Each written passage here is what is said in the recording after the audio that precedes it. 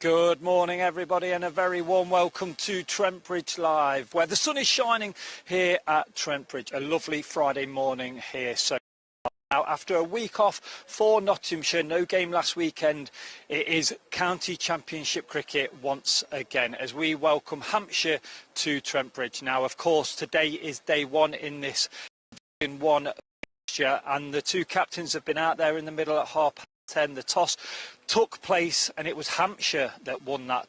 They have elected to have a bowl. So Nottinghamshire will be coming out to that very, very shortly. Now, as I say, we did have a week off last week. The boys were in training, but it was no game. So it's right back at it once again. So let's talk about the Nottinghamshire selected 11 for this fixture against Hampshire over the next coming days. Now, the captain, Haseeb Hamid, number 9. Great form so far this season with the bat, and he'll be looking to continue that form. And of course he'll be joined out there in the middle very, very shortly by number 26 Ben Slater. Welcoming back Freddie Macan, number 44, to the selected 11 for this fixture against Hampshire. And of course coming in at number 4 will be number 33 Joe Clark. Now, earlier on in the season, number 30 Jack Haynes got his first 100, his first class 100 for Nottinghamshire. A great day for him, and he'll be looking to obviously continue that form when he gets the chance. And then taking gloves later on in this game will be number 97, the South African Kyle Verreynne. We welcome back Lyndon James to the selected 11 for this fixture. He missed the last one, but he's back in against Hampshire today. He wears number 8, and then number 22 Liam Patterson White will be after him. And then we come into the bowlers. Number 16, Brett Hutton. He's been in great form with the bowl, but obviously he'll have his feet up this morning. And of course, number 7, Farhan Ahmed as well. And then we welcome to Nottinghamshire for his Nottinghamshire debut. It is number 38, Mohammed Abbas. So that is your Nottinghamshire selected 11 for this fixture against a strong 11, I think you'll find out there. But it's nice to welcome Mohammed and of course Lyndon back into the team. Now, if we take a look at the table in Division 1, you'll notice that it's still very positive from a Notts point of view there at the top on 70 points.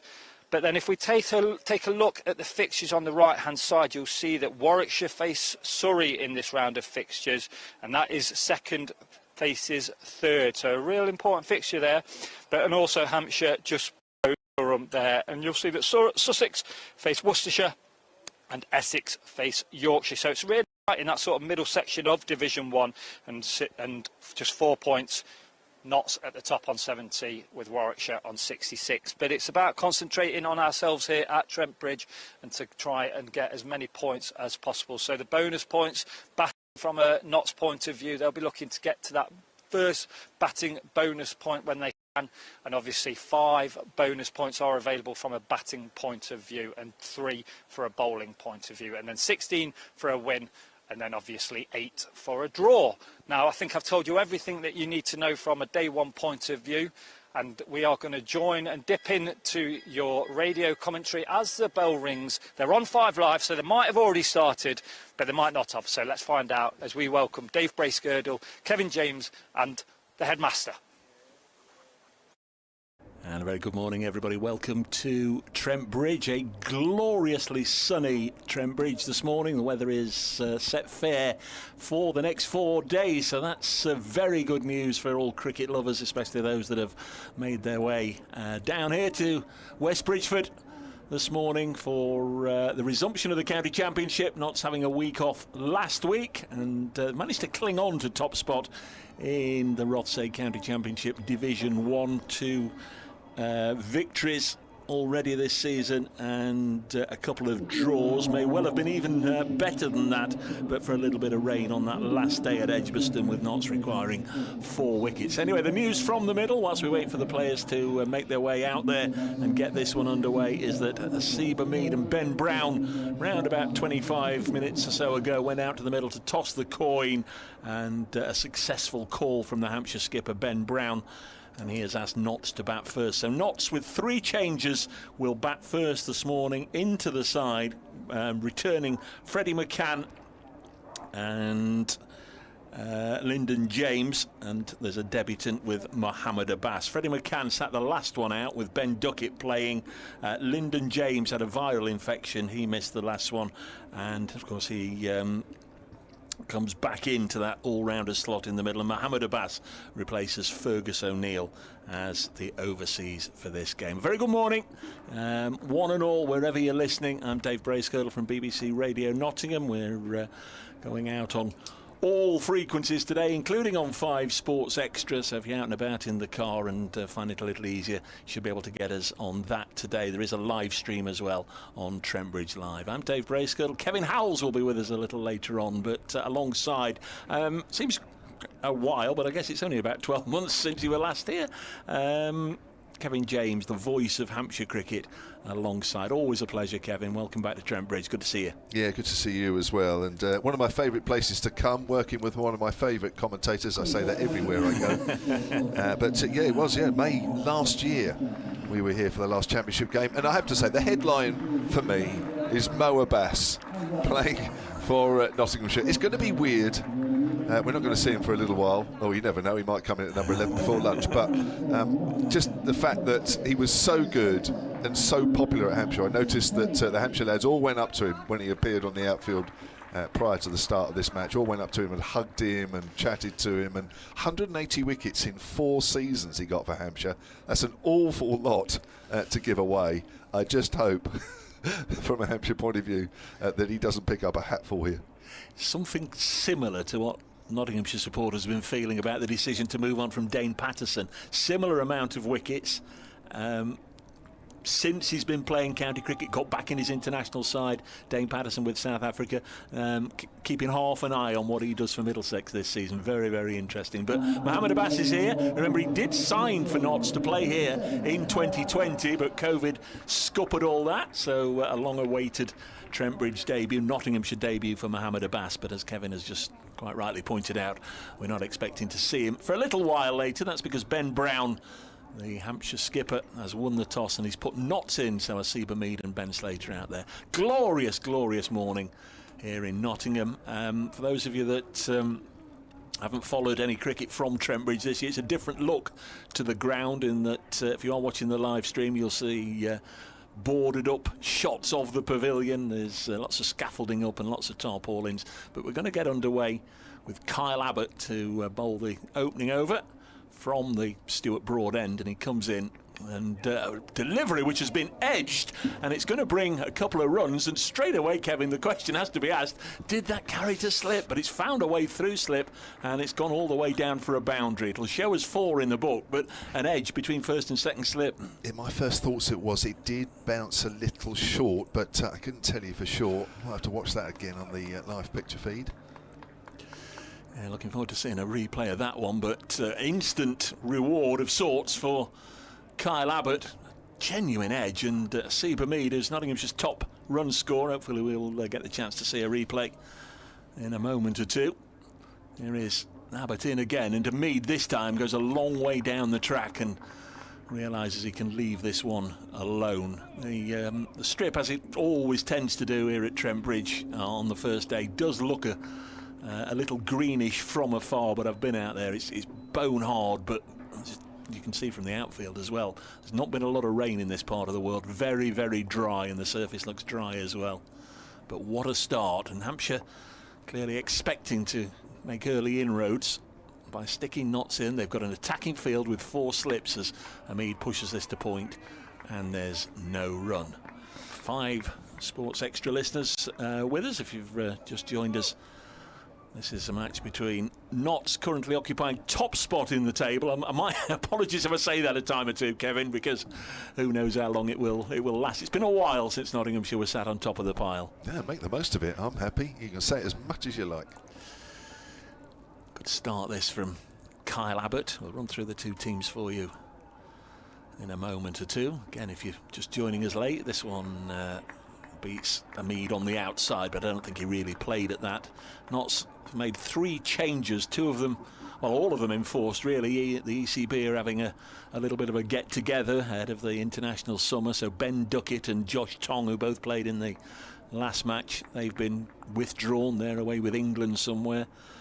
and also Fergus O'Neill, who is the leading wicket taker in Division 1 at the moment. He was only contracted for Notts for just 4 matches, the Australian, so he's moved on and has been replaced by Mohammed Abbas. Kyle Abbott this time hasn't let go of the ball as he rushes in.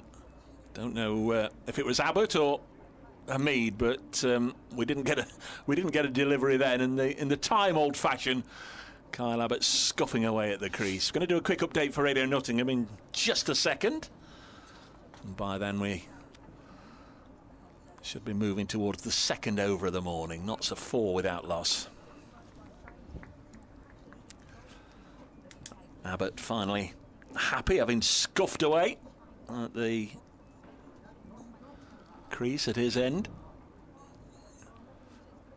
Comes in and bowls, and this wide of the off stump through to Brown. Here is that local radio update.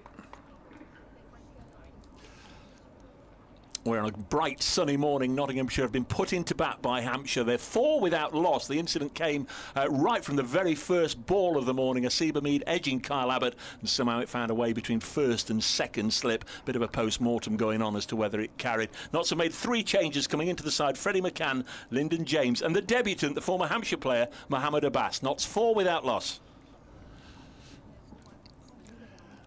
Here's Abbott to conclude this first over. A good over, but it was the first ball that a lot of the focus will be concentrated on. Not yet had a chance to see a replay to see if it carried or not, but Kyle Abbott will be, I'm sure, reflecting that his very first ball of the morning, far from being a loosener, could well have brought the end of Asiba Mead, but the Notts captain survives. Mid-70s there for Kyle Abbott in that first over. It's interesting him just scuffing up that is his back foot as he delivers. Sometimes when you come to grounds where the wicket is quite hard, and it will be out there, as you mentioned, not too much rain, and I mean, from the distance, you've been out there in the middle, I have, but from here it looks like a fairly healthy covering of grass, which is fairly green. It actually is quite slippery. It would sound crazy, but it's a bit slippery, so you do need to scuff it up a little bit. Interesting, the umpire's just having a chat with Hamid there, and I thought this in the first over, where he came so far down the wicket, Abbott, you're actually encroaching into an area where the bowlers are not allowed. Now, the batters aren't allowed in that way anyway, so you can come too far down as a batter. So the umpire's just having a little quiet word there with Hamid. It's going to be Brad Wheel from the Radcliffe Road end, where everybody's situated these days, with the pavilion being refurbished down at the far end, even the players. Here's Wheel over the wicket, bowls. Oh, that's massive carry to Slater from a length, and Ben Brown has taken that head height. Now, interesting, the guys were saying before the game, we were here last year, wasn't the wicket did a bit, didn't it? Yeah. Over the 4 days, and well, 3 and a bit, if I remember it at the top of my head. And they felt that this wicket might not quite do as much, but they've obviously decided that there will be a bit in this initially, half the day, maybe a bit less. I'll make the most of it, having put the opposition in. 3 slips and a gully for Wheel. Slater just plays inside the line there. Not quite as good bounce off a length, that one. But I think we're going to see some balls fizzing through off this greenish pitch for the morning, certainly. And I would guess, Dave, you know this pitch better than me, although I know it reasonably well. The pace will be taken out slowly but surely as the sun stays out. Yes, it should be very nice to bat on in the second and third sessions today, but likely to be a little tricky, obviously, whilst the ball is brand new this morning. Yeah, there's Wheel again, then runs away from us, bowls, fuller delivery, and Slater plays quietly up to Mark Stoneman at wide mid-off. So Hampshire have made 1 change to the side that drew with Durham last week. Felix Organ, the off-spinner, has made way for all-rounder James Fuller. So Hampshire are Mark Stoneman, Fletcher Middleton, Nick Gubbins, Ben Brown, captain and wicketkeeper, Tom Prest, Liam Dawson, Toby Albert, Fuller, Kyle Abbott, Brad Wheel and Sonny Baker. Wheel turns at the top of his mark. Beautiful day here. Hardly a cloud in the sky, hazy cloud as Wheel comes in again. That's on Midland leg, just turned wide of Abbott at mid-on, and that'll be the first runs of the morning for Ben Slater. 5 without loss now, Nottinghamshire. Yeah, Slater this season, a best of 92. He's averaging 35, couple of 50s. 50 runs or so from the first 4 matches. Notts winning 2 and drawing 2 of their first 4. One of those draws away at Edgbaston. They needed 4 wickets on the last day, but the rains came in and frustrated them, so could be even healthier with regards to number of points for Notts at the top of the pile. Wheeling again, this time to Hamid. Hamid is forward, works that up to Abbott, who's mid-on for the right-hander. This time it's a good position to be in, Dave, no matter what stage of the season it is. Top of the table. Yeah. No Surrey. It's nice to be able to say any other county top of the table rather than Surrey. Not that I have anything against Surrey, it's just nice, a bit of a change. They'll not be far away. Notts only play them once this year. Okay. Down there, towards the end of the season. There's Wheel again. It's turned away down to fine leg. That's gone very quickly, and that's going for 4. It's Nick Gubbins, I think, down there at fine leg, which is quite unusual. And that's well to his right. That absolutely raced away. Yeah, it did. It's also nice to come here and have a wicket in a slightly different position, because normally it's quite in line with us, down towards the right, down to the, what's that new stand, or newish? They keep calling it new stand. It's been up there about 20 years. Well, the road behind it is the Bridgeford Road, so it's the Bridgeford Road stand effectively, but normally it's a short boundary there, isn't there is the sponsor's name right across the back there. But we're to the left. Well to the left. Yes, they've alternated. This is Notts' 4th home game out of the first 5, so got a lot of travelling to do in the second part of the season. You've had it easy, and you've had a week off. We've had a week off, yeah. Oh. Just the job. How easy has it been for you this stage? Gently easing into the new season. Kyle Abbott to go round the wicket to the left-handed Ben Slater. Actually give you a little bit of news as well about the Notts squad for this one. That's edged and dropped at second slip.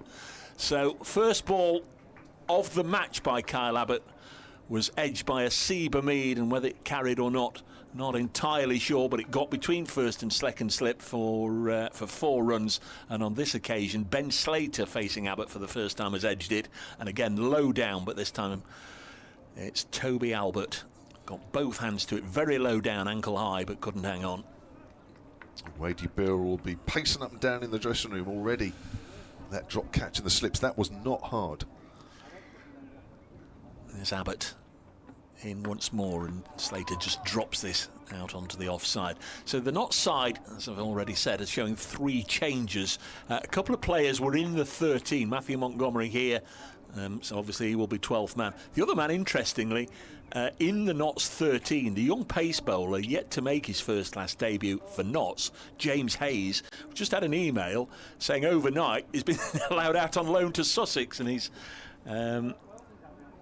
expected to play he's today. In the side, he is in the Sussex side.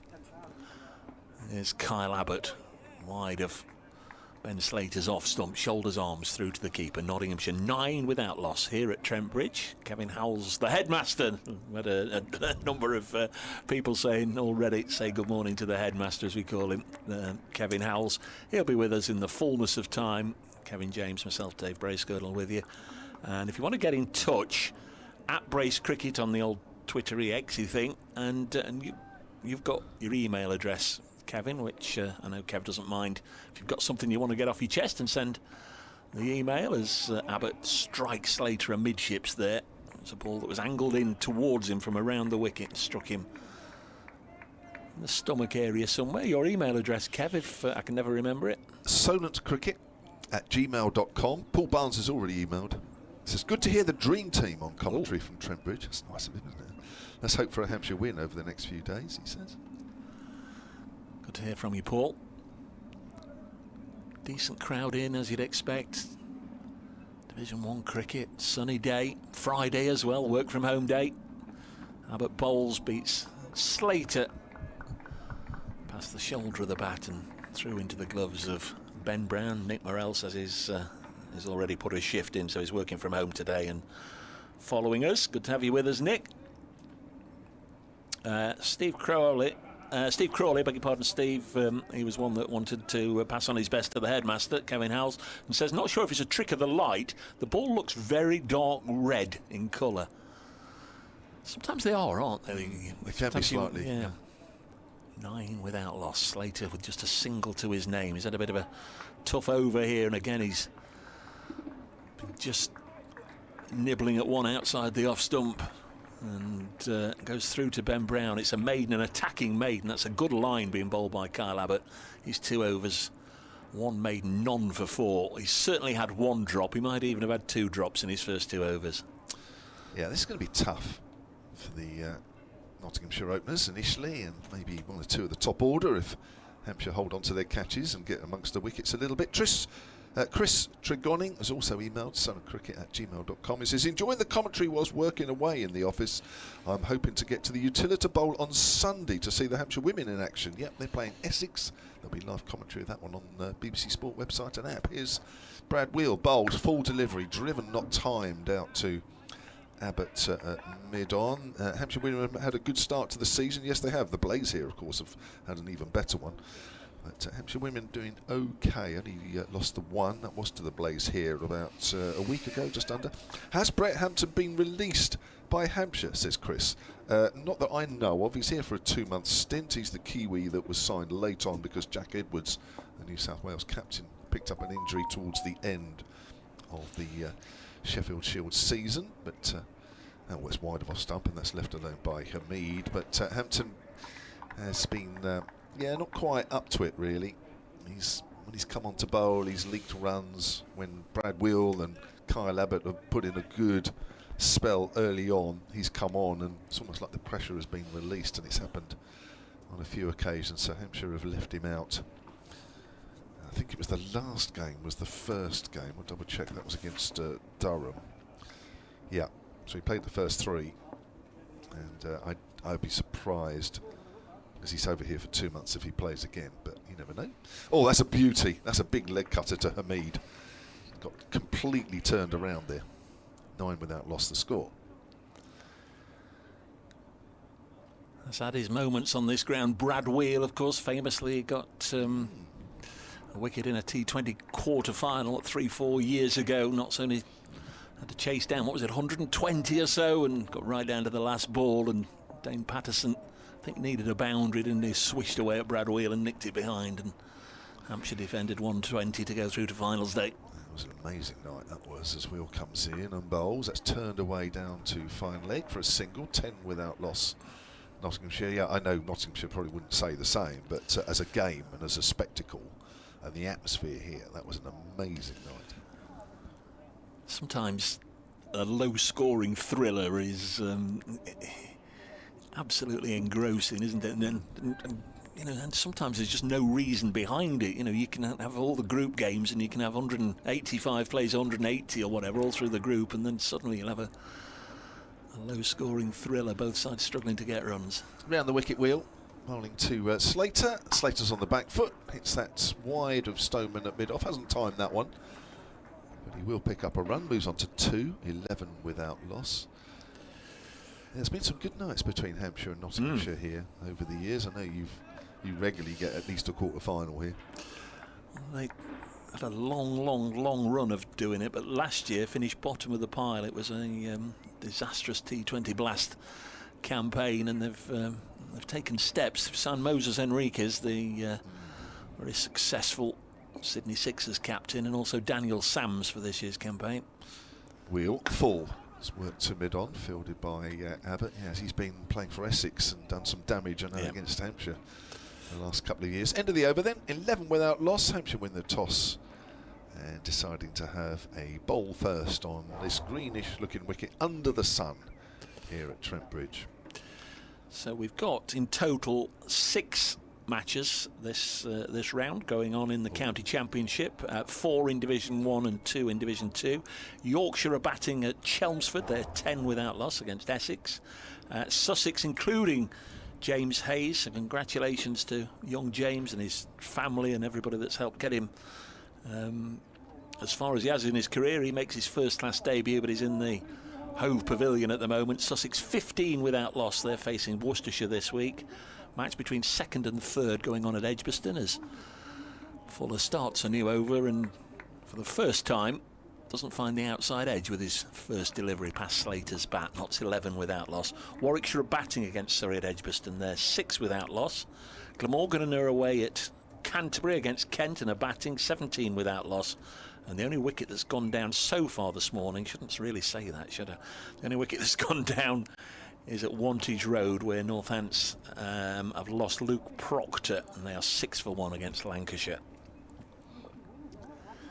There's Abbott, big beefy South African, bowls a short, wide-ish delivery that Ben Slater was able to play the uppercut to and lift it safely over gully and away to the short side, the Fox Road side of the ground. That boundary about 60 yards away, Steve Burks, the head groundsman, was telling me, and it clatters into the wall there. And Slater up and running with his first boundary, 15 without loss, Nottinghamshire. A little wide, that one. From Kyle Abbott, just a little earlier from the live picture feed. Just watch the replay of that drop catch at second slip by Toby Albert. As I say, it wasn't that hard. Abbott in again to Slater, leaves this one alone and goes through to the keeper. Last season Ben Slater just shy of 1,000 runs, played all 14 county championship matches, 949 runs at an average of 45, best of 168. He's not always fared too well against Hampshire, just looking at his record against your side, Kev. In 6 matches, which includes a couple for Derbyshire as well, he's only averaging about 20 with a best of 55, so time to cash in perhaps for Ben Slater. Leaves this one alone and it shapes back, having gone past the left-hander's bat, and Ben Brown has to dive low to his right to take it, and it remains 15 without loss here at Trent Bridge as we welcome cricket back after, well, for me certainly after 10-11 days since Notts defeated Sussex in 3 days in their last match.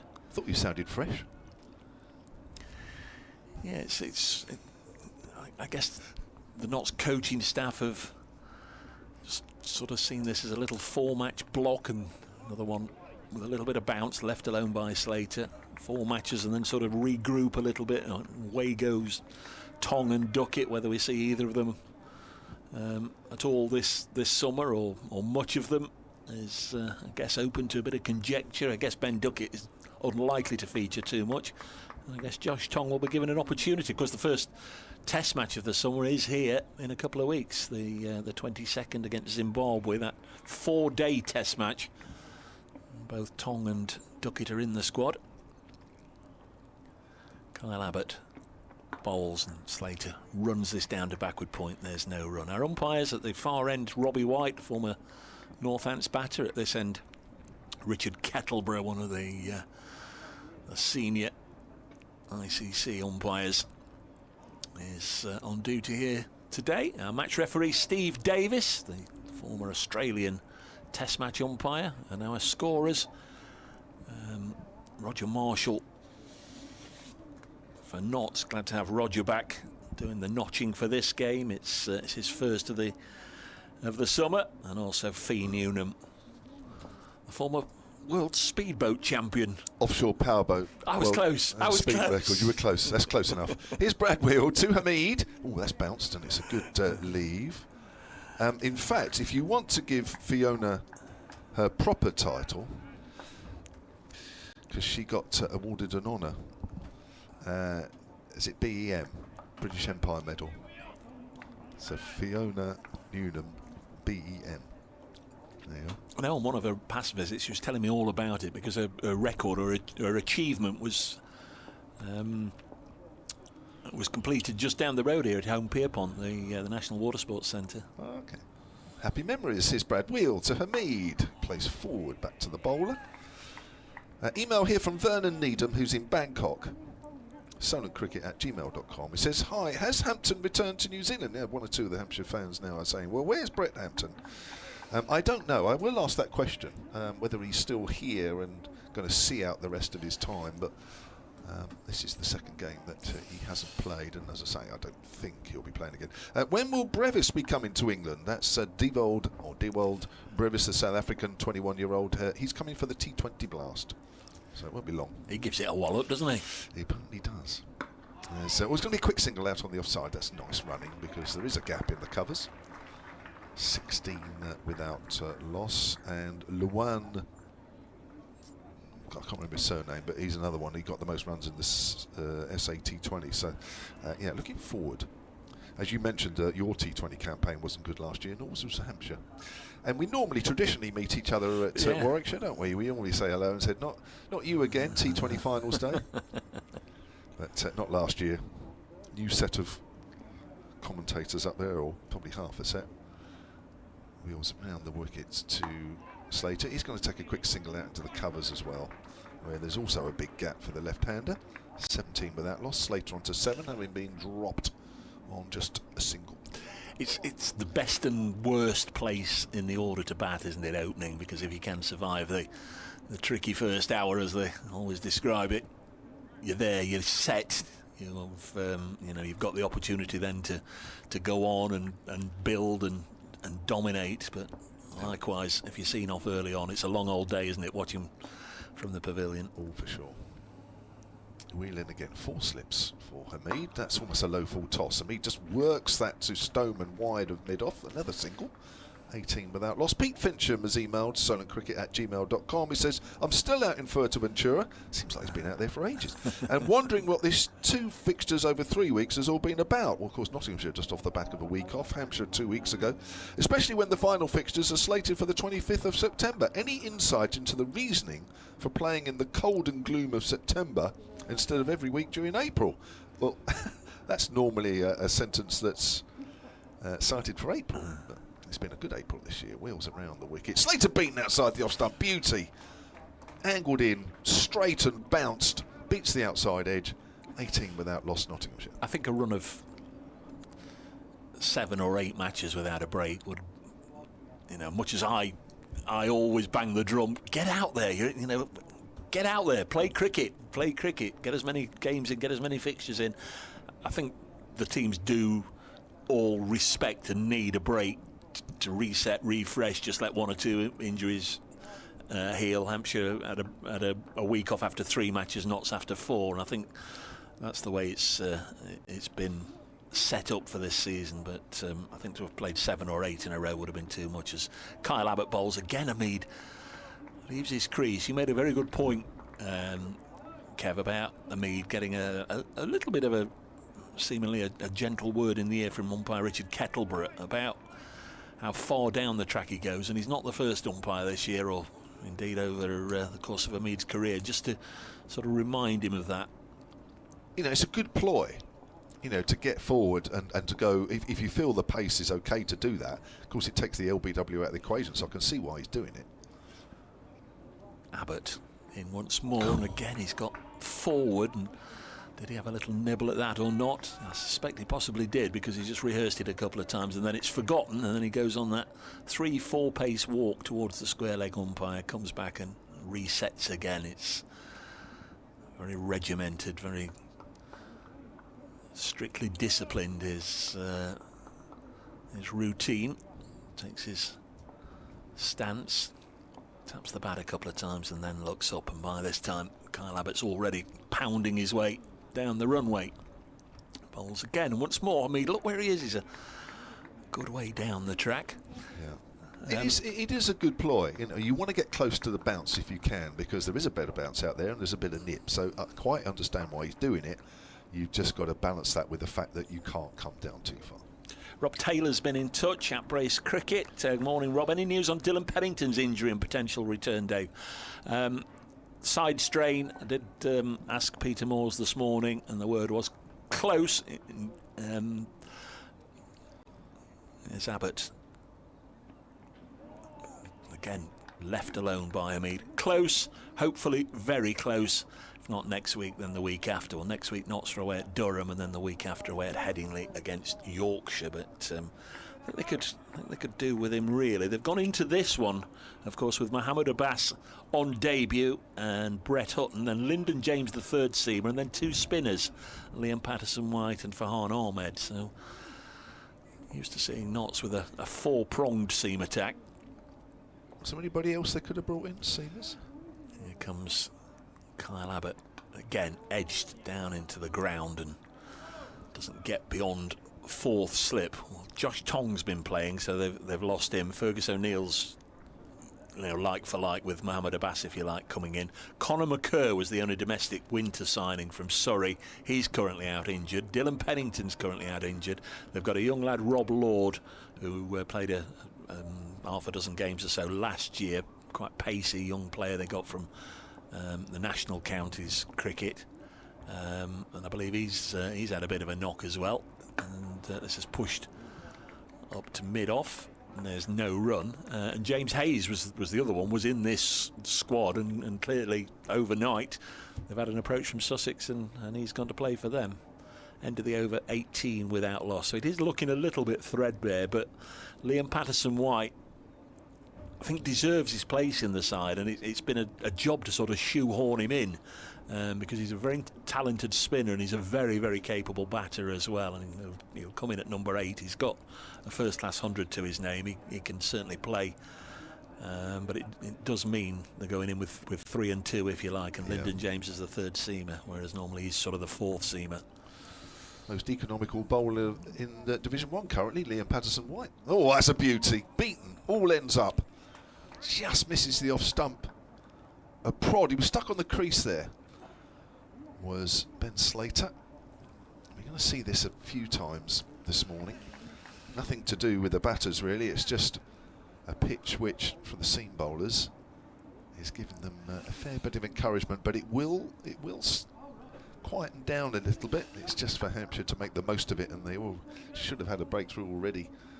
Slater dropped in the slips. Richard Edwards has emailed. Come to that in a moment as Brad Wheel comes in. Around the wicket once more. Bowls, and Slater has a slash at that and misses outside of the off stump. Richard Edwards, sonatcricket@gmail.com. He says, I'm sat on the beach on Zante, is it? Yeah. Is that in the Greek islands? Yes, yeah. Have you been there?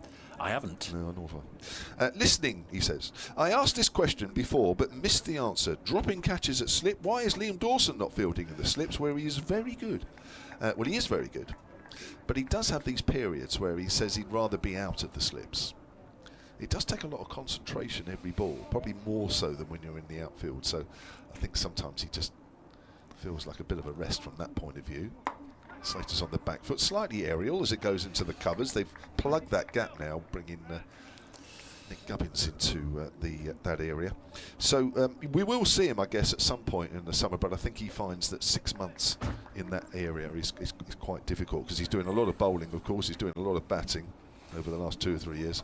So just feels that he needs a bit of a break sometimes.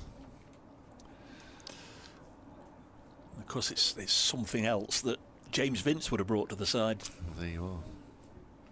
That's almost yorked. He's yorked. And that's gone very quickly through to Ben Brown, who again is taking that a bit chest high on the up. Amazing carry at times. 18 without loss. Sorry, Dave. He's got good wheels, actually, and there's no pun intended with Brad Wheel. You've been waiting to get that one. Well, no, I haven't. But he's slippery quick, isn't he? He's had a good start to the season. 14 wickets at 28 coming into this. Only Kyle Abbott on the Hampshire side has taken more. In fact, one more. 15 at 20. So it's been a good opening partnership for Hampshire so far this season. Beaten outside the off stump, forward prod. It's got a little claustrophobic in here all of a sudden. I'm going to sit back for you, because not only will it be claustrophobic, it'll be very smelly. Later Is this something you want to let on? I beg your pardon. Did you get that about Brad Wheel and Wheels? Did you get that earlier? Yeah, I did. Yeah. I'd not heard that one before. That wasn't intended. It's why it made it all the more special. Yeah. Especially from Dave. Yeah. His Wheel again runs away from us and bowls. Foolish delivery, not timed, as Slater works that up to mid-on, and that's the end of the over. 18 without loss, with Hamid on 11 and Slater on 7. So the headmaster's with us, Kevin I wish you'd Howells. stop Happy calling New me Year. that. You don't get What? you don't get you don't get headmasters anymore. They're head teachers. Oh, Dave, there's no such thing as a headmaster. Very good, very PC of you. Thank you very much. Thank you very much. And that's a bit harsh for the Happy New Year business. Well, it isn't. It's the first time we've met in 2025. Well, I guess we from have that point of communicated view, a time or two on the phone. We've communicated many times because we've covered a great deal of Nottinghamshire, as indeed we have done of Hampshire as well. Before you start. And it's not your first visit to Trent Bridge this season, No, you both avoided me on Sunday. There's Kyle Abbott in the bowls and strikes a mead on the pad. He's, as we've been pointing out, managed to get himself a goodly distance down the track there to try and take the LBW out of the equation. Does get a long, long way forward, and Kyle Abbott didn't waste too much time there on that appeal. Just asked the... Oh, you're gone, Dave. You've gone. Where have you gone, Dave? Dave's disappeared. Have we all gone? I think we've all gone.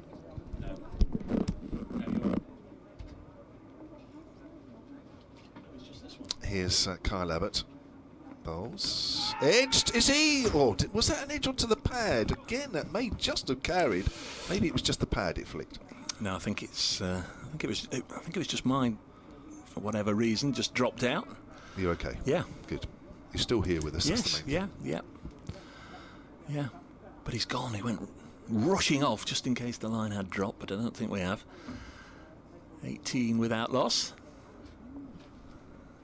He's all right. I was just trying to weather this first half an hour. There's Abbott, past umpire White, and then a little push into the offside. Single taken. Well, I think what we've seen already, with the way the ball's carried, bounced, nipped around a bit, I think Notts have done well to get through half an hour without losing a wicket. They should have lost one. Hampshire's fault. Well, it is, but they'll be feeling deep frustration just generally, won't they? I mean, they bowled okay? Yeah, they have. Yeah. You're going to need a little bit of luck as a batter here, but also a lot of skill. This is a tester for the batters this morning. Slater's back on strike. 7 from 25 balls faced so far. Leaves this one alone. That's 26 deliveries now for Ben Slater. Notts 19 without loss. They were asked about first. Ben Brown calling correctly. Out there in the middle at 10:30. James Fuller just loosening up. Sonny Baker, you'd imagine, would be next in line. James Fuller, third slip, who's had a little bit of success, Kev, I think, on this ground in the past. Seem to recall James Fuller running through Notts once or twice here. Abbott in once more, and again wide enough for Slater to leave alone, and he'll be happy to continue doing that for as long as possible.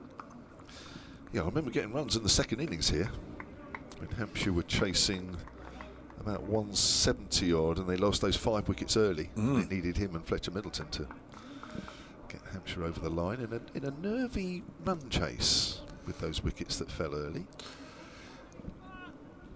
Andy Eason, morning all. Good to see Jason Roy back in action for Surrey today. His first red ball cricket for the county for 5 years. Thanks, Andy. Keeping abreast of what's going on up and down the country, and Slater just drops this out onto the offside, takes a single. He'll keep strike. 9 gone. Notts 20 without loss. A couple more that have just come in. Mark the Mod down at Sevenoaks in Kent. Good morning good morning, gentlemen, and good morning, headmaster. From a lovely morning in Sevenoaks. It's a great view from the top of Division 1. Welcome to Mo Abbas. Come on, Notts. I'm hearing you fine. You didn't drop out here, Dave. Alistair, hi Dave, watching on the live stream. Notts batting order seems quite long today. Hopefully they can get off to a good start. Rob Crocker sending best wishes to Notts County in their playoff match tomorrow. Steve Crawley again. Slater seems to be taking guard a long way across to the off stump for some reason. Wonder if he's playing at balls that he should be leaving. Thank you, Steve. Bowling change, and it is James Fuller. Is this me? Well, I don't know. I don't know. Did you want to join in? Yeah, I always want to join in. I think it's important, Kev, don't you, to always want to join in? Yeah, it'd be nice to hear. You've got to join in. Headmaster. I've not heard you called head. Dave's talking as though you've been called headmaster for years. I've not heard that before. He's been doing it for a long time. Yeah, and I think I'd like to think it's with affection. It is. I may be wrong. I may be. The flock, that the flock silence, enjoy it. That silence probably said it all. Slater is facing, and immediately on his hip just moves that away down towards the boundary. The pitch we're playing on is just slightly to the left-hand side there. It looks a little green. We got very. You know, sometimes you get conversations which you think maybe it's just a little bit too detailed. But last week at Leeds, we got into the height of grass that is left on the pitch.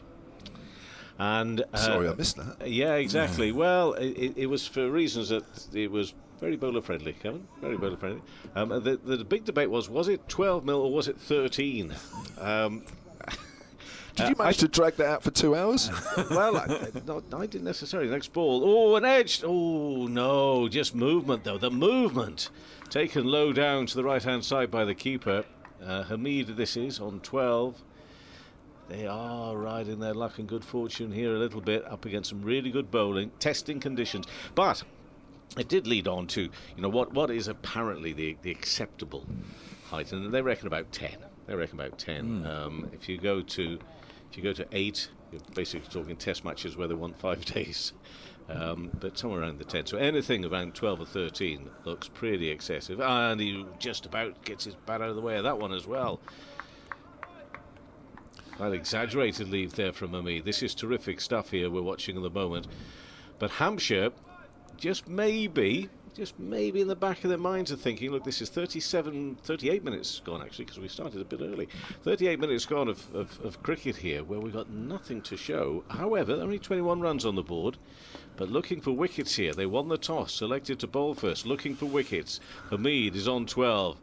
They're doing their best, but nothing going their way at the moment. That one is a little straighter and is just fended away for a single by Hamid. He moves to 13 and takes Nottinghamshire to 22 for no wicket. I was just thinking the man on the leg side there, that must just be for James Fuller's first over.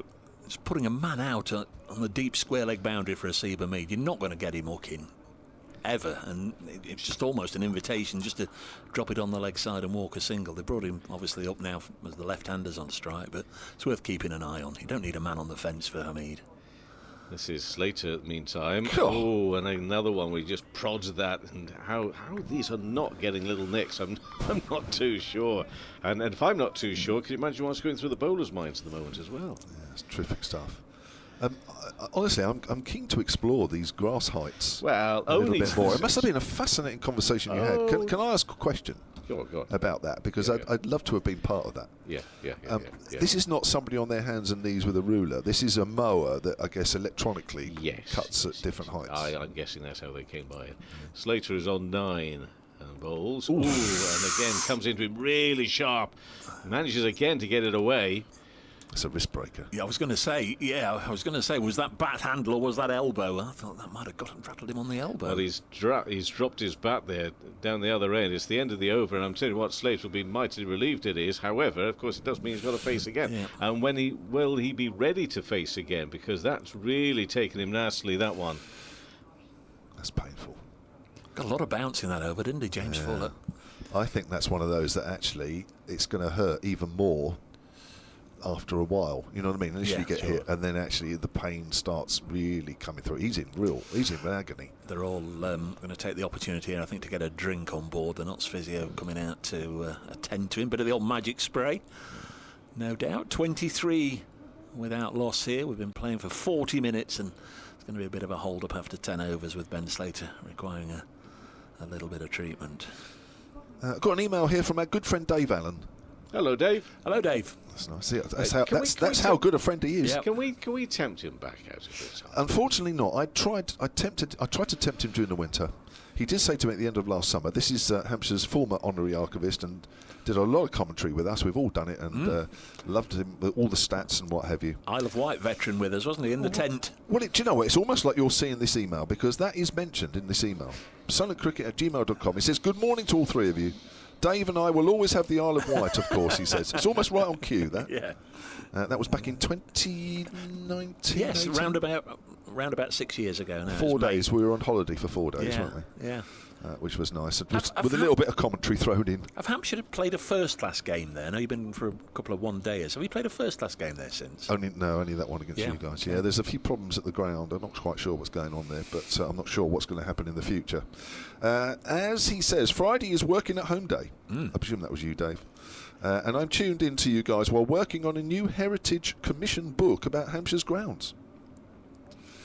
There you go. Very good. Oh, so he's still involved then. Oh, he can't leave it alone, Dave. That's all right then. Still some treatment going on now out there in the middle. I'd be surprised. Looks like he's going to carry on. That was about as painful blow as I've seen on an arm or wrist or elbow I think it for was a elbow, while. yeah. Was it elbow? Yeah. Yeah, it's, Can I say that it sounded like it brought back a few horror memories for you, which of course Dave and I are not in position to do that. But your reaction was a little bit, something triggered in you. Yeah. Oh God, I know what that feels like. Yeah, there isn't many parts of my body that weren't hit by some bowler or another. Yeah. But it's all part of the fun as batting. Oh yeah. It's all part of the game. It's getting an elasticated bandage support on that right wrist now. Been popped on there. Eh? I wonder what that does. Well, it's. I mean, to be honest, it's probably just. I don't know. Probably a bit of support. But I'm surprised on this wicket. Actually, you could argue that having an arm guard, the old-fashioned arm guards that used to be between the elbow and the wrist. This is a wicket I think I would have probably worn one. But batters don't seem to wear too much of those these days. Silly boys and girls. Well, on that occasion. But then you find sometimes they used to miss. It was just below where you placed it, and then if you dropped it a bit lower, it would then hit you higher up the arm. Yeah. So. Well, he's straight back on the horse, Ben Slater, because of course he did take a single at the end of the last over. I think he was credited with it, even though it came off clearly off the elbow. And he's now going to face Kyle Abbott again, coming round the wicket to bowl and wide enough to be left alone. 23 without loss here on a lovely sunny day in the East Midlands. It's as you were in Division 1 in terms of wickets going down. Yorkshire 29 without loss against Essex, Sussex 46 without loss against Worcestershire, Warwickshire 41 without loss against Surrey. So a batting morning so far. No wickets gone in Division 1 up to this point. I would bet that this wicket's doing more than those other two. Yeah. Abbott from the Stuart Broad end bowls Slater. Just a little fiddle at that one, runs it to backward point, and there's no run. So you were here the other day, Kev, for the Blaze match. Oh, well, yeah. Your first look at Trent Bridge this year. A very different view we've got. I know. With the pavilion all covered up, all shrouded in mystery. I'm a little bit sad, Dave, a little bit sad, but I know progress has to be made, changes and all that, but I'm a little bit sad about it.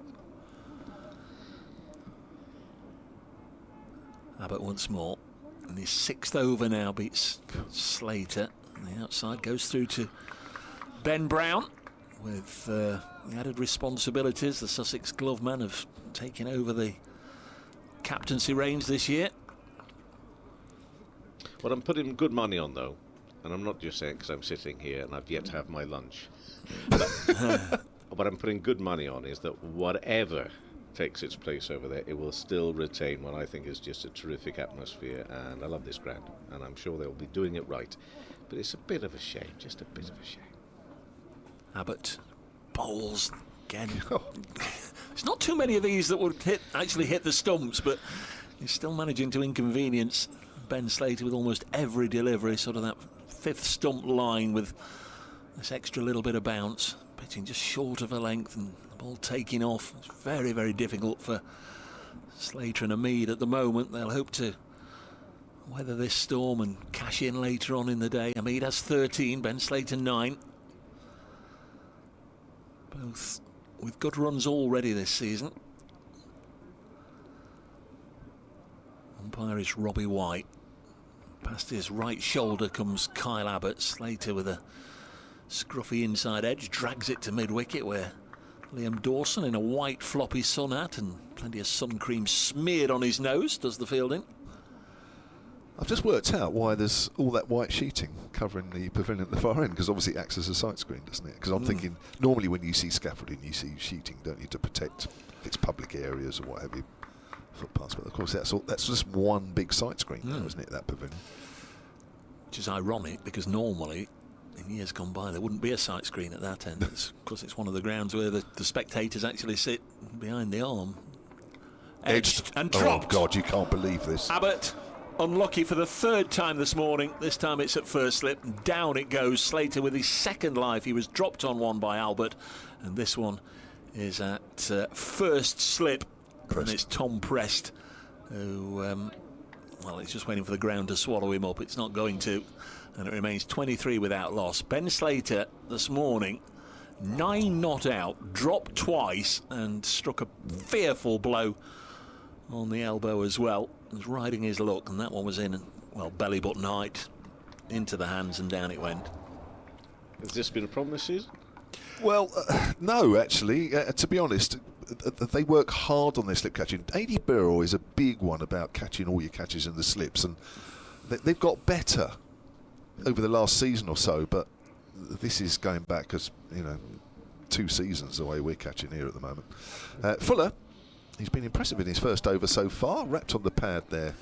He's running the first one quickly, looking for 2 leg byes behind square on the leg side, which brings both fielders on that leg side into play, running in to make sure, so it's just 1 leg bye. The blighter of Blighty, thank you. He's been looking at the live stream and going backwards and forwards and has zoomed in, and he sent a picture of what he describes as a huge egg came up straight away on Slater's elbow, so possibly that... bit of blood there. No, an egg, a lump, a large lump. It looks red though, does it? Yeah. So that's what it's covering, and maybe just in case a bit of bleeding as well. Try and keep it. Protect it. Fuller into Slater, drives, thick outside edge. Nobody down at third man at the far end of the ground. That'll race away for 4. 28 without loss. Vernon Needham is back on the emails, sunandcricket@gmail.com. He was asking earlier about Dewald Brevis, who's joining Hampshire, the South African 21-year-old, for the T20. He does point out, actually, that it was said that when he arrived he could play some championship cricket. You're right, Vernon. He's still in Bangkok, still emailing. Mike Andrews, a season debut in my fantasy team for Asiba Mead and Brett Hutton. Unfortunately, this is normally the kiss of death for any players I select. Thank you, Mike. Slater moves on to 13. It's been an interesting innings from Slater so far, isn't it? It's had everything.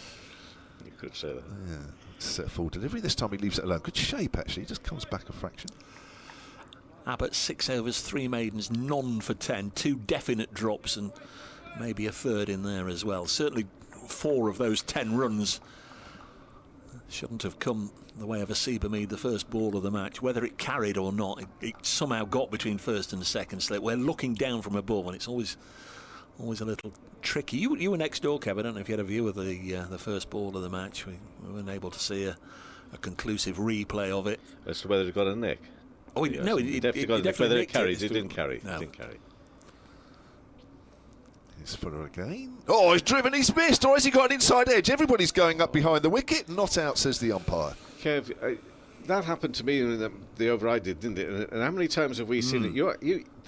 The way that ball moves, you're convinced that had to come off the bat somehow, aren't you? I mean, it's just so excessive. The carry is unbelievable. It's brilliant to watch, isn't it? It's so exciting. And how Slater is still out there, I really have absolutely no idea. First day of the season here, we had one. We thought it was a definite caught behind. It was Colin Ackerman. And the bail had actually been clipped, removed, and gone up and landed back in the groove. So there was a click. That's outside off stump. Ball doesn't shake back this time. And he went on and scored how many? Yeah, got 100, and it was his birthday as well that day. Yeah, he was 80 at the time and got to 3 figures. But that was his score, not his age. Yeah, that was his score. Yeah, but Good player, that was a birthday present for him. So, Fuller 1 ball left of his second over, none for 6. And how on earth we've got to this stage, 50 minutes in, there has not been a wicket fallen. Unbelievable. It is unbelievable. Here's Fuller again. That's wide of off stump. Look at the carry there off a length. Ben Brown is taking that with the ball on the level at around stomach height. 28 without loss. Now, this is one for you two to answer. Oh, dear. Yeah, get ready. Oh, dear. Sam Jones, silentcricket@gmail.com. He says, long-time listener, first-time writer. Question, why are the county boundary sizes so much smaller than international games? I'll switch my mic off, Sam's from Southampton, and leave you two to explain that one. I don't know as necessarily as they always are, because I've not had 2 matches to start the season with relatively short boundaries because they were playing on the edge of the square, and then we went to Edgbaston for the 3rd game, and cracky, what a contrast. They've got the ropes right out there. Is this me or the... I think it's me. Abbott in bowls. Oh, and a good carry. This time it's Brown who's fumbling that a little there. Nothing off the bat, but I mean, to see this carry, this is just and this is one we can ask, can't we, later on about the boundaries. But I mean, I think Dave. I mean, one, you're playing in central positions often for the Test matches, but the ropes nearly always are fairly well out, aren't they? To the boundaries. There are minimum measurements, of course. For those boundaries on either side, and sometimes we do play right on the minimum. Next one is bowled, and that's just past the outside edge again of a Mead. So Nottinghamshire still at 28 for no wicket. And of course, one of the things about the size of the boundary is often dictated by the fact that you need those central pitches to be kept for basically televised games, full televised games, international matches, or maybe 100 games you get here at Trent Bridge and some other venues. So you do play well to the one side, which obviously means you've got to have it. You don't want one boundary which is ridiculously bigger than the other. I mean, sometimes you do get them, but you shouldn't really have those. Next one is bowled, and that's taken low down by the keeper. And another thing here at Trent Bridge, as we can see away to our right, there's an area which is being used this week for the practice facilities, for the net facilities. There are grounds like the Utilita Bowl, Kev, where you can do all your practice away on the nursery ground, and obviously at where else? Lords, Edgbaston, they've got nets outside the actual ground. So it's just a case of different grounds have different needs at different times. Yeah. As I say, we're playing just slightly to the left of centre here. That's nicely played actually by me, and that's going to run down to a vacant area because we've still got plenty of slips in, and that is going to be 4 runs. 4 runs for Mead, 4 runs for Notts. They move to 32 for no wicket. For Mead up to 17. I mean, as we look from the Radcliffe Road end away to our right over the boundary, it's like a little bit of a dumping ground. We've got the hover cover, we've got a practice net up there. They've left the light roller, they left the heavy roller, there's some stumps, there's practice equipment, there's the box of balls, there's some tarpaulins covering some practice wickets there. So this is Abbott again, in for Hampshire, and this time Mead allows her through. That's knocked Ben Brown over. I mean, the slips are struggling with the catches, but Brown twice has really struggled to get in position. Yeah. And as you say, then was taken over by it. Well, there was just part of me, Kevin, is just getting a little bit concerned here for the Hampshire bowlers. They keep their heads here because they must be ticking at the moment, because they're thinking, how on earth can that still read 32 for no wicket? And Abbott, he's so much experience. He's 1 ball left to his 7th over, and bat on that from Hamid, and that's pushed square on the offside, and there'll be no run to finish off. Abbott 7th over, 3 maidens, 14 runs, 32 for no wicket, but he should have had some wickets there, drop catches. Hamid's on 17, Slater 13, but they've just got to keep a lid on their emotions here, these bowlers, because surely to goodness something will come their way. Yeah. There was quite a little bit of backslapping and what have you going on there at the end of that over. That might be Kyle. He's been going for nearly an hour. 7 overs, that spell, and he's bowled a lot of spells, it goes without saying. I would say he would find that one of the most frustrating spells he's ever bowled. All bowling in the mid-70s, if you're looking at the live picture feed, around the 76, 75 mark. Miles per hour. It's James Fuller to continue. This is the 14th over of the morning, and it's struck Slater on the back of his pad outside a line of leg stump, and it's just trickled down nice and fine past the keeper, and there'll be a couple of leg byes there. Ben Slater stays on 13, extras up to 4, 34 without lost knots, having been put into bat this morning. Very much in recent years, Hampshire have had the better of things in this fixture, both home and away. Knots have only defeated Hampshire here twice this century, not since 2018. Next ball is driven into the offside by Slater, but there's protection out there. There'll be a single, 35 without loss. The one here in 2011 and 2018, but Hampshire have won 7 times here this century. Very much had the upper hand. There's been a lot of player movement as well between the two sides. We've already mentioned Mohammed Abbas, but I was thinking this morning, Kev's, the likes of Michael Long, Bilal Shafayat, Kevin Peterson, Hashim Amla, Imran Tahir, Andy Carter. A lot of players have played for both in relatively recent times, as Fuller's next delivery is wide enough for Hamid to leave it alone. He goes off on that customary little walk and will come back and reset himself. 35 without loss. All good players there, you mentioned. Generally went in one direction, though, from here down. Yeah, I know. Which would suggest that we taken your cast-offs. Well, don't look at me. Well, no, sorry, I was looking at you then, wasn't I? Yeah. Headmaster. Michael Lum came this way, didn't he? Is that the way it works? Pretty me in my head. Actually, yeah, he went the other way. Oh, Michael Lum, yeah. So it was a Yorkshire to Hampshire, and then Hampshire up to Knutsford. Yeah, I take that back then. But they all of them were good players. Even Andy Carter, good bowler. I didn't think he played that much for Hampshire, a couple of games or so, but he looked a good bowler when he got it right. Ended up playing for about 6 different first-class counties, didn't he? And of course, Imran Tahir, I mentioned there, he virtually played for them all, didn't he? He's played for everybody worldwide. There was a slight hold-up whilst there's a little bit of movement at this end. Here's Fuller into the Notts captain. Again, happy to let this go through to Ben Brown. 35 without loss. A couple of birthdays today. Jenny Gunn. It's Jenny's birthday today. Of course, well known in these parts, part of the England Women's World Cup winning side.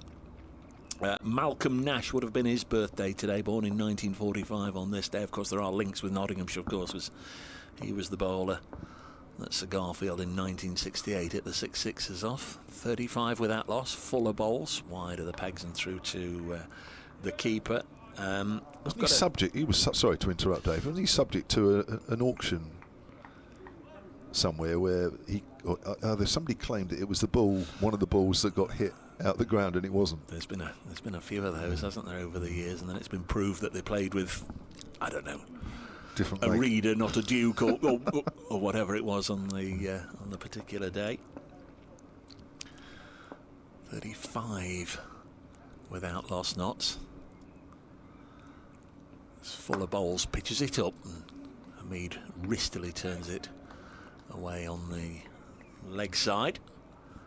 The only Notts birthday I've got today at the end of the 14th over here is a very, very tenuous link. There was a West Indies test player, Maurice Foster, from Jamaica, played a number of test matches. Very difficult, as we know, in the 70s to get in that West Indies middle order side as a very capable batter. Well, as a warm-up game ahead of the 1975 World Cup, the first World Cup that, of course, the West Indies won, they played a one-day game here against Notts, and they wanted to get one or two players a little bit of match action. So Maurice Foster played one match for Nottinghamshire against the West Indies. It's back in 1975. Here, present day, we've got a bowling change, 36 without loss. Who have we got, Kev? Brad Wheel. Yeah, sorry. Brad Wheel, and here's my very good close friend and colleague, another Kev. Yeah. Sorry, mate. No, that's fine. No, we're both Kevs, so it could have been either of us that answered that. He's switching ends, Brad Wheel, and that's short. He's done well to keep that down. That's hit the top of the bat. The ball makes its way down towards gully. So Brad Wheel's first spell, 4 overs, 1 maiden, none for 10 from this Radcliffe Road end. Kyle Abbott's finished with 7 overs, 3 maidens, none for 14, and we've had an hour. And it doesn't matter how Nottinghamshire have got to this point, but they've got to it without losing a wicket. 36 without loss. I mean, on another day, it could be 7 down. Oh. I don't think I'm exaggerating. I think you are, because I'd say I'd say 6. Okay, I'll go with 6. Dave? No, he'll say 2. Here comes Brad Wheel again, and I think he's just about playing inside the line. I've got to get through a couple of emails if you don't mind, guys, because otherwise they're stacking up. And no more questions, though, for us. Yeah, well, I'll pick some out for you. Tom Johnson, solentcricket@gmail.com. In fact, you can actually answer this one, Kev. Oh. What is the Hampshire plan? In fact, Dave can answer this as well.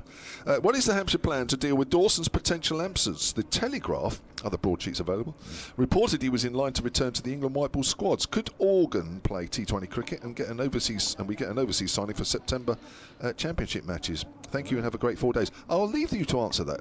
That's hit away on the leg side down to fine leg. I'll be interested to hear both your responses. 37 without loss. Well, I'm going to suggest that you tune in at lunchtime on Sports Extra, because we've got Giles White. And can you write that question down for me? Yes, amongst the other ones that I said you could ask him. Well, you've been very helpful. Yeah. But yeah, so lunchtime today we'll find out. What an answer! Do you know what? That's 100% better answer than I thought we were going to get. I know it was. Wheels around the wicket to the left-hander Slater, who's currently on 14. Oh, he's got wrapped on the pad. I tell you what, he'll be asking for somebody to catch behind the wicket at some point, because he's been hit inside leg, he's been hit on the elbow. Poor man, I don't think he's enjoying it too much out there. Doing an update for BBC Radio Nottingham in just a moment. Notts 37 without loss. I was just looking at the other Division 1 games. This is the or 3 of the 4 games, including here. The winner of the toss has opted to field as Wheel round the wicket to Ben Slater, stays in his crease and just gets solidly behind it and blocks. The only side that won the toss and opted to bat first were Yorkshire down at Chelmsford, and they're going well. 2 openers still together, 47 without loss. Lovely morning. Barely a ripple. And the 2 flags that we can see on top of the Hound Road stand. The green Nottinghamshire flag and the red sponsors flag. Both hanging fairly limply. Straight drive down the ground from Slater. I think there's enough on that to go all the way to the ropes. There is. Seemed like there was a little bit of outpouring of relief and emotion there from Slater. The opportunity just to punch the ball away with a little bit of aggression. He's had a tough old morning, Ben Slater. He's 18 not out. Here is that update then for local radio listeners in the East Midlands. Well, Notts were put in an hour ago and the openers are still there. They're 41 without loss. Doesn't tell all of the story. Ben Slater's had a torrid time. He's been dropped twice and also struck a very painful blow on the elbow. But he's 18 not out. Asiba beaten 19. Notts 41 without loss against Hampshire. There's Brad Wheel to continue, starting his 6th over in and bowls and past the outside edge with Hamid fiddling at it. 15 seconds again. Midday news, 15 seconds. Well, it's very good, Dave, as well. I'll time the next one, actually, just to make sure you're within. Oh, I'll be told. I'll be told. Yeah. Have you got any more corking questions for us, Ken? Well, no, I was just going to. I was interested to hear Dave's version My to Tom. view on Felix Organ. Well, replacing Dawson, who may get in the England white ball squads. Good player. As regards T20 cricket. Just say, good idea, Dave. Good idea. Comes Fuller bowling. Did say Brad Wheel in the previous delivery. This one's short and wide, and Hamid tried that little uppercut shot and will feel he's missed out. It's gone through to the keeper. Did he not turn down an opportunity last winter with England, Liam Dawson? Well, he's kind of, in a roundabout way, sort of let it be known that he's had enough of travelling around the world with England and not playing. Wants to play cricket in the winter, plays in the SAT20, and I think a couple of winters ago he played a couple of matches in the Big Bash. How refreshing to hear a cricketer that wants to play cricket. There's Fuller bowls. There'll be a single here for the Notts captain, that familiar guide away onto the offside. 42 without loss. Yeah, I don't know the full answer to that, actually, because, to be honest, that's news to me, what Tom has just written on the email. So, are you surprised by her? Well, it depends. Who knows what chats go on in the background? You know, Rob Key or whoever, Brendan McCullum has had a chat with Liam Dawson. You know, he wants to play. Now, you know, has there been a chat saying, do you know what, the form you're in over the last 2 seasons, we actually want you to play? Oh, and some, yeah. Yeah, so, you know. It's Fuller, bowls to Nottinghamshire's Ben Slater. Had a little fiddle at that one, didn't get anything on it. Tried to square cut it away. Went hard at the ball but missed it. 42 without loss. We're in the 16th over this morning. We did have 5 or 6 minute hold up whilst Ben Slater was getting treatment, having been struck on the elbow. Kyle Abbott out of the attack now. He's been very unlucky this morning. A couple of drops certainly, and another one that found its way between first and second slip. Fuller bowls. Slater will turn this down to long leg for a single to move on to 19. They're keeping pace with each other, yes. Slater 19, Hamid 20, 43 without loss. Sonny Baker. Why are they holding him back? Because here, I tell you, Sonny Baker I've seen bowl. If he bowls on this, he could end up as high as that floodlight on one occasion in his first over. They're holding him back because here the conditions are so favouring, if you like, the bowlers they've got at the moment. They're just going to get a little bit more out of it for the next half an hour before they bring him on. Yeah, I think you want bowlers that bowl consistently. He's a little different type of bowler. Yes, he is, yes. Fuller bowls too wide, so Hamid will watch that nestle in the keeper's gloves. 43 without loss. I saw John Turner had been away on loan, come back, was in this squad, but doesn't make the starting 11 again. No, I think he's probably just a little way away yet. I mean, he's been playing for Lancashire on loan, but I think he's still sort of feeling his way back a little bit. I think the feeling was that, and I think he admitted it as well, not to me, but I've heard that, you know, he's a little bit down on pace from where he was with England during the winter and just needed some game time. Lancashire, I understand, with the first game he played, he looked like he needed a bit of game time, and I think he's steadily improved with Lancashire, but maybe Hampshire feel he's still a game or so away or so. We'll have to wait and see, but yeah, not selected in this one of those with the squad. Here's Spradwheel around the wicket to Slater. Slater turns that away through square on the leg side, and that's going for 4. Slater moves on to 43 without loss. Here, I feel as though it's settling down, as you might imagine it to settle down. And here I'm just thinking, I can just imagine them getting a wicket now, because the Nottinghamshire batters might be just thinking, ooh, just easing down, just a little error. I mean, we saw Slater just go chase a bit of a wide one there. Everybody has to be still on it here, because it's got a bit of a different feel to it. Definitely. Things can still happen. 47 without loss, apologies, as Slater gets beaten with one that cuts back and cuts him in half, and Ben Brown has super take behind the stumps, moving smartly to his right. Well, the ball is still moving, it's still bouncing, there's still pace in there. But you're right, there gets a point, I think, when even the batters look up and think, gosh, we batted out here an hour and 10 minutes and we haven't lost a wicket. Ooh. And I think sometimes you can then actually just relax a fraction. You think you've done the real hard work. Nice line from Steve Crawley. The ball's all over the place this morning. The last time I saw this much wobble was last time I ran for a bus. Very good, That's Steve. a picture I nice don't line, really want to think about. Nice line. There comes Wheel. That's cut away to backward a point, and he's beaten the diving fielder Sonny Baker. That's going for 4. Didn't get his dive right, did he?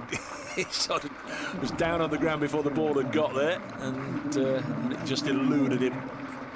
Half-century opening partnership, 51 from 99 deliveries between this pair. That was vigorously applauded, wasn't it, for a half-century partnership? The other thing that I'm thinking, if I was looking at this scorecard or looking at this score anyway, just from a distance, not having seen it, I'd be thinking, oh, that looks a bit tedious. I was going to say, this is a good wicket. Well, this is a good batting wicket, 50 without loss. Yeah, exactly. Everything, you'd be looking at this scorecard and you'd have no idea, would you? You'd have no idea. Just goes to show, doesn't it? It's no good looking at scorecards. You need the story behind what's going on. That's pushed out towards extra cover, which of course our BBC teams all around the country will be telling stories of each of the matches that are going on right now. Live tech service. And live tech service, which is probably an even easier way. There is the line at the bottom of the scorecard, though. Hampshire won the toss and elected to field. Yes, the brave boys of Nottingham are battling it out there, yeah. No, that is true, Dave. But I think you'd agree, though, that that doesn't tell the tale at all of what we've seen, No, does it? no.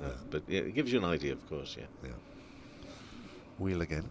Runs towards us around the wicket to Slater. Slater gets a length ball, works that up towards mid-off. Another email here from John Williams, solentcricket@gmail.com. It says, morning top team. Morning, John. Who's that supposed to be going So through? that's interesting because... Warwickshire versus... Well, that's going to say, either he's got the wrong game. And it's amazing, actually, when I read that top line out, how you both suddenly stuck your chests out and sat up. to think we're part of your team, JMO. That's what it is. Well, it's just... Well, if I just said morning, you guys would have still carried on being slumped in your chair. We're reflecting in your glory. Here's Wheel again. Come to the rest of that. Slater's on the back foot, works that down to third. 52 without loss. He says, I think Hampshire are missing Keith Barker. He's a very good bowler. What is his situation currently, says John in Paul? Well, if you look on the BBC Sport website and just type in Keith Barker and a couple of other things to go along with it, you will see that he's currently... Well, he's coming to the back end of a ban for a year. Because he took a substance. Now, read the article, because I don't want to put words or say the wrong thing, but just have a read. Put Keith Barker, substance or something, and the article will tell you what's been going on. That's short, down the leg side. Good one-handed stop by Ben Brown. But, it'll tell you that, he's probably a bit unlucky, but the ban was in place from last year through to, I think it's July this year. End of the over. 54 without loss. Yeah, I mean, comparing this score with elsewhere, Kevin H. Notts 54 without loss, Yorkshire 62 without loss, Sussex 52 without loss, Warwickshire 60 without loss. So they're all much of a muchness, the 4 games in Division 1. They're all keeping an eye on what the sort of surface that the Warwickshire, the latest to have Surrey as visitors, preparing, because everybody's trying to really nullify Surrey on the road, and they've got to make things happen at home, haven't they? Some flat wickets they've been on. Okay, so this is Fuller coming in here to bowl to Slater, and Slater gets bat on that, angles it away for a single down towards third, so he will move to 29 and up to 55 for no wicket. Always a little bit of hesitation when you look at the board and you think, have they really been that quick? But they have. They've put the run up very, very quick. So this is Fuller's 5th over. He's gone for 11 runs, and the story really has been, fair credit, lots of credit to Hamid and Slater, because they're still there. But they've been mightily lucky to still be there, and therefore the frustration, deep frustration for Hampshire and their bowling attack, which has got Fuller in at the moment. That's a full Yorker. That's a lovely shot. We've seen some lovely shots. Hamid, of course, has been in good form this season, and that is just on the onside of straight. And is that going to get to the boundary? Yes, confirmed. Just under us. We can't quite see the boundary rope here, but confirmed by the umpire out in the middle. That's going to be 4 runs for Hamid. He moves to 24 and takes his team. He's the captain, of course. Takes his team, Nottinghamshire, up to 59 for no wicket on this glorious sunny day at Trent Bridge. Round 6, men. 6 rounds of the competition. Where's already. that gone? And have we had any really rotten weather? We've had a few chilly days, but the weather has just been absolutely amazing, really, and that's too wide, but plenty of lift and carry again. through. I don't know if who I'm going to feel most sorry for here. Is it Slater, who took that nasty blow? That was a nasty blow on the elbow. Is it the bowlers who have been working their socks off out there, and they'll be thinking, well, if we'd only taken our catches, the wickets would be down? Or is it actually Ben Brown, the wicket-keeper? Because he has been thrown left, right and centre, hasn't he? Sometimes the wicket-keeper just goes unnoticed in just the way they've got to get here, there, everywhere. Kev mentioned a few overs ago he's taken off his feet by one delivery as well. So there are plenty of them in the battle here. And that's a driven and not too far again from getting an edge, but Hamid, quite excessive drive of that one, expansive drive. They'll be looking back on this and thinking to themselves, what on earth? I say this is Hampshire, really, looking, wow, what on earth happened out there? Northants 63 for 3 in the 2nd division against Lancashire. Lancashire, the story there, people can't quite believe they've not got a win this season. Northants, of course, with Darren Lehman in charge of them now. Kent versus Glamorgan. Glamorgan right at the bottom of the table there. 62 for 1 away to Kent as Fuller bowls and prodded that really, but he'll get a single still on the onside, will Hamid, and he moves up to 25, so it's 60 for no wicket. Now 1 ball left. of this over. But Warwickshire at 65 for no wicket. That suggests that Surrey have got another flat one there. And not only that they're flat, but obviously I suspect that pace is often tried to be removed from the pitch and everything. It's going to be a tricky one, but look, Surrey are still there in the top three. They're going to be challenging, of course they are, right throughout the campaign, you would imagine. Down on that fairly late, Slater again, but he manages to get it away, and again for a single. So he'll be happy enough with that to take his score to 30 and take Nottinghamshire to 61 for no wicket, with Fuller bowling 5 overs for 17 runs. Not only, I'm sure Notts will probably get upset with me by saying this, but you take a look at the top of the table over the first few weeks, you think really Notts right there at the top.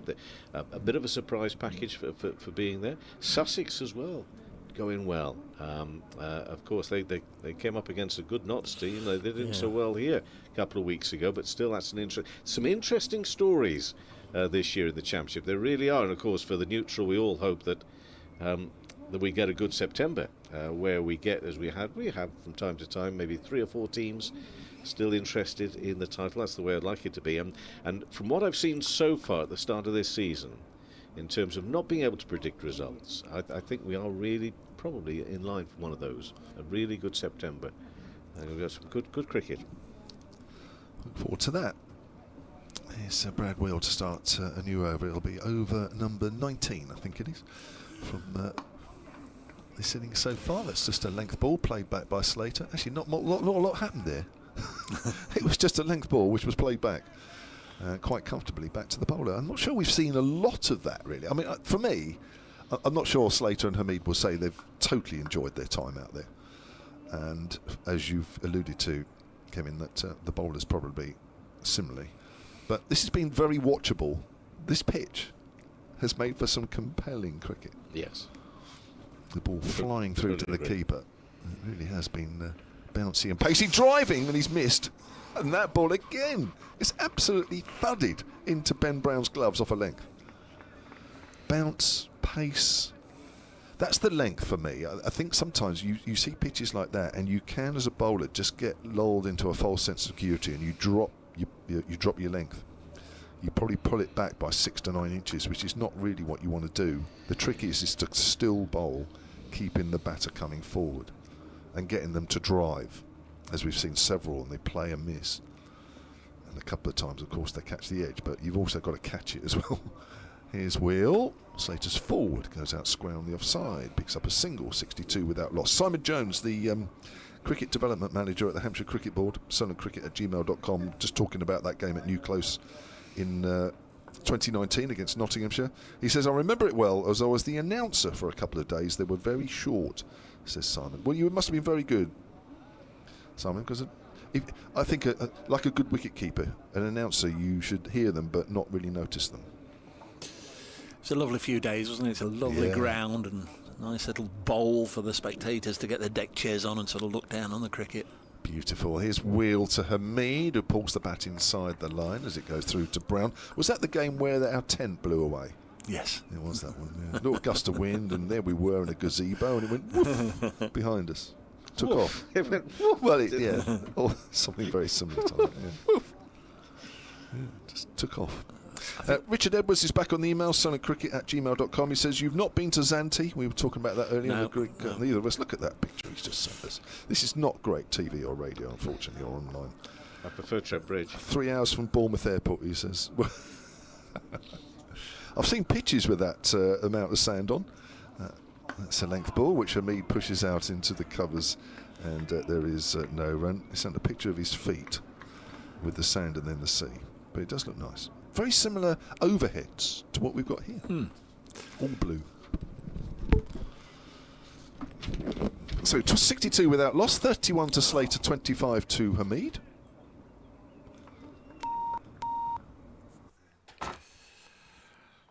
So far, we are wicketless after an hour and 20 minutes.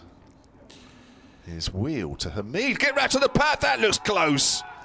Ooh, not out, says the umpire. And I guess because we've got bounce on this pitch, may feel that a lot of these balls will be bouncing over the top. Unless he got an inside nick on that, for me that was close. I think we might have just dropped off for a second there, Kev, but hopefully we're all back and everybody can hear us and see us if you're watching the live stream. I don't think that will have been affected. Good delivery yet again from Brad Wheel to end the over. 62 without loss after 19. Slater has 31, Hamid has 25. It's going to be James Fuller to continue from the Radcliffe Road end. Down below us, 5 overs, none for 17 so far for the former Middlesex man. Comes and bowls now, nice and full, hit into the offside, and there's a wicket, and Slater does fall. Just drove loosely, uppishly into the cover region and has gone. The opener's put on 62, and then Nick Gubbins is the grateful recipient of a chip into the offside by Ben Slater. Fell for 31, 62 for 1. That was real shame for Slater. They battled away throughout the first hour and 20 minutes or so. As listeners to 5 Sports Extra back with us, I think we momentarily dropped the line there, but a wicket has gone down. Ben Slater's just fallen here, scores 62 for 1. Slater made half of those runs, out for 31. First ball of a new over from James Fuller, bowling from the Radcliffe Road end, and just drove a little loosely outside the off stump. Not a great deal of feet movement, and uppishly hit it to cover where Nick Gubbins, hands above the head, took a relatively simple catch, and Hampshire have that breakthrough. Start of the 20th over, Kev. Well, you can say out of the 3 chances that Hampshire have had to catch Slater, that was actually the hardest of the lot. Great catch in the covers. Didn't quite move his feet enough, Ben Slater, just playing away from his body a little bit. Hence why he couldn't keep the ball down, wasn't really in control of the shot. But for me, that was the hardest chance of the morning, and it was taken. Yes, here comes Freddie Macan back in the side. Some feel he's a little unlucky to miss out last time against Sussex. Somebody had to make way with Ben Duckett coming back into the side. Freddie Macan started the season 79 and 15 against Durham, 26 against Essex, from just 14 against Warwickshire. So he was the one to make way for Ben Duckett. Turned 20 a week or so ago. Comes out to replace another left-hander. Ben Slater out for 31. There's Freddie Macan, 62 for 1. And Hampshire will be feeling a little more relieved that they've got the first Nottinghamshire wicket, but it's taken them 80 minutes or so to get it. Freddie Macan approaching 500 runs. It's just his 10th first-class match, averaging 35. Couple of hundreds already, a big one against Surrey last year. 154 on this ground. And he prepares to face James Fuller. First one wide enough to be left alone. That's an amazing. It's like an indoor net, this wicket. The old traditional indoor nets, and the ball absolutely bounces and thuds through, and you think in the winters you're bowling about 2 yards quicker than you normally do. Feels like this here. So, whilst overall definitely applauding Hampshire's bowlers, I just pick up on a point you made about that a certain length view. Do you think then maybe they've been trying a little bit too hard, and maybe if they just stuck to the same length, do you think anything they could have done better or different? This would have been a Mo Abbas length. Down the leg side, in fact it thuds into the pads of Freddie Macan. They take a leg bite. This pitch in its current condition was made for Mo Abbas. I'm glad actually that Hampshire haven't batted first, because he would have brought the batters forward a lot more. I'm not saying that Hampshire bowled well. They haven't. They've bowled really well. Yeah, They've sure. been terrifically unlucky. Amazingly unlucky. Yeah. But sometimes, if maybe the odd ball, if you're bowling a fraction shorter, and of course it does move and bounces, the batters are going to play a miss all day. But they've bowled well. I mean, Nottinghamshire should be 4-5 down by now. Halfway through the 20th over as Fuller bowls to Hamid. Again, he's just given him enough width to leave that alone. 100%, Kev. this lot will always tell you, these players will always tell you, there's no such thing as the perfect game or the perfect performance. It was just what is there anything they could have been doing just a little bit different against the backdrop of a terrific display? A wicket's fallen. I know Sports Extra listeners went to the game between Warwickshire and Surrey when the line dropped. Davis out for 45, bowled by Lawrence. There you are, spin on. At Warwickshire. He's done well with his spin, hasn't he? Well, yeah, he has. Fuller to the Notts captain, and Meader's edged that, and he's gone. He's got to go. Just for a moment, we saw Asiba Mead there just standing there almost looking to rehearse the shot, as he does so often when he's been beaten outside the off stump, but this time there was a nick, and 2 in the over for James Fuller has completely transformed the complexion of the morning here. Hampshire getting their rewards now, not 63 for 2. The openers put 62 on. Then the leg by as Freddie Macan arrived out in the middle. And now the Notts captain has gone for 25. At the crease for an hour and a half or thereabouts. Hamid faced 57 deliveries, hit 4 fours, but now has to make his way off. That ends a very good run for Hamid. His last 4 scores, 92, 138 not out, 85, 62 not out, and now 25. And, well, good things come to those who are prepared to wait, and Hampshire had to wait for this. The 20th over, 2 wickets in the space of 5 deliveries. Yeah, just things have turned a little bit. You know, the openers did terrifically well to last as long as they did. A mixture of some skill, some good shots, and some poor catching. But you do feel that, you know, 2 wickets in quick succession isn't something that feels out of the ordinary. You know, it could be 3 wickets, 4 wickets in quick succession. This could happen at any point. Maybe things are just starting to turn. He had to play at that, Hamid. Had absolutely no choice. It was straight, but it bounced. Good delivery, that. Could he have done much else? I don't think he could he? Couldn't do much. He had to play at it. Been slim pickings so far this season for Joe Clark, who's on his way out to the middle now. Right-hander, of course. Yet to reach a 50. Started the season with 37 and 35 not out against Durham, but since then 16, 19, 4 and 19. Too good a player to continue to miss out. We'll be hoping to make the first day of the home match against Hampshire his day now. Arrives at the crease half an hour or so to go until lunch, with not 63 for 2. 1 ball left in this Fuller over that has completely changed the dynamic. Notts was 62 without loss at the start of the over. They're 63 for 2 as Joe Clark takes guard from Richard Kettleborough. He's got another impressive career average, hasn't he? Close to 40. Very good player. It's very often feast or famine with Joe Clark. If you don't get him early, he'll go on and hurt you. I'm sure he'll be looking to do just that as Fuller comes in and strikes him on the pad, but angling down the leg side. As we momentarily, I hope, lose the sunshine for the first time this morning as it goes behind a cloud. But still, warm applause for James Fuller with a double wicket maiden. There was a leg by in the middle of the over, but Notts come out of it 63 for 2. Mead out for 25 at the start of the over. Slater out for 31. As I won't be with you for much longer, may I just take this point just to say at lunchtime, for those listening on Sports Extra, Paul Franks of Nottinghamshire, Giles White of Hampshire, and if I can persuade both of them to stay with me for long enough, that will be the lunchtime entertainment between 1 o'clock and 1:40 today, which I think will be a nice chat. Yeah, looking forward to it. Yeah. I'll be downstairs in the cafe eating my lunch, but I'm looking forward to it anyway. Cafe? Is it a cafe? What do you call it? Oh, it's a restaurant here, of course it is. Cafe? Well, no food for JMO today. Dear, dear. Here's Brad Will. Bowling to McCann, who's forward. Place it out to mid-wicket. Email here from Mark B. Croft Stretton. Good name. Cricket, well, yeah. We like the name. Yeah, I had to make sure I got that right. sonandcricket@gmail.com. He starts off by saying, "My dear old things. Oh. In the absence of the indomitable..." Big word. Yeah, difficult to say for me. Dave Fletcher, who's our Derbyshire colleague. Yes. May I say that your collective efforts are graded as adequate? Adequate, yes. Congratulations and keep up the average work, he says. Yes. Well, that's a throwaway email, isn't it? Yes, I think even we'd say we're better than that. That's driven through mid-wicket. Nice start. And we're modest people.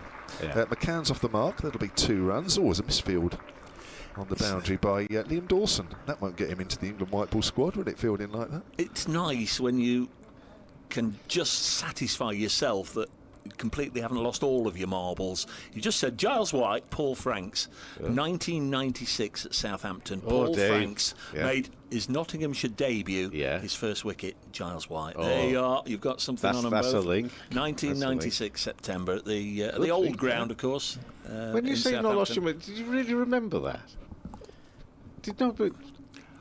Well, I've gone to the scorecard now to pull it up, but I just had a feeling that... That's good work, That's good from Dave. That's good. That's why he's the Notts commentator. What I had for breakfast, no idea. But well, he wasn't fried bread, I'm telling you that much. He's good, that Dave, isn't he? He's good. There you go. But we need to come here more often. Will and to Clark, the right-hander. It's bounced a bit, keeps it down nicely as he nudges it away square on the leg side, and he's off the mark. Bowled him as well. Giles White bowled Franks 73. 73. There you are. There's more ammo for you. So I think Giles is going to be happy enough to be reminded that if he got a 73. Yeah, of course he will. Yeah, he won't mind that. Yeah. Whether he'll remember that's Frank's on debut for Nottinghamshire. Yes, on debut, first class debut. I tell you. Did you say Portsmouth? No, at Southampton. But I tell you what, he won't like in the second innings. Oh dear. Oh my word. Oh dear. What's coming? Here's Brad Wheel. Macan's forward. It goes out to backward a point. Second innings, Giles White 53. Caught and bowled Paul Johnson. You can tell that was it was end of September. You can tell that was end of season. Caught and bowled Paul Johnson. That's a career-ending dismissal. It is. There you are. Is he still listening, Paul Johnson, these days? Well, he works with Leicestershire's academy, so we'll pull that one off the internet and I'll send it to him on email. He'll be with the Foxes. And he got Big 6 first-class wickets. wickets. Leicestershire top of Division 2, Nottinghamshire top of Division 1. It's a place to be, a cricketing centre of England. Yeah. So that's driven up to mid-on. That's not often been said, is it? I think after the first round of matches, I think Dave Fletcher, or it might even have been Dave Griffin at Derbyshire, came up with some stat about how many decades it was since Derbyshire, Leicestershire and Notts had all won in the same round of matches. It was well, you see, a good number of decades. The Peakites are second in Division 2, something like that, aren't they, I think? Yeah. Yeah, oh, by God, it is the place to be. It is, isn't it? Further your career, come to the East Midlands. 67 for 2 as Will comes around the wicket and bowls. Macan just works that into the covers and there's no run. This is a timely email from Tom Johnson, solentcricket@gmail.com. End of the over, by the way, 67 for 2. Where can I listen to the lunchtime chat? How does he listen to it? BBC Sounds, Sports Extra, and you can also hear that on BBC Online as well, on the Sport website. Yeah, I think that'll be it. Yeah, that's you've made that very clear. Steve Crawley again. I do think catchers dropped off any bowling should be included in a bowler's figures when the averages are listed. Not for any other reason. It would give a more rounded view of a performance. I just do this fuller over the 7th over in bowls and sharp again, which Clark sort of just rings his right glove out of that one into the offside. To keep this going for 2 hours, mind you, they will be really buoyed now. They've got 2 wickets to show for their work. They can keep powering in for another 25 minutes or so. Yeah, this is very, very lively. And of course, Hampshire won the toss. Nottinghamshire would be hoping that they had won the toss in these conditions, but they're battling hard and battling well. Clark on 1, Macan on 3. It's Clark who's facing at the moment. It's his 4th delivery faces. It's full of bowling, full, driven just out of the reach of the bowler, but won't get a run as there's a fielder there at mid-off, and it won't get past him. So that's Mark Stoneman. So it remains at 67 for 2. He's going round the counties as well, isn't he, Stoneman? He's done a few. Durham, Surrey, Middlesex and Hampshire, isn't he? Yeah. He's looking to come to Notts next year. Making his way back up north. Yeah. Staging post. And we see Clark on 1 facing again. Oh, goes inside the line of that one through to the keeper. 3 slips in. We've had 4 for large parts of the morning so far, but there's just 3 now. We're into the 22nd over of the innings in this 6th round of matches. And Nottinghamshire, basically, I think it's fair to say, Dave, following the loss of Tong and O'Neill, this is Nottinghamshire proving that we've got enough to keep this going, this really good start to the season. Up against a Hampshire side who themselves be looking for some consistency as ball in and bowls and angled down to a vacant area. There's a man chasing him, might just be able to cut it off actually, and does so. Good running, good work, and a relay throw in the end, dragging that one back, but a couple of runs. So good work in the deep from Hampshire in the field, which means that Nottinghamshire moved to 69 for 2 and Clark moves on to 3. But both these teams undefeated. One win for Hampshire, or a couple of wins for Nottinghamshire, proving that if they can carry on like this, these two will be there and thereabouts come the end of things. But we're moving towards the end of the first block of matches. As this next ball is delivered, that one flies down the leg side, taken by the keeper. And that's the other thing about trying to predict what's going to happen. You get these blocks of games, and then of course we use the Kookaburra in the next block, coming up for 3 or 4 matches in June, July time, into June and July.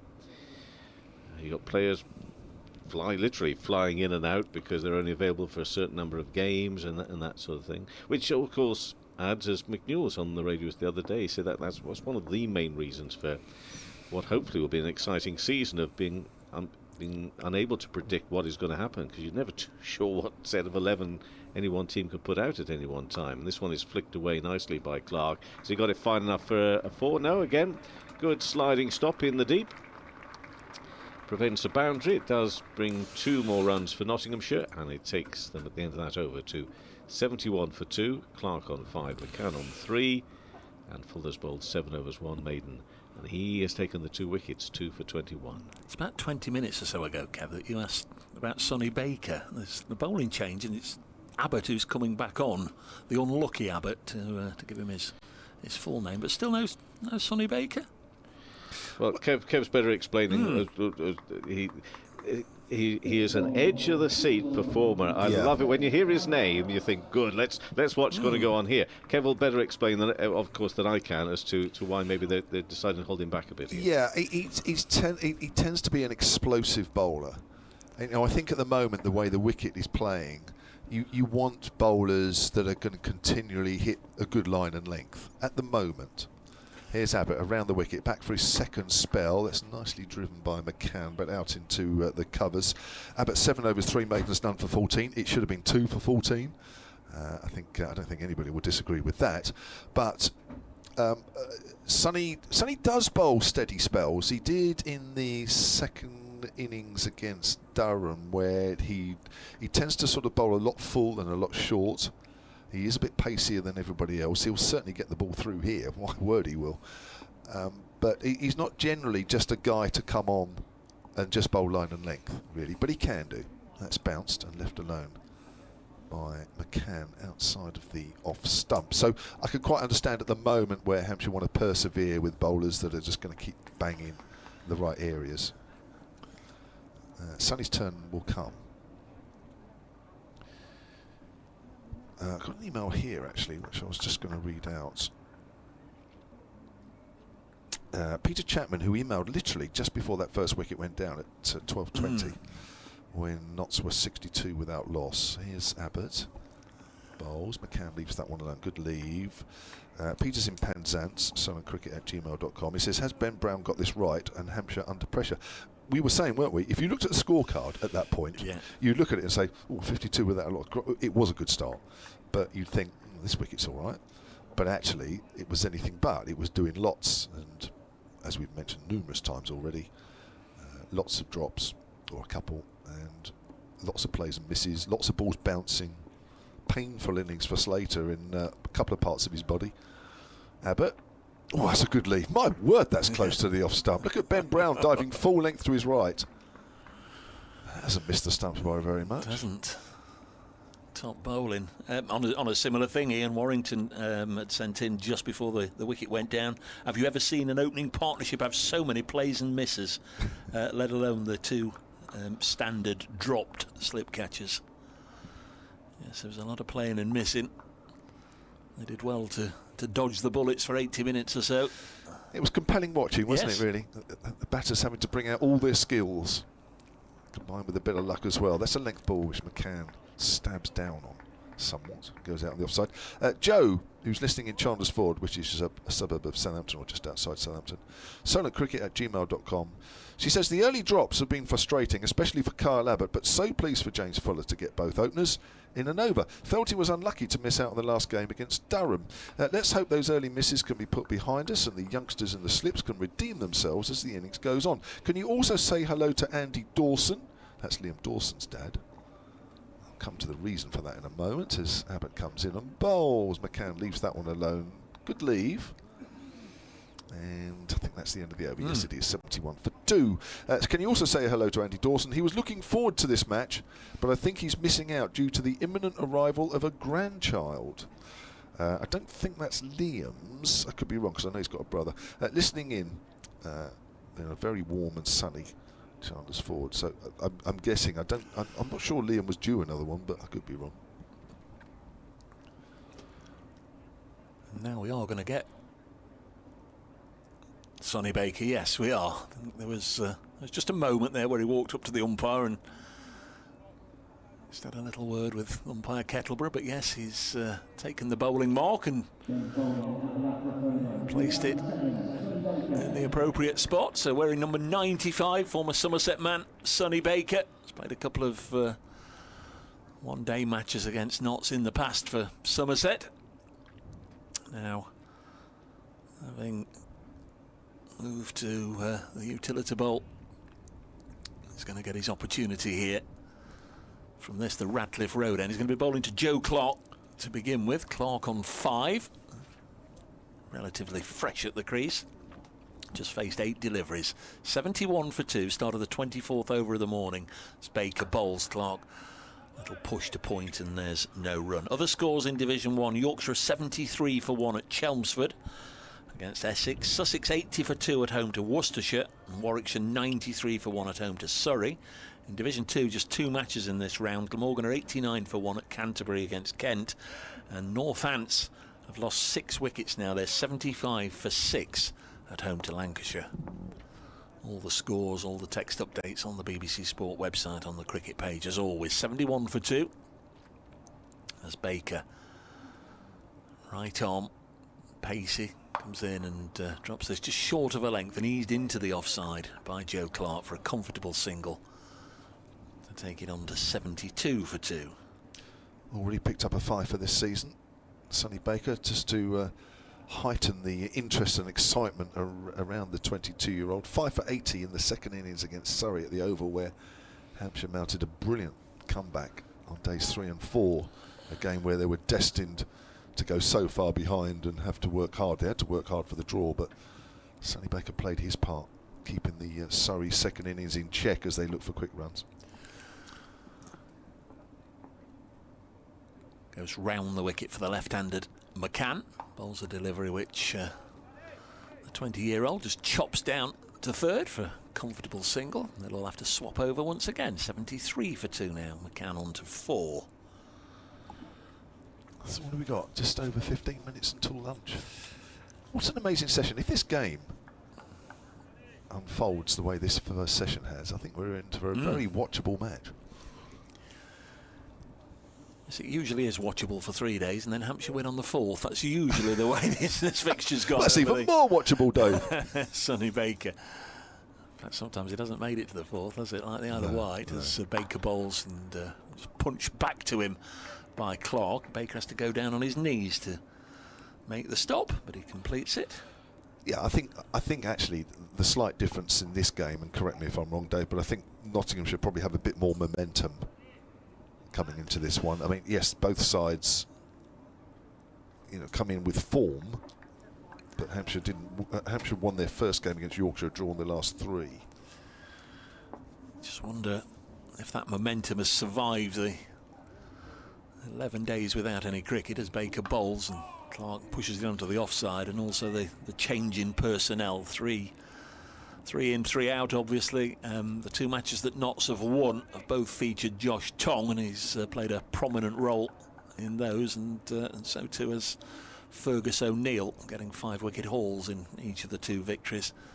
And the other one out, Ben Duckett, who Didn't get many in the first innings against Sussex, but then a quick fire 60-odd not out to get Notts over the line in the second innings. There's Baker, past umpire Kettleborough, balls on the stumps, and Joe Clark playing from deep in his crease, works it to point. End of the over, 73 for 2. Nottinghamshire this morning put into bat by Ben Brown. He lost the first wicket in the 20th over. Ben Slater caught in the covers by Nick Gubbins above his head, driving loosely at James Fuller. That was when the score was 62 for 1. Slater out for 31. First ball of the over, and the fifth ball of the over, Seba Mead caught behind by Ben Brown from the bowling of James Fuller for 25. That was 63 for 2. So it's going to be Kyle Abbott again from the pavilion end. Bowls, and forward is Macan. Plays that nicely, actually. Played that quite late. Works that behind square on the offside and moves on to 5. You all must be very excited about this youngster, 20 years of age and already with a super record. Yeah, September traditionally hasn't been a great month over the years for Nottinghamshire. Their seasons tended to have petered out, but last September both Freddie Macan and indeed the even more junior Farhan Ahmed came into the side, and both really produced some exciting cricket in their different disciplines. Left alone outside the off stump to Joe Clark.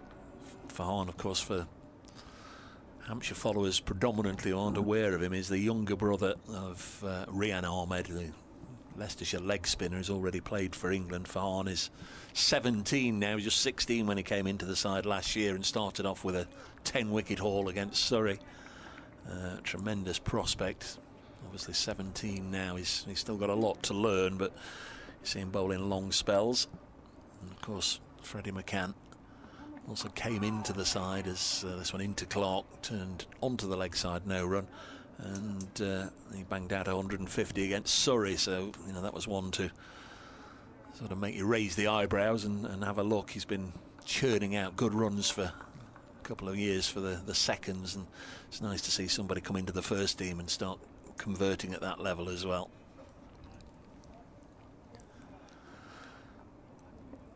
September also saw Carl Verena signed for Notts for the last few matches of last season. The South African Test keeper, as Clark pushes Abbott into the offside, and he banged out a century last year and started this year with a century, so he's another one that has got everybody talking and a little excited. He is going to miss a game or two whilst the World Test Championship's on, Carl Verena, so Joe Clark no doubt will be given the gloves for that match or two matches. Clark on 6, on strike. Kyle Abbott bowls to him and hits it on the pad, and that's close, that's out. So Hampshire have got a bowling bonus point. They've picked up their third wicket of the morning. It's Joe Clark out for 6, and Kyle Abbott at last gets some reward for a terrific morning's effort.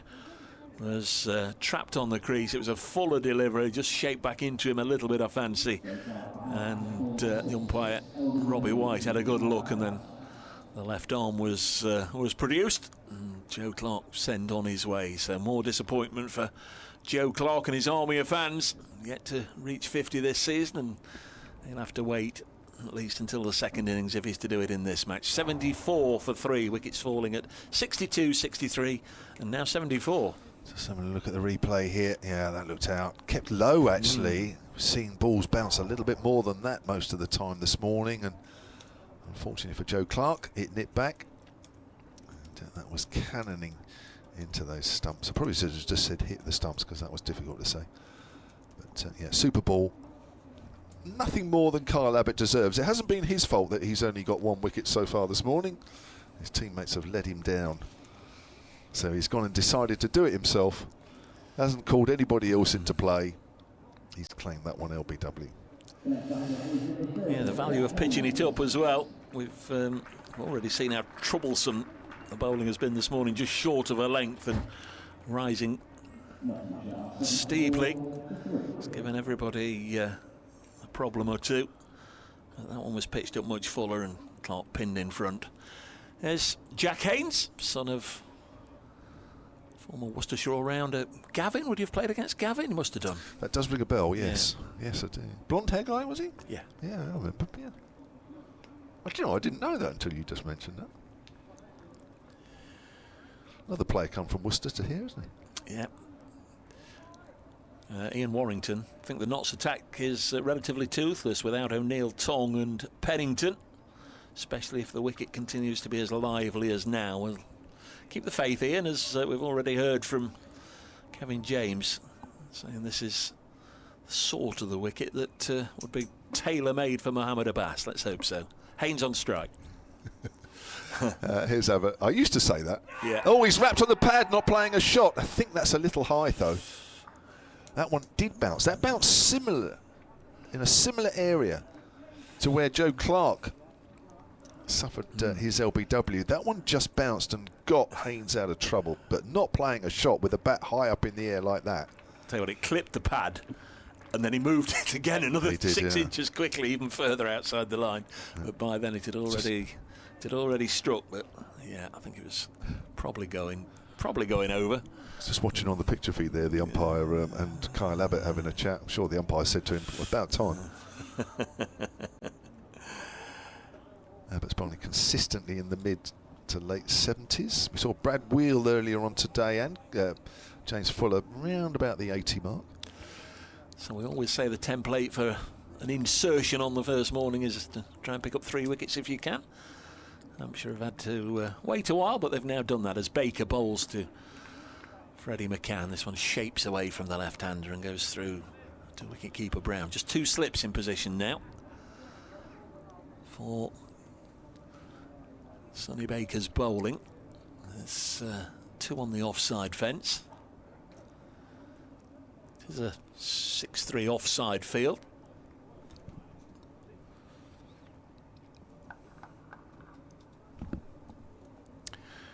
Reminder at lunchtime, those of you following on 5 Sports Extra, or those of you that want to retune to 5 Sports Extra, Kevin Howells will have guests as Baker bowls, and this is chopped to backward point. There's no run. Giles White and Paul Franks, one from each dressing room. Senior members of the coaching staff, both counties, will be joining Kevin for no doubt a bit of a chat about all sorts of things, their own playing careers, the current season, the current form of both sides, and no doubt 1 or 2 other little cul-de-sacs that Kevin will steer them down. 74 for 3, lots to talk about as ever with the domestic game. Sonny Baker bowls and McCann drives it away. That'll be 4 runs out of the reach of backward point. It was along the ground, but it was a heroic effort. Can't see who that is down on the ground, Kev, at backward point, but he flung himself away there. Goalkeeper like couldn't get there. It's Nick Gubbins, yeah. Good attempt, but the ball races away to the boundary. 4 to Freddie McCann, moves on to 9, 78 for 3 with 7 minutes showing until 1 o'clock and the luncheon interval. It's already looking like a late-ish finish, isn't it? We're only in the 26th over now. But we did have quite a lengthy stoppage when Ben Slater was struck on the elbow during a torrid stay at the crease, which saw him drop twice as one has been struck a couple of times. There's Baker around the wicket to McCann, and he'll just chop this down to third for another single. 79 for 3. McCann into double figures. Played that well, McCann. Played that late. It's a mark of a good player. If it's just short of a length, the way this wicket has been behaving, just play it nice and late, let the ball come onto you, which is exactly what he did there. Was able to keep it down. Good crowd in, enjoying the sunshine. Lots of white floppy sun hats in evidence.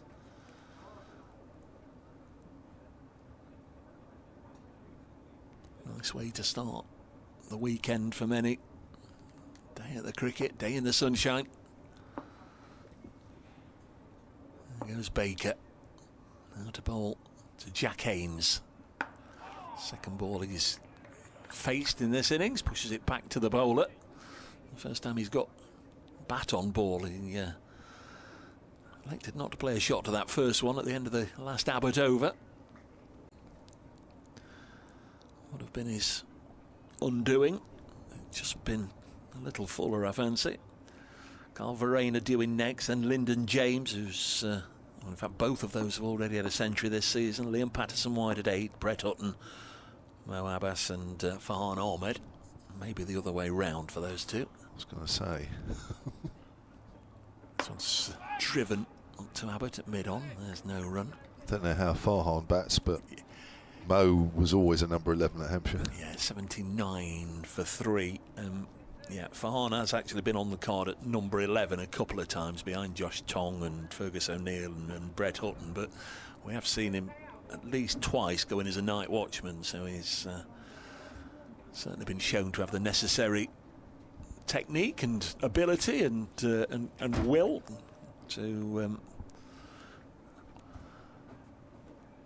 take on that task. It's not for everybody, is it, the night watchman? 79 for 3 after 26 overs. Maybe got 2 overs left, and just depends, I guess, really, how long it takes Kyle Abbott to get through this over. One's in now to the left-handed Macan. He's forward. He's played that late, just nudges that behind square on the offside. 80 for 3 on Hampshire. Just looking at the bowling speeds of Sonny Baker there, just on the live picture feed. I'll say consistently, he actually varied it a bit at the over. I think the highest he was about 83, the lowest 79.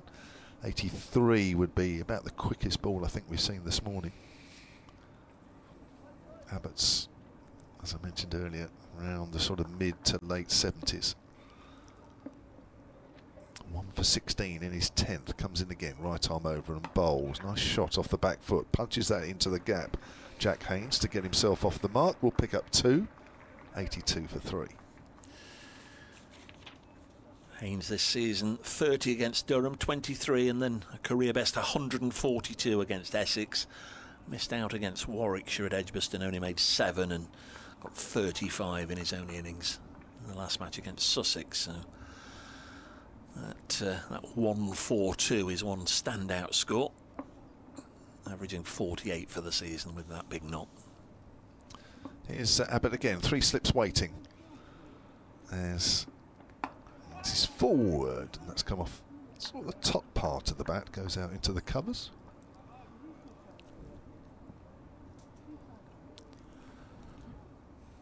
Score remains on 82 for 3 then. 3 wickets this morning. Ben Slater for 31, Haseeb Hameed for 25, Joe Clark for 6. Into over number 27. 3 minutes until lunch. It's going to be a tight one. 3 balls left. There's Abbott. Edged. Oh yes, he's gone. Oh, well, everybody behind the stumps thinks so. Abbott, maybe less so. I think maybe the pad hit the bat. I heard something. Maybe the pad and the bat making contact around the time the ball went past. Nobody looks too upset about it. I think it's one of those where initially you think, and then as the ball goes into the gloves of Ben Brown, you think, well, actually on the reflection, perhaps not quite right. Abbott turns. Been terrific this morning, Kyle Abbott. He'll bowl worse than this and pick up more than 1 wicket, and so that's pushed up towards mid-off. So I think we've got 1 ball left. Abbott's running back to his mark, yeah. So Hampshire are desperate to get another over in. They've got 2 minutes. Looking at the scoreboard. Nice to see Kyle Abbott in his 10th over, still jogging back to his mark. Comes in again. Should be all right, actually. 12:59 it's showing now as he comes in and bowls. He's wrapped on the pad and it's gone to the slip. It's one or the other. And I think it's caught by James Fuller in the gully, as I think there's an inside edge onto the pad. As Haynes goes for 2, and it is 82 for 4. Yeah, I think that's described beautifully. They were halfway up for the LBW, but there was an inside edge onto the pad. It just looped up and comfortably flew to Fuller, and that will be lunch here at Trent Bridge. The players are making their way off. It's close enough to lunch for the umpires to remove the bail. So the last 40 minutes have certainly belonged to Hampshire. Notts rode their luck up until around about 20 past 12, having been put in. Haseeb Hameed and Ben Slater putting 62 on for the first wicket. Then Slater was caught by Nick Gubbins from the bowling of James Fuller for 31. Asiba Mead was caught by Ben Brown from the bowling of James Fuller for 25. Those wickets going down in the same over. And then Kyle Abbott, who was very unlucky in his first 7-over spell, had 2 drops during that opening spell, then came back and picked up 2 wickets. Joe Clark LBW to Kyle Abbott for 6, and Jack Haynes caught James Fuller, bowled Kyle Abbott for 2. Just had Giles White just pop up then just whilst I was reading the scorecards at our window, trying to make his way in here to chat to Kevin James. So listeners to 5 Sports Extra, we'll hand you back now to Kevin Howells. So those of you that want to hear the lunchtime chat with Kevin and Giles White and Paul Franks, you need to retune.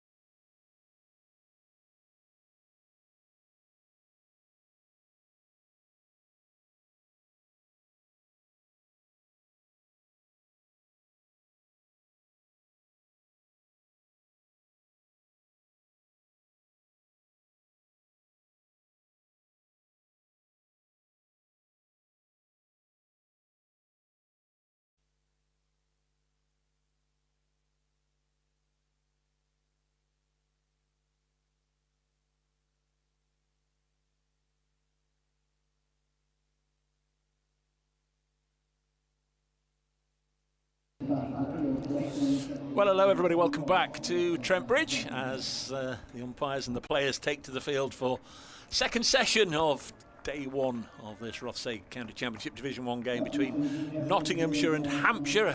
A strange old sort of morning where Hampshire, I think, will be delighted to have got 4 wickets by lunch. They'll be disappointed they didn't get any in the first 80 minutes or so, when certainly the ball held sway, but Seba Mead and Ben Slater, aided by a couple of dropped catches in the slip cordon, managed to put on 62 for the first wicket, but it all went horribly wrong from the Nottinghamshire point of view from there on in, losing Slater with the score on 62, Mead on 63 in the same over, 2 wickets for James Fuller, and then Kyle Abbott, who was desperately unlucky in his first spell, 7 overs, none for 10, when he had 2 regulation drops put down off his bowling. He came back and got Joe Clark LBW for 6, and Jack Haynes caught in the slip cordon for 2. It was a ricochet, a big deflection from the bat onto the pad of Haynes, and it just looped to James Fuller at third slip, and at that they trooped off. 27 overs of cricket this morning, 82 for 4 is the score. Welcome back, I'm Dave Bracegirdle from BBC Radio Nottingham, and alongside me from BBC Solent Sport, hopefully has enjoyed his lunch here at Trent Bridge. Welcome back, Kevin James. I certainly did enjoy my lunch, Dave. I could have had any one of about the 4 choices on. In fact, I would have had all 4 if I really was that way inclined. Is Fuller then to get us underway down the leg side to Macan, well taken by Ben Brown. Yes, 62 without loss, and then 20 for 4. Yeah. The innings this morning. And it could have so easily been 62 for 4 and then a few more. But listen, Slater and Hamid battled very well. I mean, they did. Yeah, you need a little bit of luck. Certainly what we saw this morning with this pitch. I mean, whether it gets us slightly easier as we go through, I'm sure it will. But it was very difficult this morning. But the slip catching, I'm afraid, let the openers off a little bit, or certainly Slater. But 20 for 4, I don't think it's a surprise. The way the wicket was. Oh, he's LBW, is he? Well, not quite. That's a swinging full delivery, which Freddie Macan may just have got an inside edge on to the pad in the end, off the bottom of the bat. That's a wicked delivery there from Fuller, who got great shape on this ball this morning. Swinging it away from the right-handers at pace, hitting the pitch hard. And of course, now it's coming into the left-hander. Certainly a rude awake now, wasn't it? Welcome to the session. Yeah. 2 slips and a gully for Macan as Fuller's in and bowls. Again, that's full. That's worked out into the covers by Macan, and there's no run. Got an email over the lunch break, actually, solentcricket@gmail.com from David Fennick, where I was saying about you are my best commentator, David. I enjoy working with you as much, probably more than anybody. But he said, I thought that his good friend Martin Emerson was my favourite co-commentator. Don't know where he got that from. We'll be listening to you and Dave Bracegirdle in and out with a racing from Chester and Ascot. Oh, yeah. As Durham have a free week this week, which they do. Is Fuller again. Again, he's gone full, and that's worked out behind square by Macan. Moves on to 12, 83 for 4. Ryan Campbell, the Durham coach, was less than complimentary about the used wicket at Hampshire last week, and rightly so, says David. Yeah, it didn't produce great cricket, I must admit. Yes, you had a week with Martin last week. I've got a week with him next week. Yeah. Should be up in the northeast. Bizarrely, Notts playing Durham for the 2nd time already this season. Wow. Strange how they put together this fixture list, isn't it? 83 for 4. We've not mentioned Carl Verena. He's on strike now. Ooh. Looking forward to seeing this guy bat. Forward. Plays that out into the covers. He's got an amazing record for you guys. Yeah. 6 matches over last season and this season, averaging over 100. Wow. Something like 250 at one stage. Wow. He's had a couple of cheapish dismissals in the last couple of matches. Yeah, he was over 200 last year in these 3 games, wasn't he? Yeah. No wonder you invited him back. Superb wicketkeeper as well. You know, one of those you hardly notice. In is Fuller, bowls, that's turned away neatly through square leg. Chases on for Nick Gubbins, and they'll pick up 2. Total moves on to 85 for 24 test matches. as well for Verena. That's right, I've got to get that right. Yeah. Got to get used to saying that. End of the over. 85 for 4. Macan has 12. Verena has 2. See, do you notice that? I just subtly practiced that. Yeah, think of Ollie Rayner or Claire Rayner. Must be better examples, isn't it? Well, it works. Kyle Abbott putting in a good shift for his county side already. Bowled 10 overs today, 4 maidens, 2 for 18. First 7 overs he was totally without luck. And the 3 overs before lunch he winkled out both Joe Clark and Jack Haynes. Sometimes works like that, doesn't it? Here comes Abbott. Empty backdrop behind him, and first ball goes past Freddie Macan. It lifted sharply from good length. And Macan did well not to edge it through to Ben Brown. 3 slips there. Albert pressed, and who's that in at third? Fuller. First 2 of each Spilton offering this morning. James Fuller clung on to his. His was a little easier, wasn't it? Yeah. Because inside onto looped, the pad, yeah. which looped. Yeah. I'd have had a 50-50 chance, I reckon, with that one. 85 for 4. Next ball is guided. Well, let's say it was guided with an open face by Freddie Macan down to third for 4 runs. Went safely all the way along the ground. There's a big gap between the 3 slips and the man at point, and he just ran it away down there. So Macan opens his boundary count after lunch, moves on to 16, 89 for 4 knots. I like the way he plays with soft hands when the ball's just short of her length. Tall man. Very calm and composed individual. Stands now with his bat held aloft as Abbott bowls to him, and won't be so calm and composed if he gets struck there too many times. That one just nipped back and, let's say, inconvenienced him. Yeah, the thing is, with the bounce, if it nips, it hits you. Just 6 matches in this round, starting today. 4 in Division 1. Yorkshire 84 for 1 at Chelmsford against Essex. Sussex 81 for 4 at home to Worcestershire. And Warwickshire 125 for 1 against Surrey. Tom Latham, the New Zealander, making his Warwickshire debut in that one. As again, Macan gets a ball that nips back. In Division 2, Glamorgan are 129 for 2 down at Canterbury against Kent, and Northants 103 for 6 at home to Lancashire. All the scores as ever on the BBC Sport website and app, and you can listen to the other commentaries if you so wish, or follow on the live text. We've got a triumvirate of Hampshire coaches down the far end looking on. It was interesting during the luncheon interval that Peter Moores actually went out to the middle and was having a good old look at the strip as Abbott bowls and goes past Freddie Macan. Was looking out there and peering at each end and having a long old chat with head groundsman Steve Burks. So Peter Moores eager to go and see for himself. You can have all sorts of plans and ideas, I guess, on how you want a wicket to play or how you think a wicket will play, but sometimes you don't take into account the fact that Kyle Abbott is a big, tall, strong man who brings his arm over strongly and hits the deck and gets all sorts of response that others don't, as Macan plays this up to mid-on. And that's the end of another good over. 89 for 4 knots, put in at 10:30 by Ben Brown.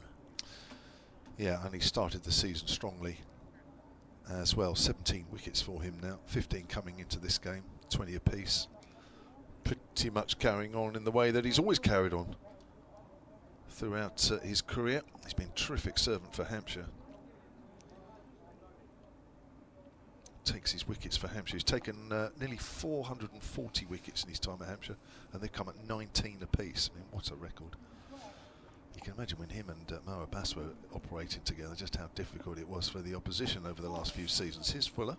Oh, that's a brilliant ball. He's playing a missing at that one.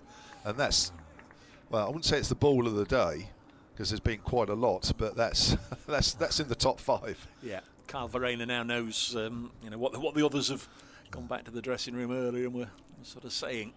Terrific stuff, isn't it? Waddling Straight bounce, left the batter late.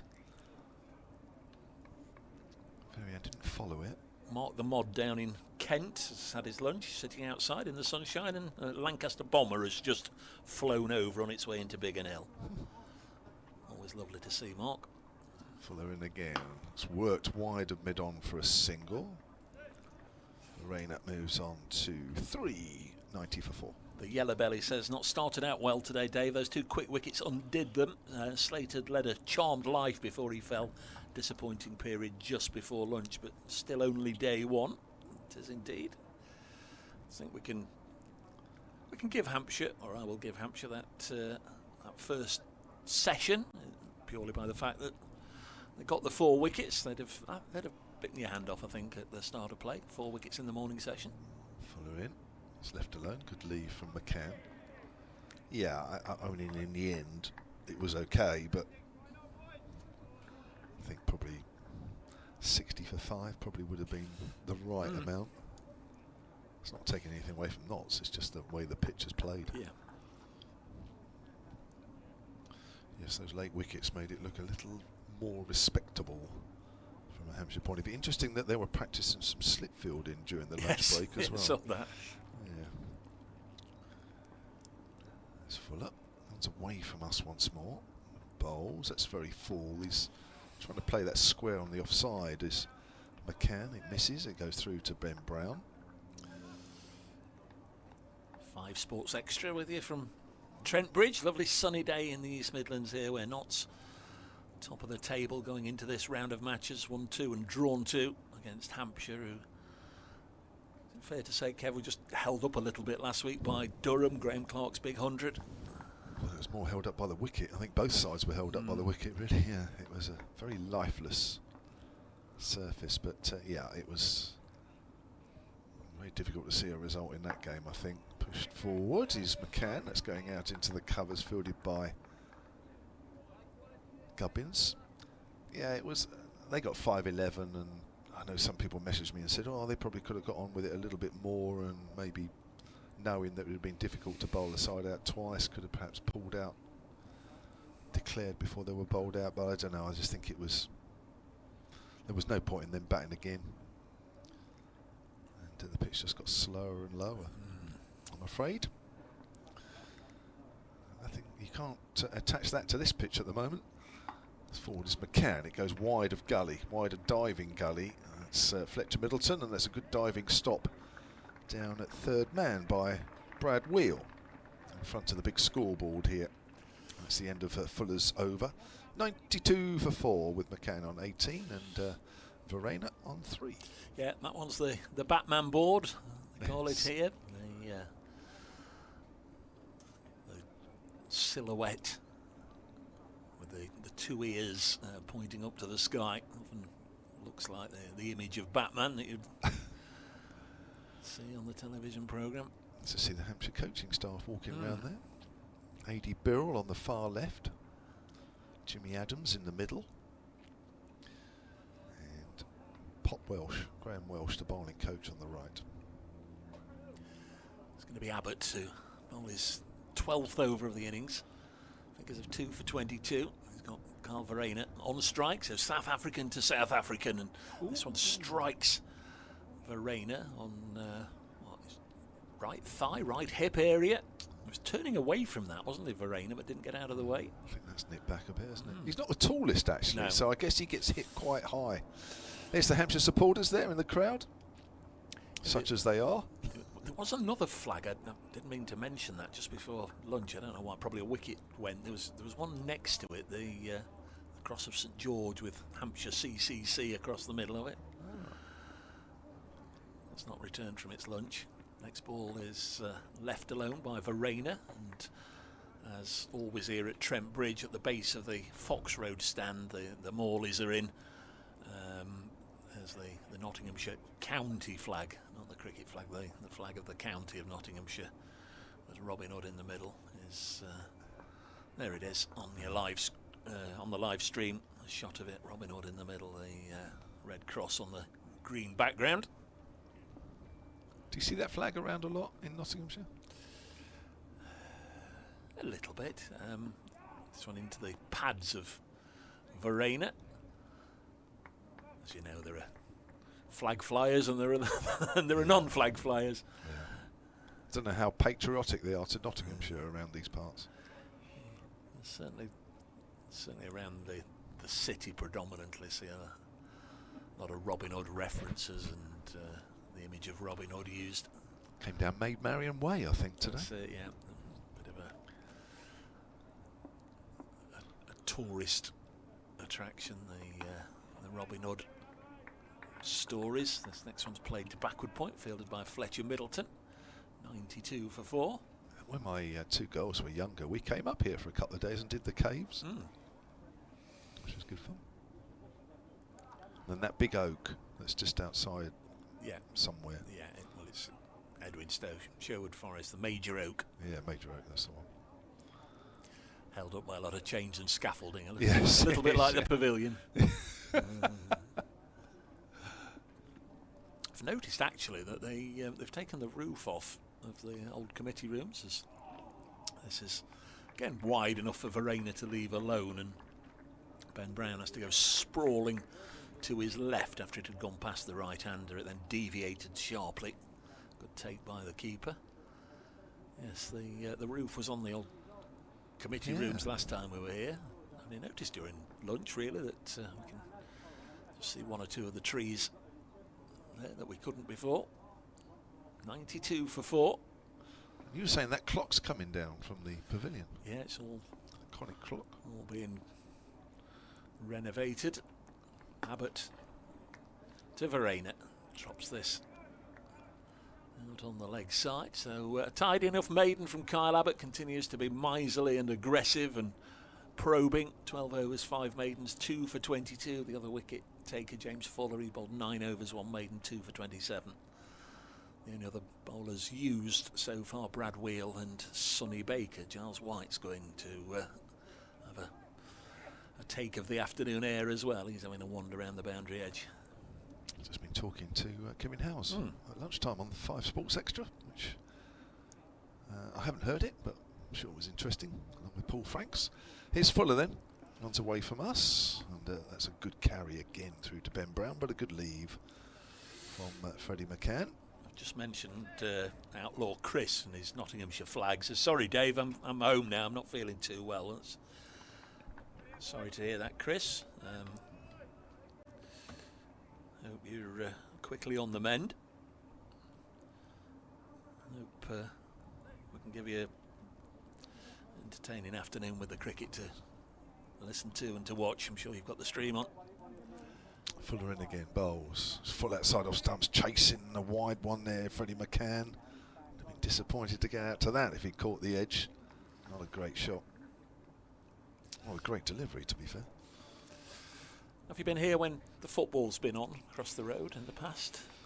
It's Sunday afternoon, Nottingham, or Sunday lunchtime I think it is, Nottingham Forest are playing. It's a little bit of a different dynamic when you're in here, and maybe the cricket's just going through one of those quiet little periods and you can hear roars every few seconds from across the road behind us.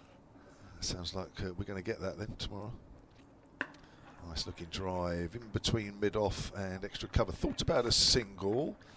Gubbins and Mark Stoneman combining well. Yeah. Dot ball. Now the Forest a Sunday afternoon, tomorrow evening after we've finished here, Notts County are at home. Okay. But it's different because you get a percentage of the crowd come in their red Forest shirts and then disappear for 2 hours and then come back later. 3 stadiums within walking distance, aren't they? Yeah. Here's Fuller again then to the left-hander. That's full, and he's worked that. Now I don't think that was a catch. No. I think that was into the ground, but a good stop by Fletcher Middleton, diving to his right. I think last time, you say it was May last year. Notts were down at your place. Manchester City were in the same hotel, weren't they? Where we That's right. commentate Yeah. from, yeah. Don't go on the second floor. You're not allowed on the second floor in case you bump into Erling Haaland or disturb Kevin De Bruyne's sleep. Can't go on the second floor. Manchester City security will have you. That's right. Well, last week we had Hull City. There you go. I don't think there was any such protocols for them. That's another drive way outside off stump, which he plays and misses out. So be careful here, Macan. It's a little loose. I know he wants to get on with things, but they are very wide deliveries. And the Fulham under-21s were there during the week as well. So there you go. So Manchester City, Hull City, Fulham under-21s. All sorts of football teams stay there.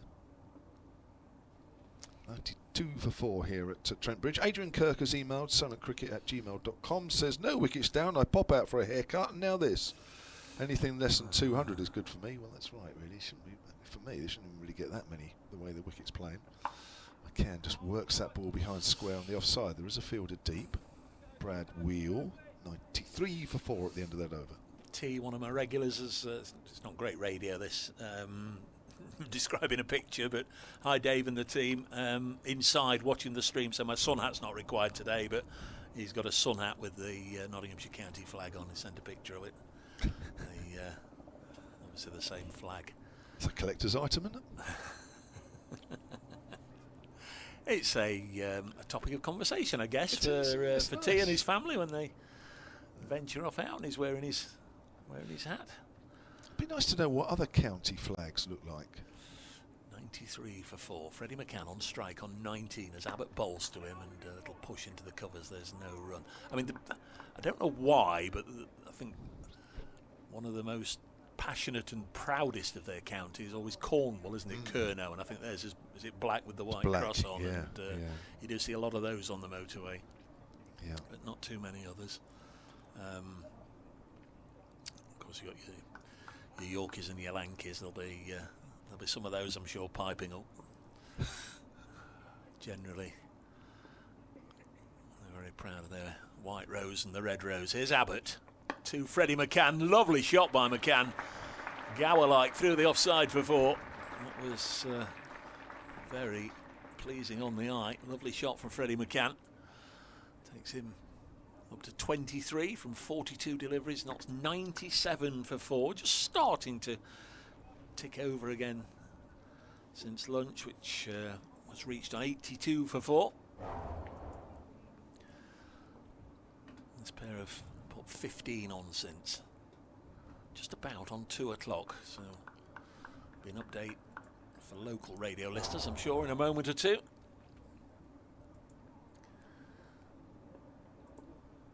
Been too many boundaries taken off Kyle Abbott today, and certainly not many hit with such authority as that one, and he'll run this down to third. There's some protection down there, so it'll only be a single this time for Freddie Macan.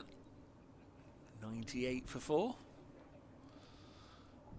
He was with the England Lions during the winter, wasn't he, Freddie Macan? Same Lions trip as Sonny Baker.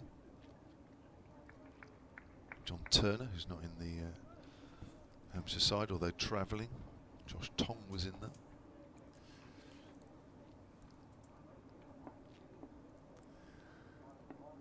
Varina back on strike on 3. Abbott bowls to him, and the South African wicket-keeper just has to adjust at the last moment there, just to drop his bat even lower to keep it out. Just threatened to scuttle underneath. There's a little bit of a walkway at the far end that it's not obvious from here until you see somebody either walk into one end of the walkway or out the other end. And there was a gentleman just walked out just before that ball was delivered, but didn't create a problem. Next one's turned to leg, fielded by Liam Dawson. No run, 98 for 4. We're in the 33rd over first day, so still 63 overs to go after this one. Already fancy this could be a late-ish finish. And Nottinghamshire are batting on day 1 of their latest county championship match against Hampshire. Here's Dave Bracegirdle. Lovely day here at Trent Bridge. Nottinghamshire putting to bat a 98 for 4. 20-year-old Freddie Macan, 24 not out, looking to rebuild after Notts had a horrendous last 40 minutes of the morning session where they lost 4 wickets for 20 runs. Notts batting 98 for 4. Thanks, Dave. You can hear ball-by-ball commentary on Last ball was turned to leg. No run. 98 for 4 at the end of the 33rd over. Kyle Abbott 13 overs. 2 for 27. Still going to be James Fuller. It's going to be a very warm weekend just here in the end of the weather in the 2 o'clock news bulletin. Here's Fuller. Into Macan. Macan leaves that alone, even though the ball is shaped. Coming back into him. Thank you to Josh Roberts, solentcricket@gmail.com, who's in Nottingham. Has sent me a link to all the county flags. Quite interesting looking down some of them. Buckinghamshire has some sort of swan. Aylesbury duck? Oh, is that what it is? I don't know. Oh, no, could very well be. I don't know. Could very well be, actually. I don't know. It's a bird. Yes, it's some sort of feathered thing. Fuller again. McCann gets one of the bounces, not quite sure where that's gone. It's gone off the inside half of the bat square on the leg side. Devon's similar to Cornwall, it just has a white cross in a green background. Yeah. Dorset's a white cross with a yellow background. So some of these I didn't even know, actually. Some are obvious. Thank you. It's quite interesting, actually. Kent, obviously the Kent and Victor on a red background. I'll have a look at those a bit more later. Didn't realise it was so varied and so many. Fuller in again. It's McCann. McCann gets a length ball, works that to Stoneman at mid-off. Ground looking really parched in places, isn't it? Yeah. And it seems to have done even this morning with the sun out. Yeah. Seems to have got even browner in some areas. There's an end of July, middle of July feel about it. Square's green, of course, and the surrounds which catch the sprinklers.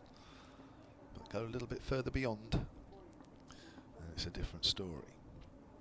Fuller right arm over in again. Bowls, it's very full outside the off stump. But this time McCann doesn't go for it. Decides that having missed a few wafts, he isn't going to try it again. It's the modern way, isn't it? Don't let it go to waste. If you've got a chance to score runs off it, give it a go. Bit Ben Duckett-ish.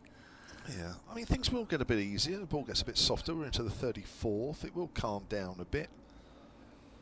It's definitely hard work this morning, but just stick in there. Just hang on, because there's pace in this pitch. It'll allow you to play your shots.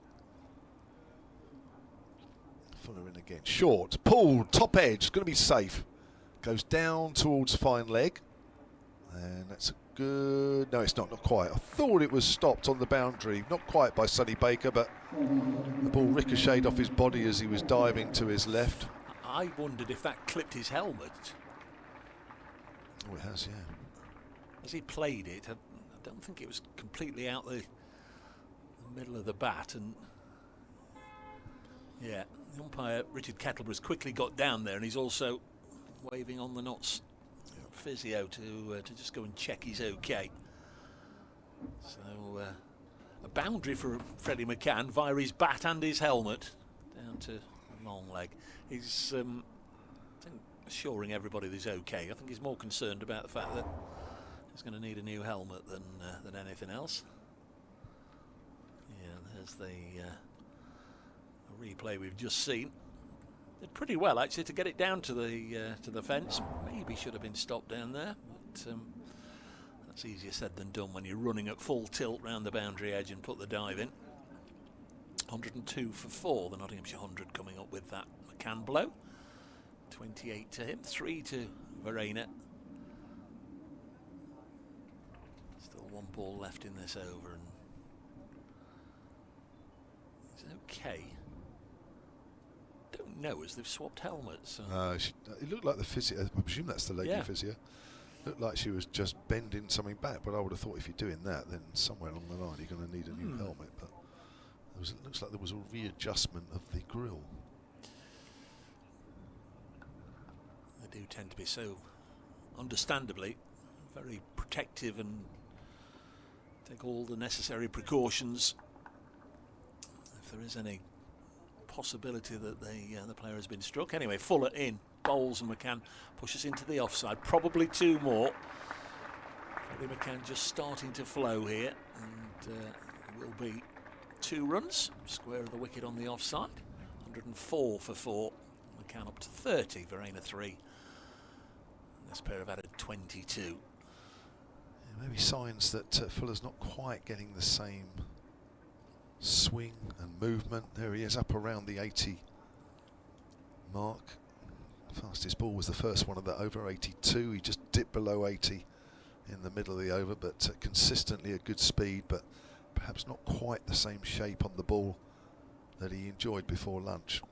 Alan Groves has emailed silentcricket@gmail.com, says, greetings from a sunny central London, enjoying your commentary and knowledge as always. Oof, I hope he's got the right commentary team. I'm sure he has. That wasn't meant for somewhere else. So 104 for 4. We've got Brad Wheel back for a 3rd spell. Talk about how things have flipped here. Just want to take you momentarily down to Hove, where Sussex were 80 for none, 80 for 1, 80 for 2, 80 for 3, 81 for 4, Whoa. 81 for 5, 88 for 6. Wow. Shot. Is that me? Yeah. Sorry. Full delivery outside off stump. Lovely square cut from Verena. So what's happened there? 5 wickets to Tom Taylor between the 23rd and the 33rd over. No hat tricks, no first ballers. There's been 2 of them getting ducks and 2 of them getting ones, but what a dramatic turnaround there. 8 for 6 in 10 overs, Sussex against Whoa. Worcestershire. They've blown up a bit, Sussex, Yeah. haven't they? They were the talk of the town after the first 2 or 3 rounds. Now it's Well, suddenly... they lost in 3 days here. Yeah, it's caught up with them. Brad Wheel into Verena. Next ball. It's nudged out in front of square where Fletcher Middleton fields. Wow. Where's that match being played? Hove. Well, that was the flattest wicket of all time against Surrey. Don't know if that's changed or it's just Taylor's bowled a terrific spell. Probably a bit of both. Tom Haynes 53. Dan Hughes 25, and then 0-0-1-5, 1 not out, 0 not out. 3 slips still in for Brad Wheel, who's yet to take a wicket. Verena on the back foot, pushes that out once more to Fletcher Middleton. Speaking of Sussex, Ali Orr, Yes. who moved from Sussex, got bags of runs down there, moved to Hampshire. Yeah. Yeah, it's been tough for him actually. Was Fletcher Middleton's opening partner at the start of the year. Got 100, but got badly injured in the first T20 game against Surrey and didn't feature again the rest of the season. It was a horrible injury. He broke his wrist bone or arm. A bit when we saw Slater outside the off stump, left alone, got a horrible whack. Well, a similar whack actually broke his bone, and it's been difficult for him to get back since. So hopefully he'll be back in contention. I think he is back in contention. It's just that at the moment probably can't get in the side. So 108 for 4. Kevin Howes has just walked into the commentary box. I was waiting for him to say something and then realised he's been eating. He's a bad boy. He's a good boy, but he's a bad boy. He brings lovely Haribo, and I'm a sucker for Haribo. Yeah. Other chewy sweets available. He's playing a missing outside the off stump. Not as nice. There is no, but in the interests of fairness, in case there are any other chewy sweets manufacturers, people listening. And he did say that he'd taken a bit of a break, you see, and I think this has got to be a duty-free size box because that's pushing it. Well, anyway, enough of this. Yeah. No, Good. Drama. That's insightful. Drama at drama at Hove. Tom Taylor. Isn't that amazing? It is. We're down at Hove later in September, and I was looking at some of the scores thinking that's a long 4 days. Always playing a missing. That's a great delivery. I'm not quite sure what line to put the bat down there. Good end to Brad Wheel's over. He's bowled 9 overs, none for 35. The only wicket takers so far, 2 for Fuller and 2 for Abbott. Like all cricketers, I imagine he has the volume turned down, but James Vince has been watching, definitely this morning. Because Giles White was on at lunchtime on Sports Extra, and he said, because we were talking about, I didn't go on too much about this, but the loss of James Vince. And he said, well, he's always with us because he's been sending messages this morning about where we need to put our fielders. And he quoted, Hassib, when Hass was there batting, you need to put someone in at so-and-so for him, blah, blah, blah. Really? Yeah, because we've been watching on... Fantastic. Yeah. Isn't that nice? I mean, I thought it was... that's why I've said it. I think it's lovely. It's fantastic because, interestingly, because, blah, blah, blah, he's moved to Dubai. His family have moved to Dubai. And part of the reason now is he can't be in this country for too long. Here's Baker. He's around the wicket to Macan, who's forward. Plays that back to the bowler. So, and I did speak to him I spoke to him during the winter, did an interview with him when it was all announced that he wasn't going to be playing red ball cricket, blah, blah, blah. And one of the things he said was, do you know what? He said, come April, he says, I'm going to miss this. Yeah. And clearly, if he's that involved, he's clearly missing it. Well, of course, he's, I think, involved with the Pakistan Super League, and they're having to move base, aren't they? In fact, he's able to go home probably to play the remainder of his games. I don't know. Because of the security issues there. That's handy. Baker in again. McCann flicks that away. He's going quickly down to fine leg. Fortunately for Hampshire, there's a fielder there. Total moves on to 109 for 4. He's a lovely chat. I know you know Giles very well. I've not really talked with him a great deal. So he very generously gave us a good half an hour at lunchtime. Lovely chat. With some lovely little things. Sonny Baker. Keeps a very detailed record of everything he does, including bowling in the nets and how many balls he bowls and Really? oh yeah. So a little bit of insight as well. If you do get a chance on BBC Sounds, listen back to that. Giles was really nice chat with Giles White at lunchtime today. Good. Really appreciate it. He's very good. Here's a good thing for you, outside the off stump and left alone. Giles was sort of a coach for a while and then has been doing this director of cricket role now for a long time. I would say a dozen years, maybe a few more. Yep. Doesn't get talked about, does it, outside of Hampshire? That's a good call, that, actually. And yet you look at the record Hampshire have put together for quite a while now. Very good point. Never mentioned anywhere. Yeah. Why do you think that? So, obviously I'm a little bit too close to it, but you've got to... I'll throw one thing and straight away. Here's Baker, runs away from us and bowls to Verena, and he's just nudged that into the gap in the covers for a single. Moves on to 8, and it's 110 for 4. He clearly doesn't push himself forward. It's one of the reasons. And he doesn't have the right... I don't want to go too much down, but there is a line of thought at the moment, Kev, and I know this is not specifically about Giles. There is a line of... You need to be friends with certain people at the moment. But you're talking over a longer period of time now. You're not just talking the last 18 months, 2 years. When you hear certain names push forward, you think, well, hang on a minute, Hampshire's got a better record than that. Yeah, Hampshire a better run than that. Yeah. Here's Baker. Round the wicket. Forward is Macan that goes out square. I'm just trying to think who you might think has got just the nod of it. But now, well, it does come down to the people who seem to be getting the jobs at the moment are of a certain age and a certain generation, and Giles is probably a little bit older than that. Is one thing I definitely have to throw out there, and I don't think I'm being too cheeky or silly on that. When I think of some people that have been drafted in and they look after an England Lions tour, I know things like that during the winter, which doesn't affect, it doesn't really affect their county commitments. McCann is forward, and again he's played that late, so the ball works its way down to third man, 111 for 4. McCann on to 32. Yeah, I don't know. Listen, they're all good guys, and I know one or two of them, like you do, that have got those jobs in the recent past, and they're all more than qualified for that job.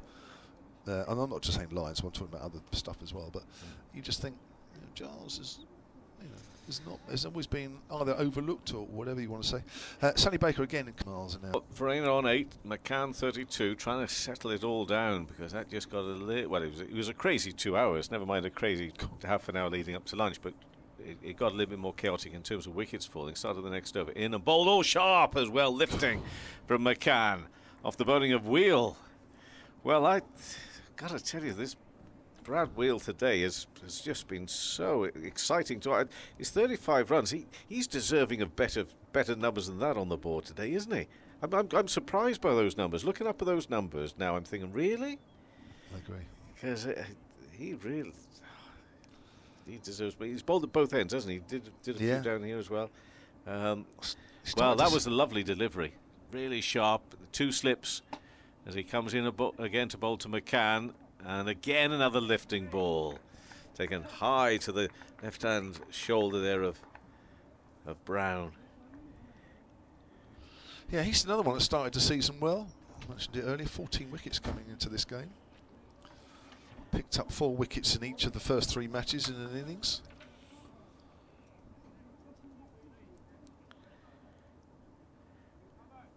Just take you back to my thoughts at the start of the season, from a distance, looking in on Hampshire. I just hoped that the story was going to be, as Macan faces here on 32, Wheel in bowls and pushed into the offside for no run.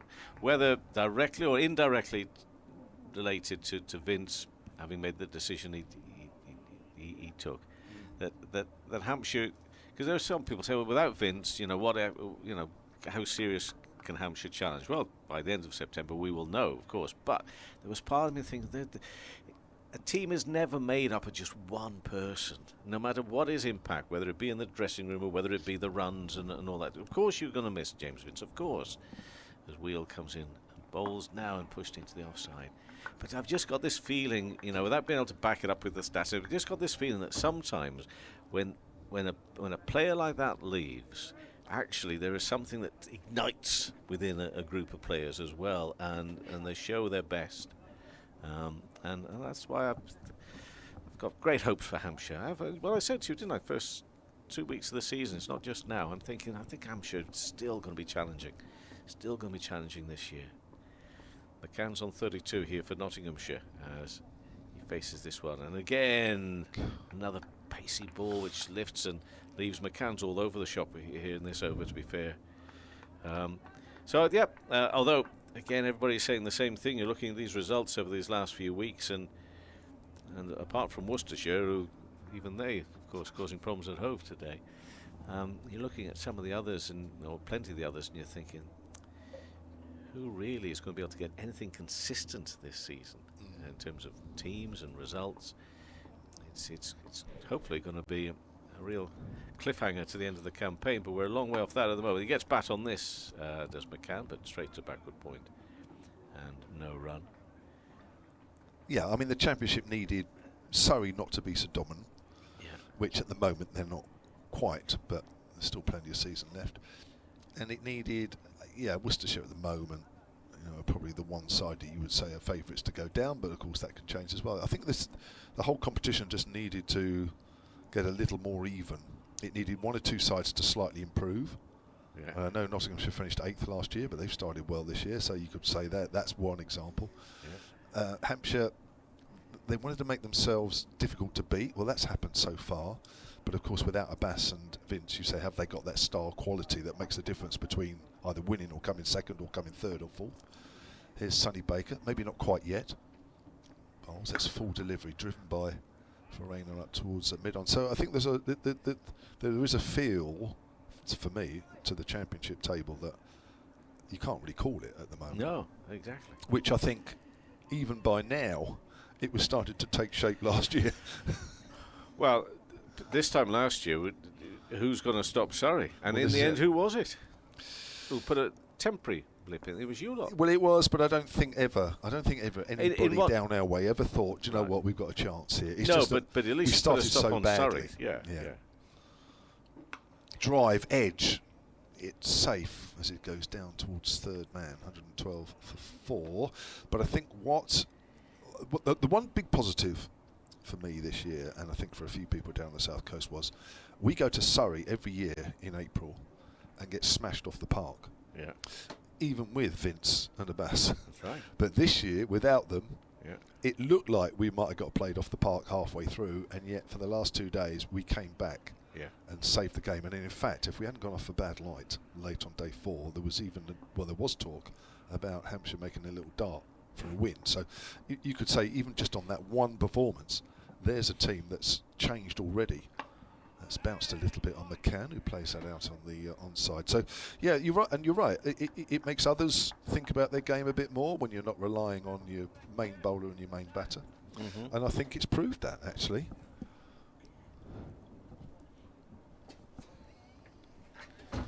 Now, there's a famous Hampshire man from the past, Mr. Kevin Shine. How are you? I'm all right, there's not enough Kevins in this room. Are you coming on? Hey, somebody's turned me off. Are you coming on with me, Mr. Shine? Oh wow! What a treat! Kevin Shine, former Hampshire fast bowler, England bowling coach, now Nottinghamshire bowling coach. That's played out behind square on the offside, and there is no run. How are you? I'm good, Kev. Great Lovely to see you. And you, mate, and you. Sorry, I've just got to pull your microphone up a bit, mate. You've always been helping me out when we played. Oh, always, mate. I was always the one giving you the most encouragement, wasn't I? You did. From in fine league. Yeah. I do remember many funny times, Kev. We did, mate. We had a great time. Wasn't it a great time? So what have you made of this pitch, first of all? Is this a typical Trent Bridge pitch? I wish it was, Kev. No, well, I mean, it's got pace. Hasn't it It's just? done a little bit. Here's Baker. McCann turns it up to mid-on. To be honest, I think it looks a great pitch. If you get it right, it's difficult. Yeah. And if you get it wrong, I imagine you travel. Yeah. But I just think this is great to watch, isn't it? Isn't it just? We've been saying that. The first session this morning was so watchable. Unbelievable. Yeah. Yeah, it was. And I mean, Hampshire dropped a couple of catches. That always makes it a little bit tougher. We've had to dig in, and I think there's been some really courageous play by us. But you guys have actually bowled really well as well. I think there's just been something in it for the spectator, for everyone. Yeah, I agree. Here's Baker. That's short. Pulled away, hammered away, but kept down nicely by McCann. Moves on to 33. He looks a good player. Yeah, he Freddie is. McCann. He is a good player. He came straight from the academy. Academy have done a great job with him. Had a really good year last year. Went away with the Lions as well. So would have learnt a lot there. And he is a proper student of the game. Lovely attitude. And you can see today he's playing some really decent quick bowling very well.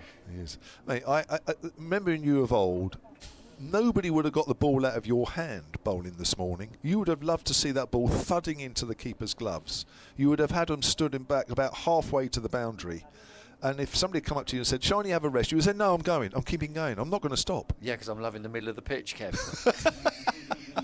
But you can imagine, we didn't see too many bouncers. We didn't have to. Start of a new over from Brad Wheel. McCann just opens the face, works it down to third man, 114 for 4. But forgive me if I'm wrong. I remember here last year in the Nottinghamshire-Hampshire game, and there was a little bit in it then. But this has got more bounce, more pace. Would I be right? Yeah, definitely. The games we've played so far this year, they've been really good wickets. Steve and his groundsmen do a great job here. They really do. And they work with you to try and get the best wickets you can.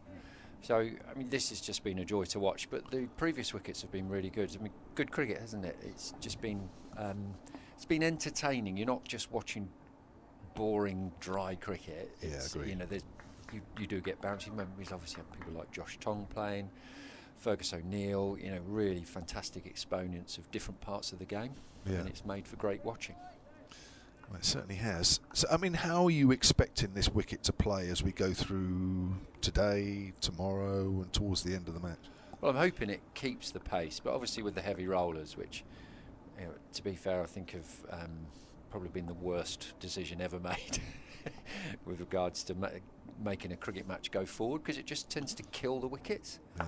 Short delivery. But hopefully, because this has started quite quick, we might see it sort of hold on to its pace. It'll probably flatten out a little bit as we go along, but hopefully at least it will hold on to its pace. Yeah, and the batters will be able to play shots with confidence. Yes. Yeah. So 114 for 4. Verena is on 9. McCann 34. Brad Wheel into his 11th over. None for 36. We haven't had a wicket since lunch, having had 4 wickets in 40 minutes leading up to the break. Nothing since. There's Wheel from the pavilion end. Bowls. It's down the leg side. Well taken by Ben Brown. You guys have had a great start to the season. Yeah, very, very strong start. We've obviously had a few injuries as well, so that shows that we've got some strength in depth. And we've sort of almost been able to change the shape of the side as well by bringing 2 spinners in. And the seamers who've then been asked to do the majority of the work have done that very, very well. So that's been really good to see that we could be flexible when we've had injuries. But as we know, Kev, there's 14 games. There's a lot. We've got to keep going. Which might be the last season there's 14. That's very wide of the stumps, and a good diving stop by Ben Brown in front of Tom Prest at first slip. There's rumours, isn't there, that it's going to be cut maybe to 12 championship matches. I don't know how you feel about that, even if indeed it does happen. I think that'll be good, as long as they don't go and fill it with something else.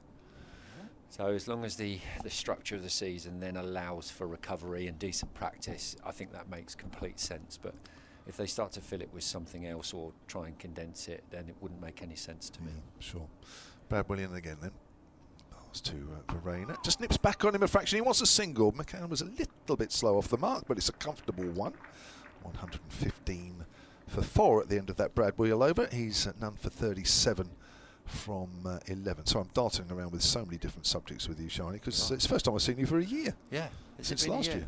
Yeah, it's been a long time, Kev. I went to the second team game at the beginning of the season, went down to the, what's it called now? It's not the Rose Bowl, it's not the Aegeus. Utilita. Yeah, and it's obviously a lovely ground to go to, having played at Northlands Road, which I absolutely loved, a fantastic cricket ground, and then see what Rod actually did with the Utilita Bowl. Yeah. It's still lovely to go to. So, and it sounds like there's probably plans to maybe move it on a bit. Well, I mean, it depends when the new owners, GMR, which it's going to be fascinating. Length ball to Verena, who plays that out quietly on the offside. Yeah, I mean, it's a partial takeover.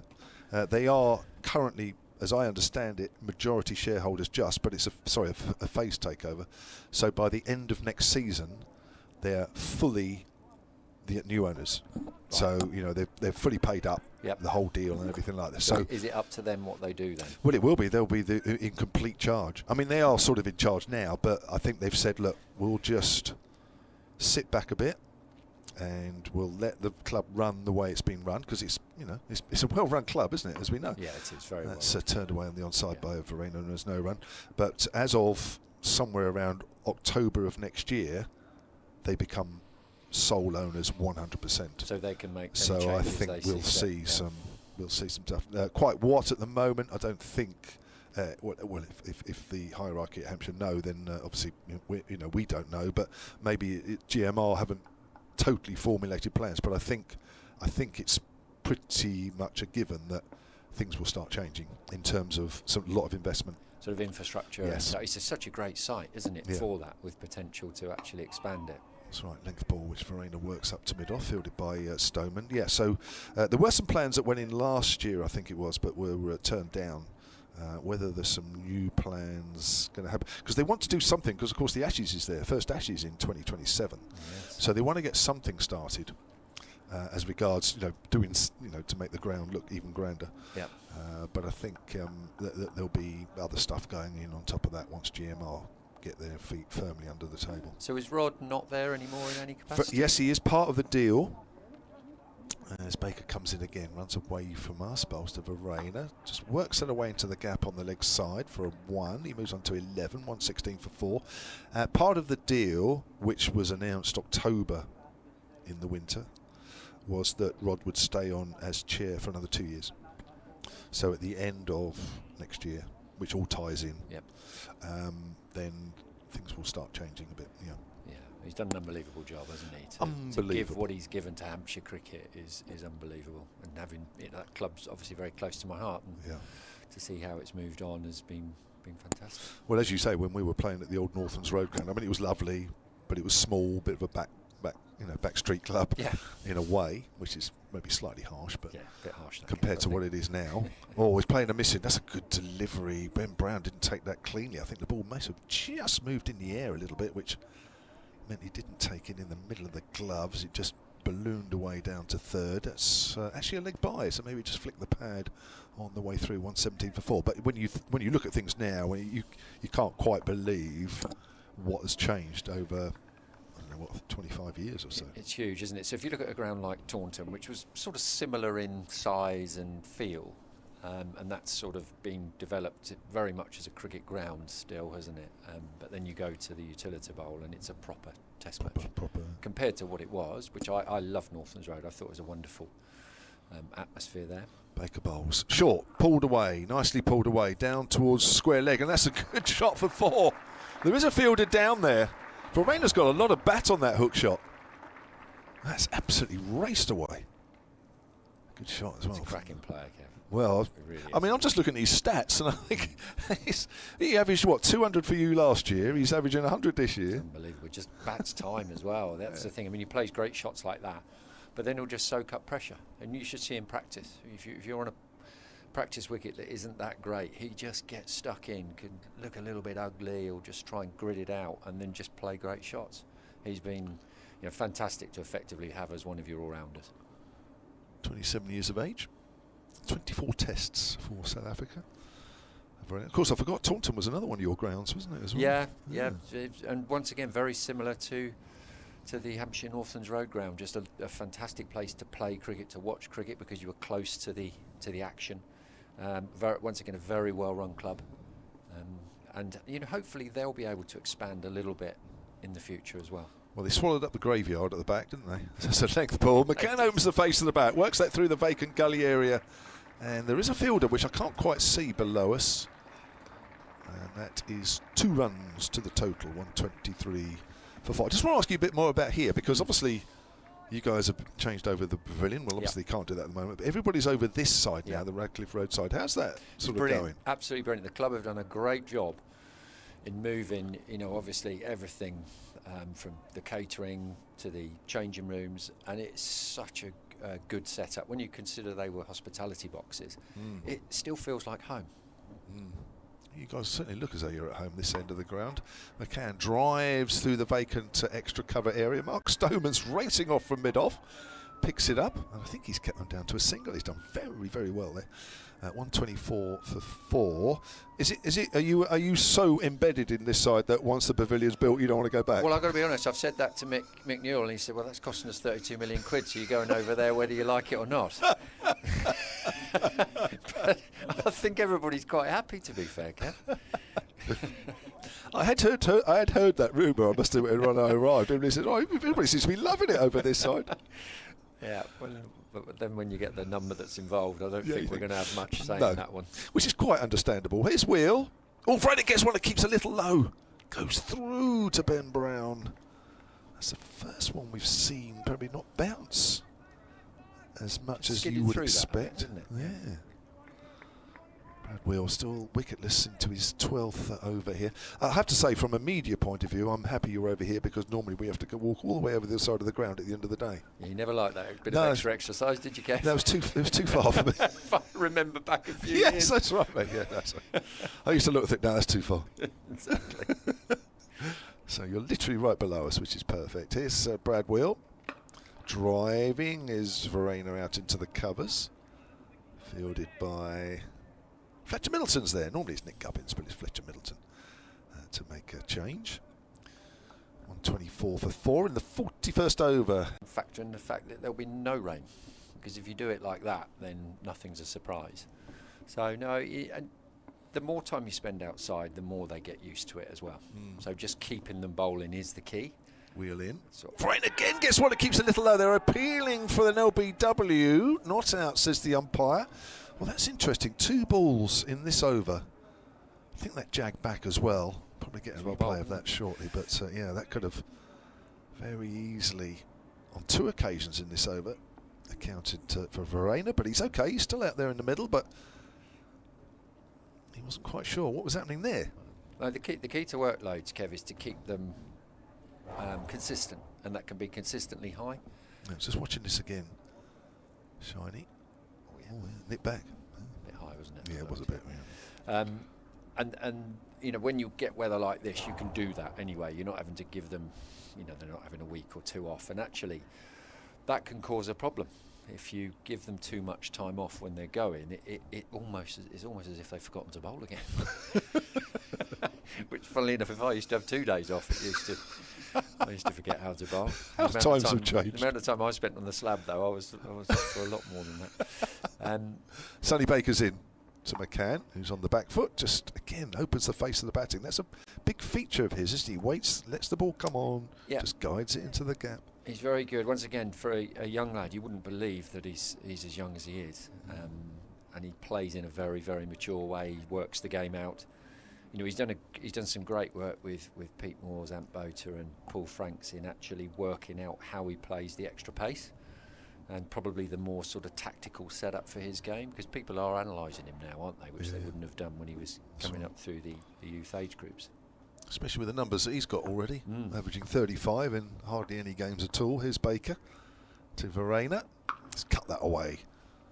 Now to deep cover. Hasn't quite timed that one. James Fuller's out there away to our left. 126 for 4.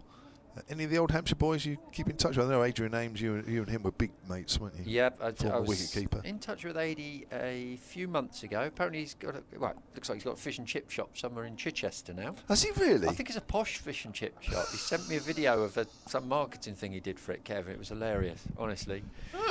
You know, Adi, the caricature of himself. But no, he was really happy just listening to him talk at me for the whole time. He hasn't changed. No, but you know, what a character. Yeah, What an amazing character. And then I was obviously down for that second team game, and I saw Tony Middleton. Yeah. I mean, Tony was the first face I ever saw in 1986 when I turned up at the car park. And, you know, as a 17-year-old, very, very nervous. And he first of all came up, and first of all he knew my name. He said, "Hi, Kevin Shine." He came in and he just made me feel welcome, which was lovely back in 1986. It was a different world. And then obviously I had to come and meet people like you, Kev. That's right. Made me very nervous. Yeah, that's right. Obviously. That was the whole intention, was to make you feel as nervous as possible. And just put me down as low a rung as I could possibly go. But I'm glad it worked. It did. It worked beautifully. But it was a tough school, but it was it was a good school. It was a great place to be. I mean, to be honest, the 8 years I had there, obviously the characters that you met, the games that you played, it was a fantastic time to play cricket. Yeah. Good time for fast bowlers with all the West Indies, and you were up there as well for a while. When my sort of arms and legs stayed attached to my body. But when we obviously got to, we were so privileged, weren't we, to play with Malcolm Marshall, you know, he's still the best ever. Did he help you quite a bit when you were there? Did he? Oh, Kev, he was brilliant. Here's Baker. Forward is Macan. Sorry, it just goes out to point for a single, 127 for 4. To the point that when I played a lot of games with him, he would always say, "Which end do you want?" Which is amazing, you know, the best bowler in the world. Yeah, he did. But he also used to caveat it with, "But if you don't do it right, you won't get choice of ends."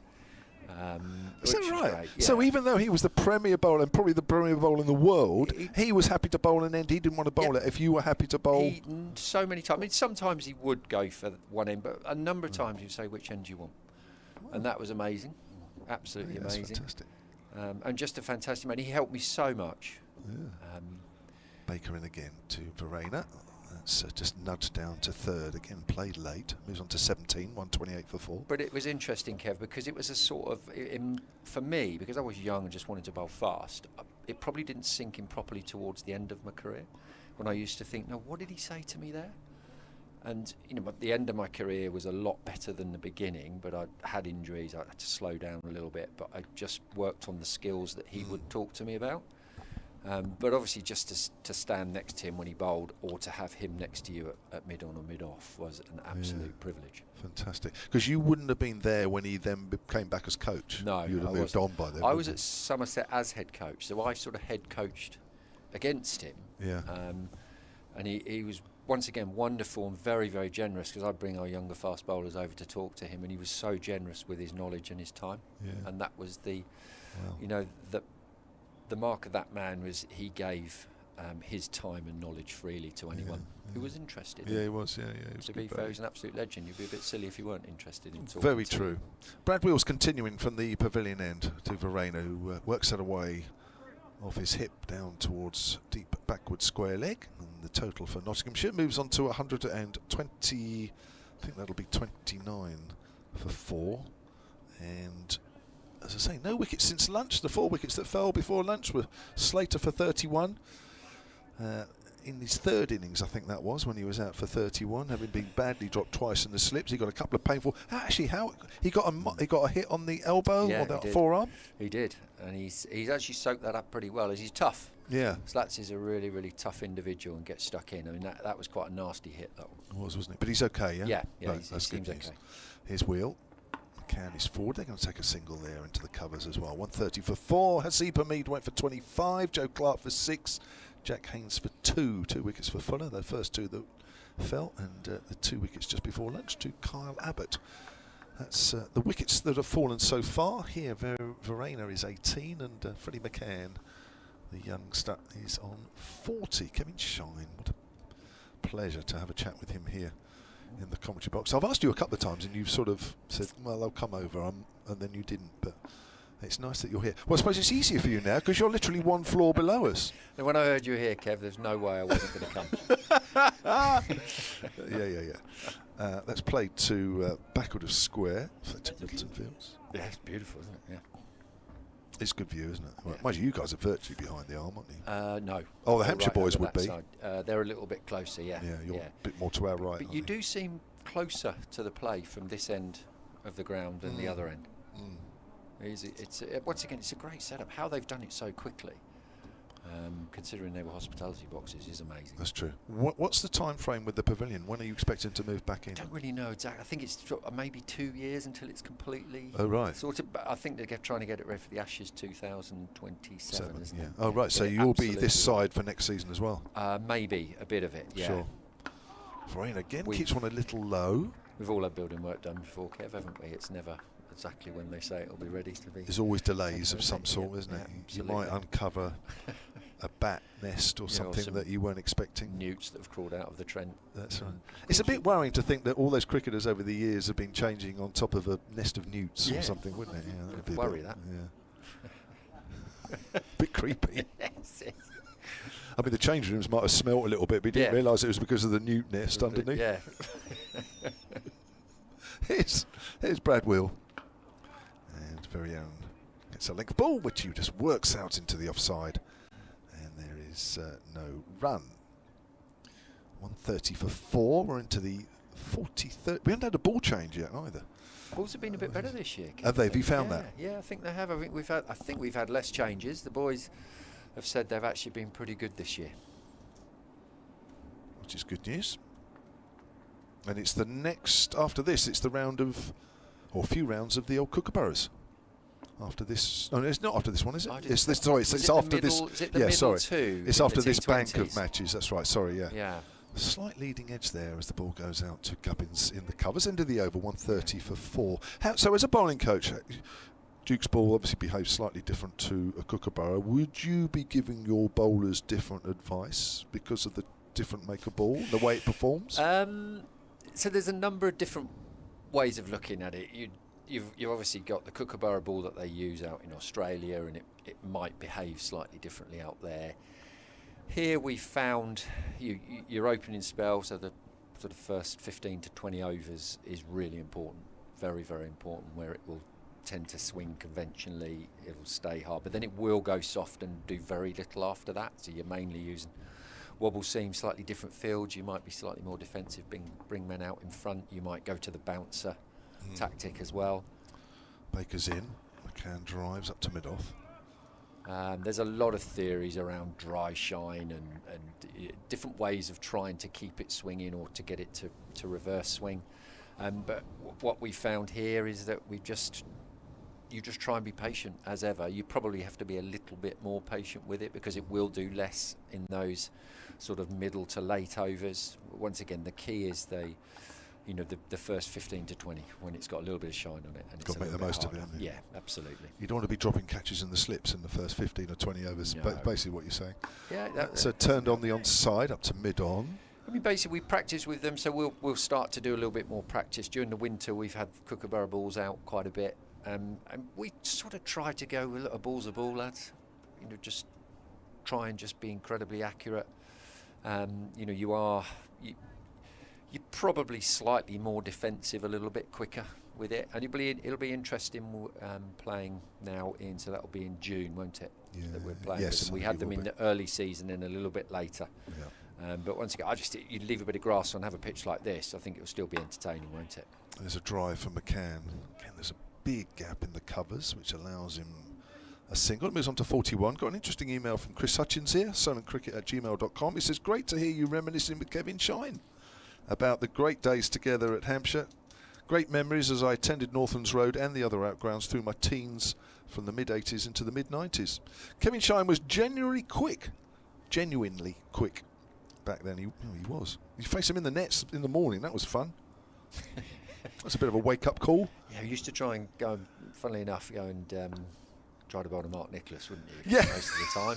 I noticed you always bowled a little quicker to the captain. Well, I do remember Peter Sainsbury, God bless him, wonderful, wonderful man.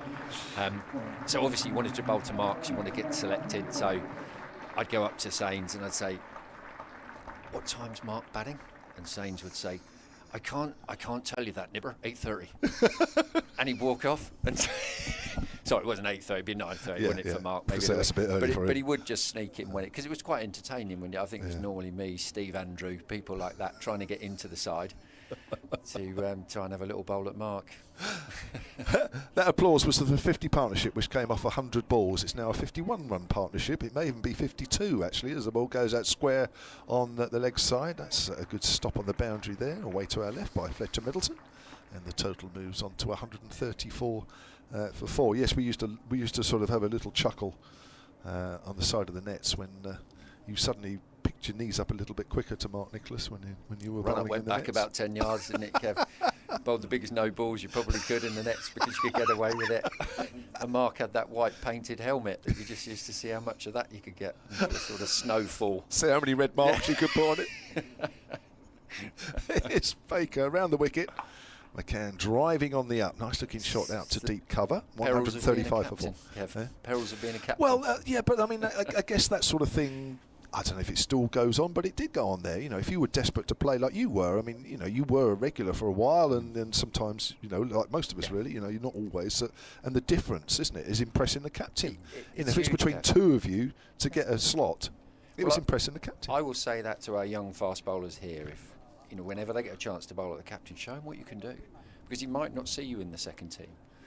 And one good thing, well, I thought Mark was excellent in that he did always communicate to you. So when I wasn't playing, he'd always sit me down and say, look, quite simply, you're not bowling in the right area for long enough. Go away in the second team and get some wickets.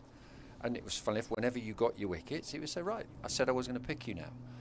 You know, and as a young player, you want chances based on consistency. And that's what I think Mark was actually very good at, was saying absolutely why I wasn't in the side and what I had to do to get in. Yeah. And you just wanted that clarity.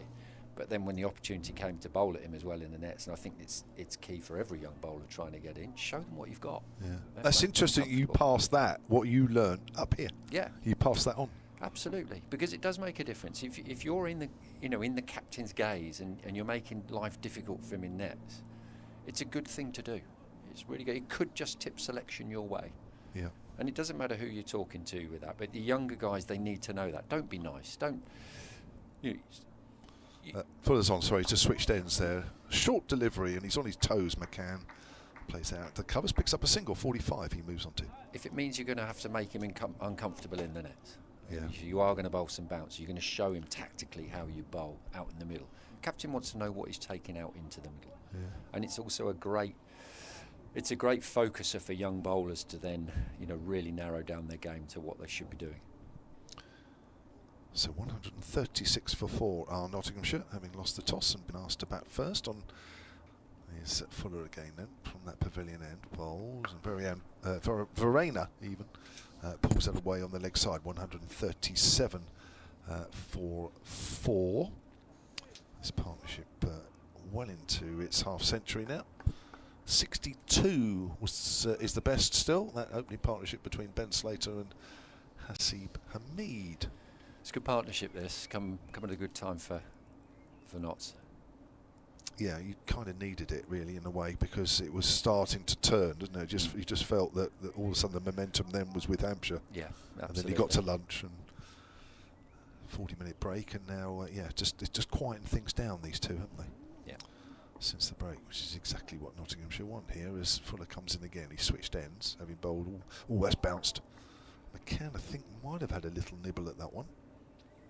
He's on 45 from 79, a young 20-year-old. Yes, that's just going back to the captaincy thing.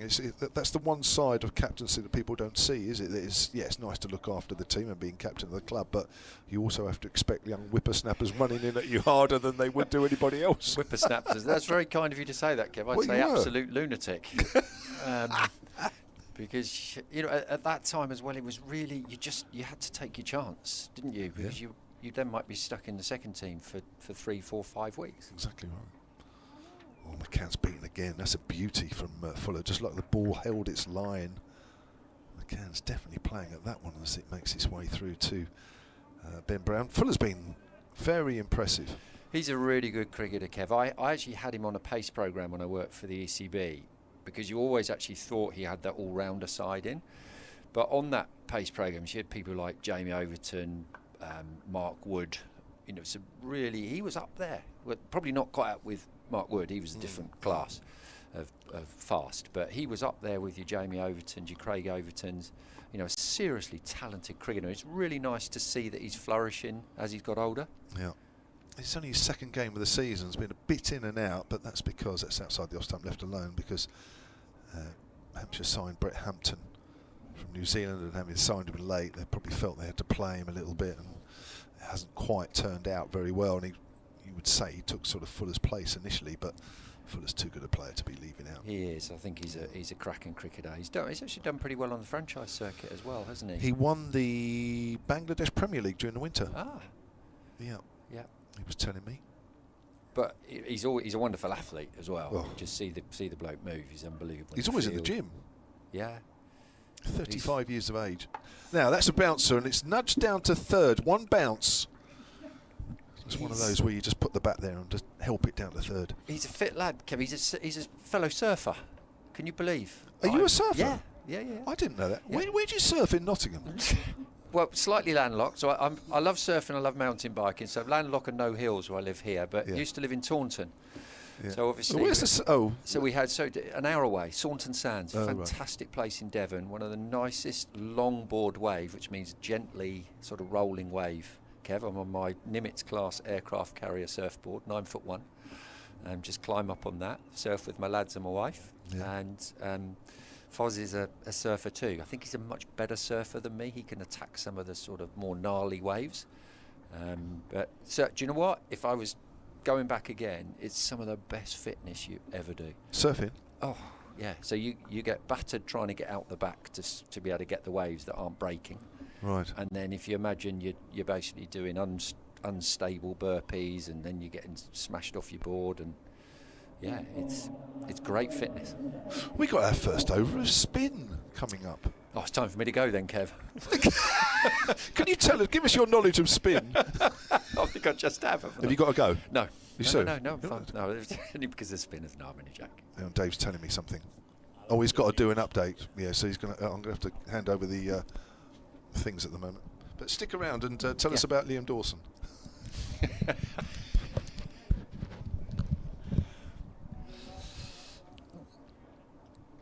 So it is going to be Dawson from this end, the Radcliffe Road end. We're still a few minutes away from 3 o'clock. You'll get a blast of the Radio Nottingham news in your ear in a minute, Kev, or when we hit 3 o'clock. So it is going to be Dawson, so a change of field. Saunton Sands, so you'll have gone through Braunton many, many times to get to Saunton Sands, my old club. I used to play at Braunton. Beautiful club, isn't it? With Mark Lathwell. Yeah, I used to get changed next to Lathers when I was at Somerset. I used to play for Braunton Open with him. Yeah, he was talented. Certainly was. 138 for 4. So here is Dawson, his first ball of the match, left arm round the wicket, bowls to the left-handed Freddie Macan, turns it on the leg side, and there's no run. And it's 138 for 4. We're nearing the halfway stage of the day. This is the 46th over. You've been out all day, not lost the toss. We're invited to bat first as this goes along the ground outside the off stump through to Ben Brown. Took that very low down. Kevin Howells, Kevin James, Dave Bracegirdle with you today. We've got Kevin Shine as well, all the Kevs today. as Dawson tosses this up and it's defended. He's so accurate, isn't he? Liam Dawson, terrific cricketer. He has. Now, he should have played more for England than he has. Well, I was just going to say, as Jamo was reading from a correspondent earlier, saying there were strong vibes that he might return to the ODI side this season as this has turned onto the leg side. He's a fabulous cricketer, isn't he? Likes his darts as well, so there's not a lot wrong with that. Does he serve?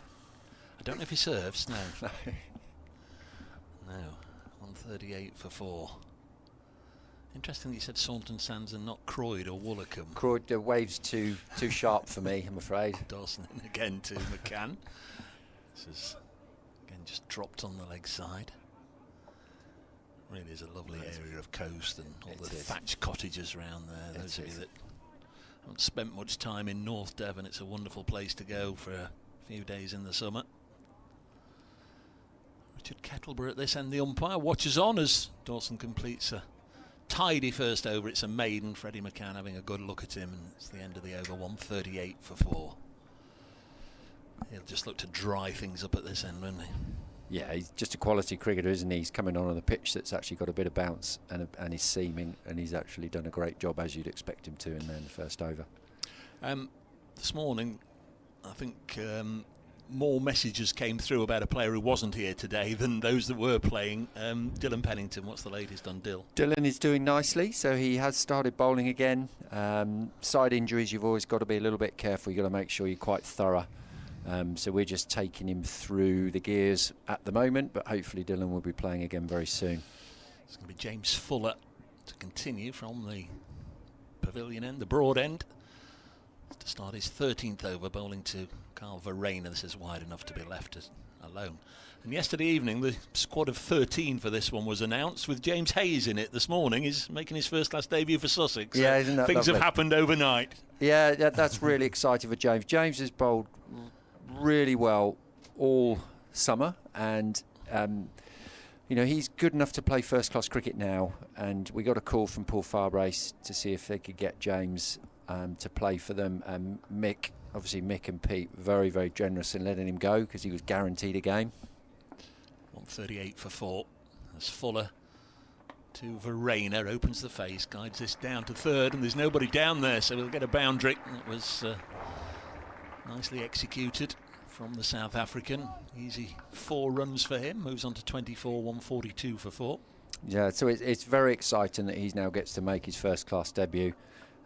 Shame it's not for us, but we're a very, very strong side, and James has got to fight to get into that side. But the experience he'll get at Sussex will be fantastic for him. So was that a specific call? We wonder if James Hayes is available, or can you help me out, guys? Have you got anybody that can get down to Hove as Fuller is in and bowls, and again cut away onto the offside by Verreynne, only a single? Had they specifically seen enough of James to request him, yes. Or had you spoken to him about him? They saw him bowl at Welbeck last year in the 50 over competition. James Kirtley, their bowling coach, was impressed with him there.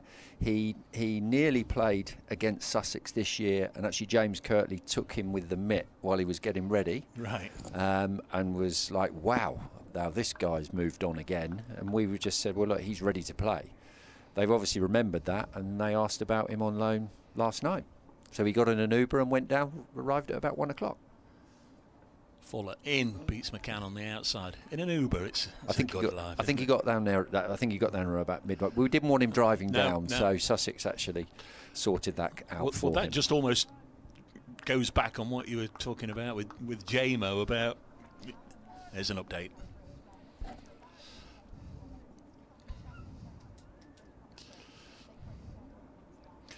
Been a good afternoon so far for Nottinghamshire. Not lost a wicket since lunch after those 4 went down in 20 minutes or so just before the interval. 143 for 4. Freddie McCann, the 20-year-old, is 46 not out, with him Carl Verreynne, who's on 25. Notts 143 for 4. Latest delivery's been taken low down by Ben Brown. 143 for 4. Bring Jamo back in just a moment. Where were we before we were rudely interrupted? We're halfway through a conversation about James Hayes. Yeah, you'll still hear the news in your ears for a moment, but you're all right to speak. It goes back to your conversation with Jamo about running in and hard at your captain, at whoever it may be, as this is pushed into the offside, because you don't know who's watching and who might be impressed. And that would be an example then if James Hayes has run in and impressed Kirtley. Yeah, I think that makes such a difference for any young fast bowler. You don't know who's been watching, and just the fact that he spoke to him as well at Welbeck and then bowled through to the mitt the other day, they remembered him, and brilliantly they've decided to take him on loan. Where did he play last year? He played at Welbeck. He played at Rugby School, was it the other one? Yes, that was it. Yeah. You know James, he's a very friendly guy. Yeah. He went and spoke to obviously James Kirtley because he was an established fast bowler, a very good fast bowling coach, and he wants to learn. I just have to ring Radio Nottingham in a second and get the music out of our ears. So this is perhaps a good juncture to do it. We'll bring Jamo back in, unless you're ready for a break. Are you all right? We're working the old boy this afternoon. You all right for a...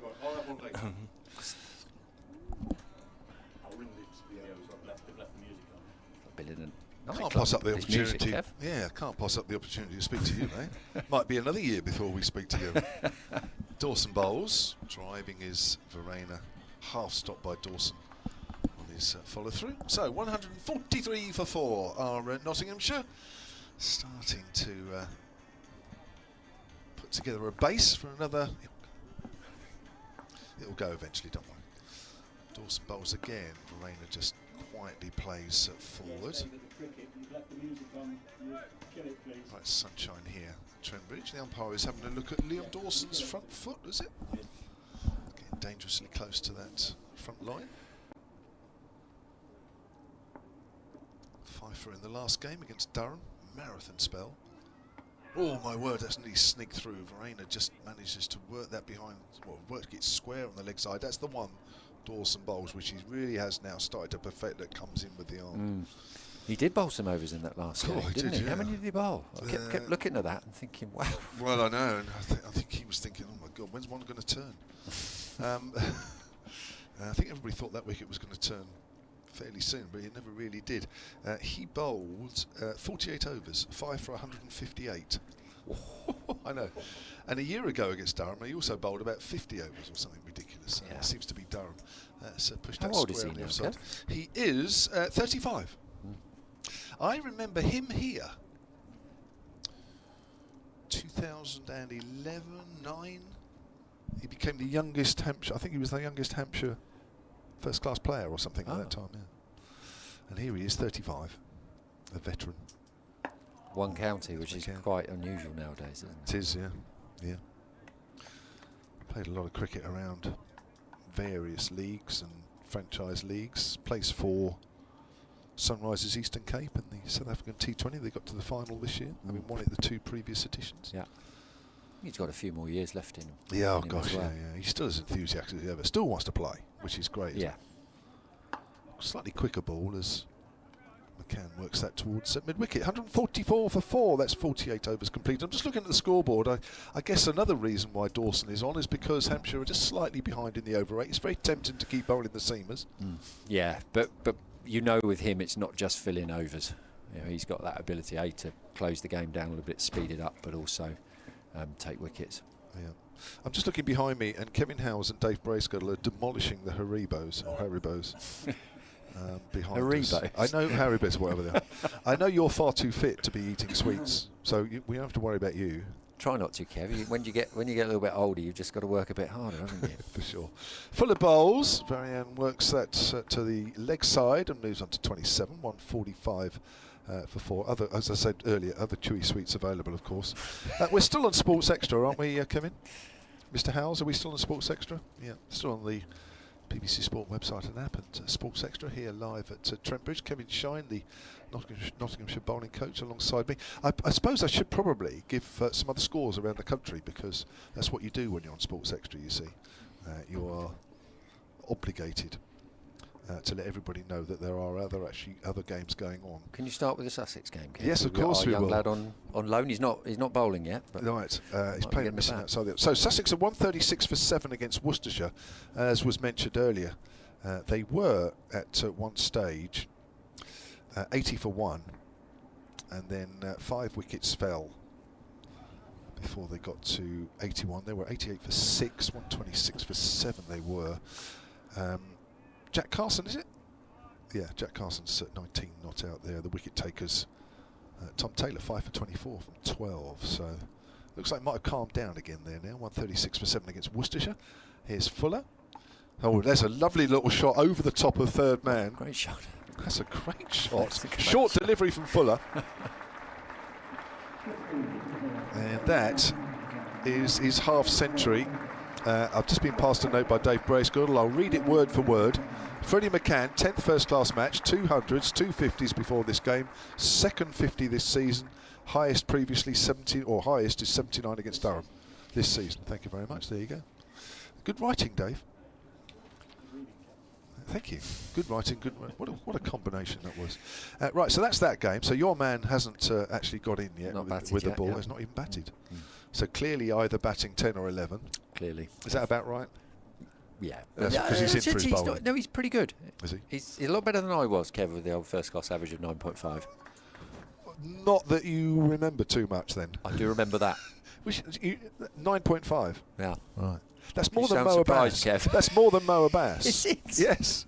I couldn't get it to 10, Kev. I was absolutely gutted. Did you not? No, I wanted that double figure. Oh, well, 9.5. As I say, 9.5 is more than Mo. So I know how you bat. You knew how you bat. So now that gives you an example of how Mo bats. Oh, okay. Okay. But of course he's not in for his batting. No. Here's Fuller. Length ball. Macan is forward. Right, the other games in Division 1. Essex, Yorkshire. Yorkshire 128 for 3. Adam Lyth made 58. Wharton is 28 not out there. Johnny Bairstow 2 not out. Worth keeping an eye on that one. Hasn't really got a big one yet, is he? Not yet. No, he will do though. Yeah, somewhere along the line. We're waiting for that innings. Wicket shared there a little bit. Shane Snater's got one. Rajitha, that's the Sri Lankan overseas, isn't he? He's got one, and Critchley, the leg spinner's got one as well. Here's Fuller, bowl, short, and that's nicely played away down to fine leg. There's nobody that fine. And that's going for 4 more. It moves on to 54, does young Freddie Macan, and it's 150 up as well for Nottinghamshire. They move on to 153 for 4. Warwickshire, Surrey. Warwickshire 189 for 2. Surrey are not finding it all their own way this year. 86 to Yates at the top of the order. Rod Latham, the New Zealander. Yep. He's 47 not out. I used to play with his dad. I mean, that shows you how old I am. Yeah, you are old, Kev. And Sam Hain is just walked to the crease there. He's 5 not out. So no Worrell playing for them. Oh, is it no Worrell? Did you see him bowling leg spin the other day? No. I think I was down at Hove. Really? Yeah, I watched on the camera. Oh, there was a couple of clips on social media. He's actually quite a good leg spinner, as well as being a very good seam bowler. It's played on the leg side by Verena, and there's no run. So those are the situations in Division 1. Division 2, Glamorgan are 202 for 4 against Kent. Tribe made 94 there. Colin Ingram, 8 not out. Watch him. He's not slow. As it's pushed out on the onside, he'll play a few shots while he's out there. Very entertaining indeed is Colin Ingram.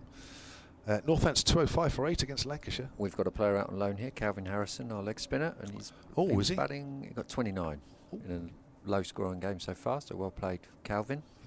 Lewis McManus, formerly of Hampshire, 49 not out. So, so is that his first game on loan? No, he's at probably 3 now at least. I would have thought. All those games are available via the BBC Sport website and app. There'll be commentary teams relaying the action as we speak. Forward is Verena, back to Dawson. 153 for 4 here at a sun-drenched Trent Bridge. Just a slip and a leg gully. That's an interesting one. Is that because of the bounce? One that slides on a slide little bit, yeah. Dawson bowls. Verena comes down the wicket, just turns that away to mid-wicket, fielded by Brad Wheel. Just there for the little nudge, which he can't keep down. A leg slip. Other than that, a pretty standard field for Dawson. Nobody out on the sweep though, deep. That's cut away. There was a man deep at cover though. That's where that ball's ended up. That's James Fuller having a little chat to the support staff out there in the deep, and that's the end of the over. 154 for 4 with Macan on 54 and Verena on 28. Good partnership. Really good partnership. Just what Nottinghamshire needed, really. Yeah, absolutely. I mean, at lunch, you'd have to say that Hampshire were probably on top. Wicket definitely did a little bit, but we had a couple of catches dropped. So this is a fabulous partnership in the context of the game. Interesting what we saw this morning and the way things are going this afternoon. Wicket could have fallen at any time this morning. Now things are just a little quieter, and some good batting between these Nottinghamshire pair. Fuller to start a new over from the pavilion end. 2 for 51 from 14. That's nicely played off the back foot by Verena, out to deep cover. I think here now we're going to see, as you were saying earlier, we're going to now see the batting start to get on top because it's still coming on nicely. Yeah, and you know that if you can get through that first session, and obviously we got through it, 4 down, but we got through it, and now the guys are actually starting to just get a little bit on top, but there's still a ball in there, we can see that, but it looks like they're going to some slightly different plans. You know, to Freddie, obviously they've obviously tried the short ball for a little bit. Fuller's got a sort of semi-short ball field set, but I think Freddie's actually soaked that up really well up to now. Left-hander facing once more. Fuller's in, right arm over. That's nicely, a bit of shape on that one. So that's turned away on the onside. Fuller, because he's got that lovely action, he will from time to time still get a bit of shape even with an older ball. Yeah, he's skillful, Fuller, and he's a lot quicker than you think because he's got that sort of languid, rhythmical run-up, hasn't he? But a very strong guy who'll just keep bowling quick all day long. 2 for 53 into his 15th over now, James Fuller. So we're into the 51st over, so that ball will now start to feel soft in the hand. But it is still swinging, Kev, as you said, that last ball. Definitely still getting that to swing. It feels like it's not an abrasive surface either. That's worked away square on the leg side by Verena. Moves on to 30, 157 for 4. There's a decent bit of grass on there, and this would be, for me, you know, you hear people talk about a wobble seam or swing. You know, this for me is swing. Because the ball will, if you actually kiss the surface, you'll get good carry, so you actually want players to commit to a shot, then you get obviously your edges. But you know, for me this morning it was about swing, and it definitely looked like it was swinging up. Yeah, it was, wasn't it? Yeah. Hard work for the batters. Yeah. You felt for Hamid and Slater at times because they're both very good players. Of course they are. You've got to take your hat off to opening batters. Yeah, I was going to say that was about as hard as it gets. Yeah. Forward is Macan, out square on the offside. It's a mixture of good technique, but a little bit of luck. Yeah. Maybe a bit more than that actually this morning. I can remember actually when I was head coach at Somerset a long time back, a guy called Peter Bowler, who fantastic opening batter. We actually said, Pete, look, you're getting a little bit older, and we're just going to drop you down to number 5. He actually came up about 6 games in and said, do you know what, I just want to thank you because my thigh pad now isn't getting smashed to pieces the whole time, which is what happens when you get a brand new ball coming at you the whole time. He said it's so different coming in at number 5 with an old ball and more tired bowlers. That's a length ball, played back to the bowler by Macan. Of course, you forget when you get hit, the ball's harder. It is, and it's jagging quickly, isn't it? And you've got generally your fastest bowlers are on as well. They're fresh. I mean, I know I used to bowl with a new ball, and it just did it so much quicker. You were fresh, and you have to take your hat off to opening batters who just have to face that time and time again. 2 innings a game, and they are definitely a specialist batting position, aren't they? Hamid came into this game averaging over 100 this season. Oh, he's had a great year so far. Length ball, Macan is forward. That goes out into the covers, fielded by Liam Dawson. And that's the end of the over. 157 for 4. Kevin James and Kevin Shine with you currently on the BBC Sport website and app, and 5 Sports Extra. Yeah, and it was this morning, wasn't it? When it did jag, it did go quickly and it bounced. You had no time to react. No, and a great example was the one that Ben Slater got hit on the arm with. I mean, he hardly had time to move. And once again, there's the courage of the guy. He just got stuck in. He obviously they just checked it wasn't broken, and he just got back on with it, which it shows the courage that these lads have. Yeah, I don't think anybody would have been surprised if he'd just sort of gone off at that point, because that was a full-on. Yeah, he's tough Chesterfield lad, isn't he? He wouldn't do that. You make them tough there. Right, 157 for 4. Here's Liam Dawson to start his fourth over. He has none for 2 currently. He's taken the leg slip out as that's cut away, and it's half stopped at backward a point by Mark Stoneman, who runs after it to the far end of the ground. They'll have 2. 159 for 4. No turn yet for Liam Dawson. We're not expecting to see any turn. We'll be very surprised if there is. Wicket's still a little bit green for that. Does it turn here much these days at any point in the game, does it? It can do. You'll get a little bit probably on days 3 and 4. Okay. We've obviously had Farhan, Ahmed and Liam Patterson-White came in the last game. Okay. That's half stops at mid-wicket. No run. Hampshire, of course, will be batting last on this pitch. Yeah, and they'll, to start with, they'll try and do what Liam Dawson's doing here, which is take control. Yeah. Bowls again on the back foot there. Verian works it square on the leg side where there's a gap. Round comes. You guys have played a lot of games at home already, haven't you? Yeah, we have. I think we've got a couple on the road coming up. We've got Durham and Yorkshire coming up, and then it's into the T20s. 3 out of 4 before today. We're all here. Do we play you in that Kookaburra game? Kev? You might be doing, actually. That's turned away to mid-wicket. You come down to our place. Is it in the middle of the T20s? Yeah, July the 22nd. So is that the first might be day. a Kookaburra game. It might be, actually. Kev, that's a very old styley diary there. Yeah, well, I'm an old style bloke. You are. We could discuss it. I think you'd need some pictures to show that, Kev. Well, do you know what? I still find it much easier just turning a page and then seeing it all there. Kev, it's lovely to see. It is really nice to see. You are showing your age. Well, thank you. It's wonderful. Other people say that I look good for my age, but I know you're more down to earth and a bit more direct. To be fair, you haven't changed, Kev. I'm not sure that's a compliment for when you were playing. to wipe it on at this no run. 160 for 4 at the end of that Liam Dawson over. So if I was to present you with a full calendar and all the fixtures, men and women are in there, and the 100, how would you go about looking? You'd have it on your phone, wouldn't you? It's on my phone and my iPad. Is it? Yeah, all in there. Right. Just so I can sort of pick it out any time. You're not taking that down the pub or out with your family, are you? Not my A4 diary. No. No, that's true. But colour-coded as well, Kev. You've got your 4-colour biro. Yeah. That's proper Christmas present. Love that. You're an easy man to please for Christmas presents. Then. Can you pay me one compliment? Just give me a few minutes, Kev.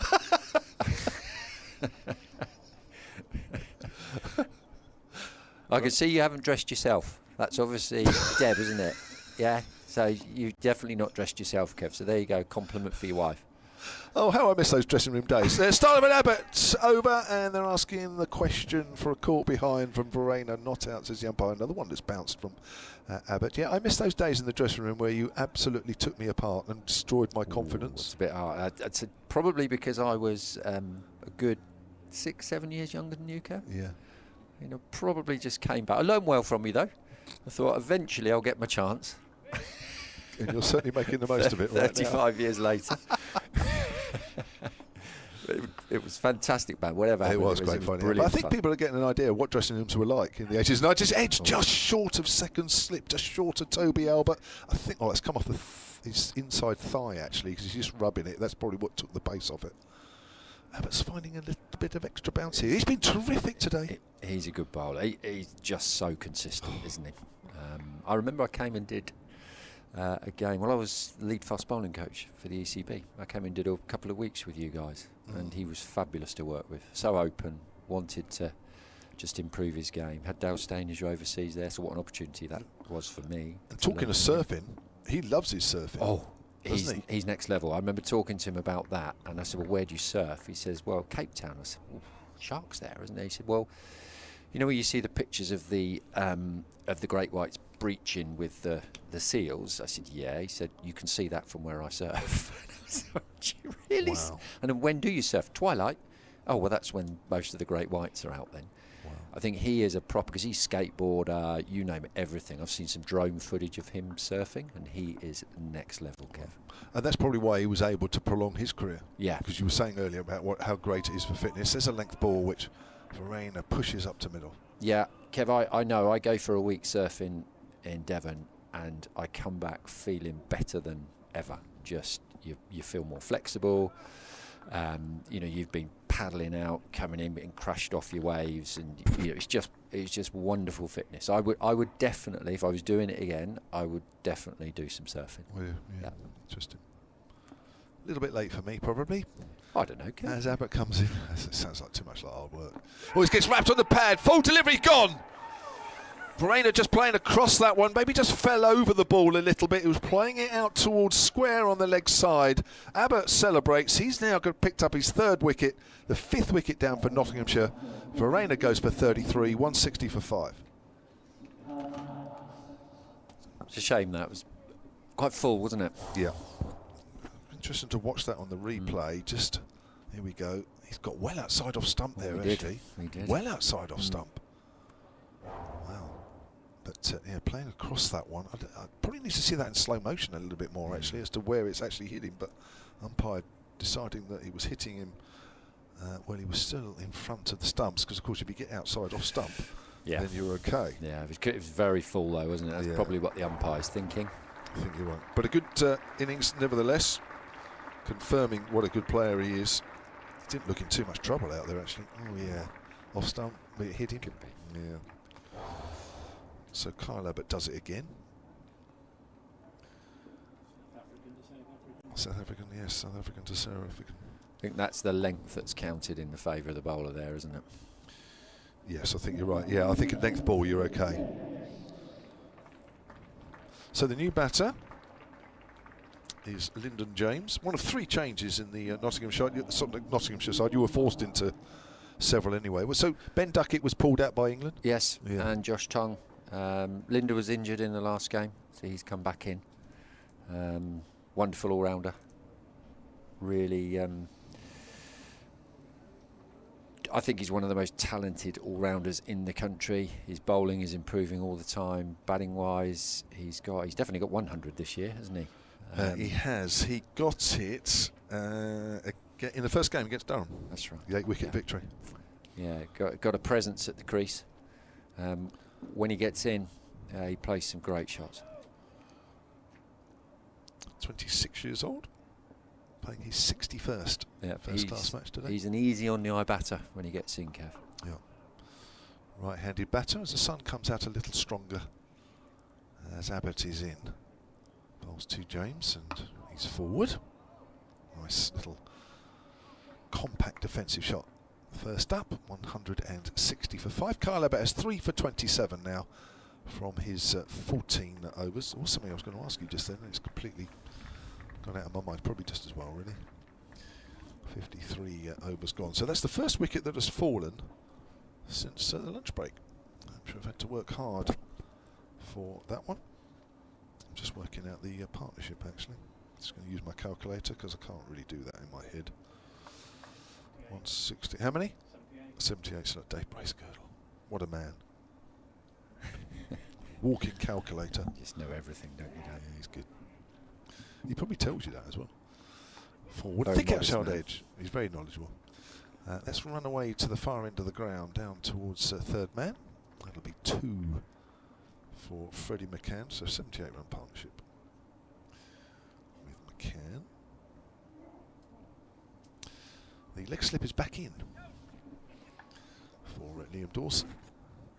So it's a slip and a leg slip. Oh, it's not. No, he's moved. It's going to be a slip. It's going to be 2 slips. Little slider to the left-hander. It's got to be that slider. There's this for the slider.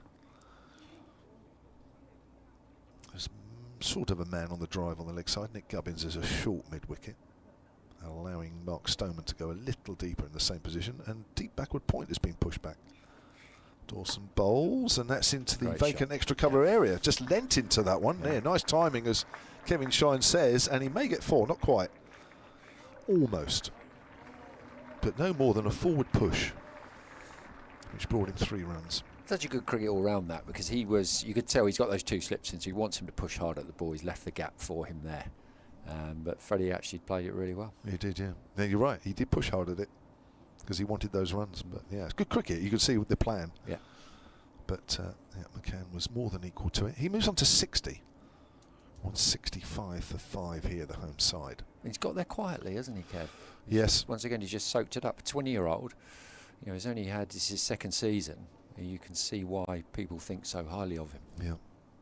It's handy having a left-hander as well, isn't it, in your side? I'm just trying to think. Ben Slater, of course, you've got. So it's Ben Duckett when he plays. Yeah, and Liam Patterson-White. And Patterson-White, of course, yeah. It's nice to have that mix, isn't it? Yeah. Now, we've got a short leg coming in. Fletcher Middleton's just run off below us to fetch a helmet. Making his way back to the middle. So he'll go in at short leg. Just waiting for him to get into position. Slip for Dawson. And that short leg. Dawson coming round the wicket to Lyndon James. Bowls, and James is off the back foot. Nicely stroked, just wide of extra cover. And he's off the mark, 166 for 5. You were a fellow left-hander, weren't you, Kev? Yes. And you also bowled left arm, but you threw right arm. Yes. Talk me through that. Well, What sort of gene pool did you come from? Oh, a lot of people have asked that question. Where did that come from? Obviously, very similar to Samit Patel. Was he? Does he throw right? Yeah, yes. Yeah. Threw right, bowled left. We were about the same pace. Yeah, that's true. Push back to the bowler. I was hoping you'd say at least a little quicker, but you didn't. You had Kev, your opportunity. You couldn't be faulted for the effort you put in and the grunt at the crease. It just didn't quite leave your fingers as you wanted it to, though, did it? But you did swing it, or was that more drift? Well, lovely shot through the back, off the back foot through the covers. McCann will pick up one more, 61. He moves on to 167. People are now knowing what I put up with in the Hampshire dressing room for so long. You had Alan Lamb on toast, though, didn't you? Every single time. Yeah, and it's a wonder how I lasted as long. Thick skin, Kev. That's one thing you did have. Well, everybody has to. I mean, exactly. To be fair, in professional sport, you have to. And you did it at that time, to be fair. Thank you. That's the first compliment you paid me It in the is, hour you've been on. It was coming. It was coming eventually. It's played back to Dawson into the over. 5 overs, none for 12 for Liam Dawson. 167 for 5. Did you play in the India match? Nottinghamshire. Did you play in the India match? With Kev? Yeah. I remember playing in the West Indies game. No, in the India game. Yeah, no, I know where Dave's going with this. The 1996. Were you still at Hampshire? No, in I'd gone to 96? Middlesex. No, you'd moved. Yeah, that's right. I remember. God, Middlesex as well. Yeah. I forgot that. I know. I can't keep you and Mark Stoneman. I can't keep up with all the counties you guys I've play. got 3 jumpers, Kev. Haven't I? So, Hampshire, Middlesex, Somerset. Somerset. 3. Yeah. I forgot you'd gone there. I know. It was a bit of a short interlude. Was it? One. Yeah. But I still enjoyed it. Fantastic club. Totally different to obviously Happy Hunts. Yeah. But a wonderful experience walking into that dressing room with Mike Gattin, John Embury, Desmond Haynes, Mickey Rosebery, to name but a few. It was a totally different atmosphere to Hampshire. But to McCann forward, I think that would have been a little hopeful to get an LBW decision with that one, but there was initial shout. Because you started at Middlesex. I started at Middlesex 80 to 85, and then went down to Hampshire. Different dressing rooms, weren't they? Oh, 100%. Brutally different. Yeah. Middlesex was a tough one when I was there. That was a tough one. My word, that was tough. I honestly thought, well, God, crikey, this is a bit different to Hampshire. Well, I think people are getting an idea about how hard it was at Hampshire with what you're saying, and yet they're thinking Middlesex harder than that. Oof. That's pushed up to mid-on. we say it's hard. It was actually all great fun. Yeah. You actually learn to look after yourself, especially as a youngster. And I can remember still sat in the dungeons in Northlands Road because you weren't allowed to change where the cap players were. That's right. And there was Quite a right. group of cricketers who went on to be very, very successful for Hampshire. But you basically had to learn to look after yourself. But that didn't mean getting involved all the time. It meant working out how you actually fitted Agreed. into that dressing room. Agreed. Abbott in again to McCann. McCann drives and misses. For the umpteenth time, Abbott gets one past the outside edge.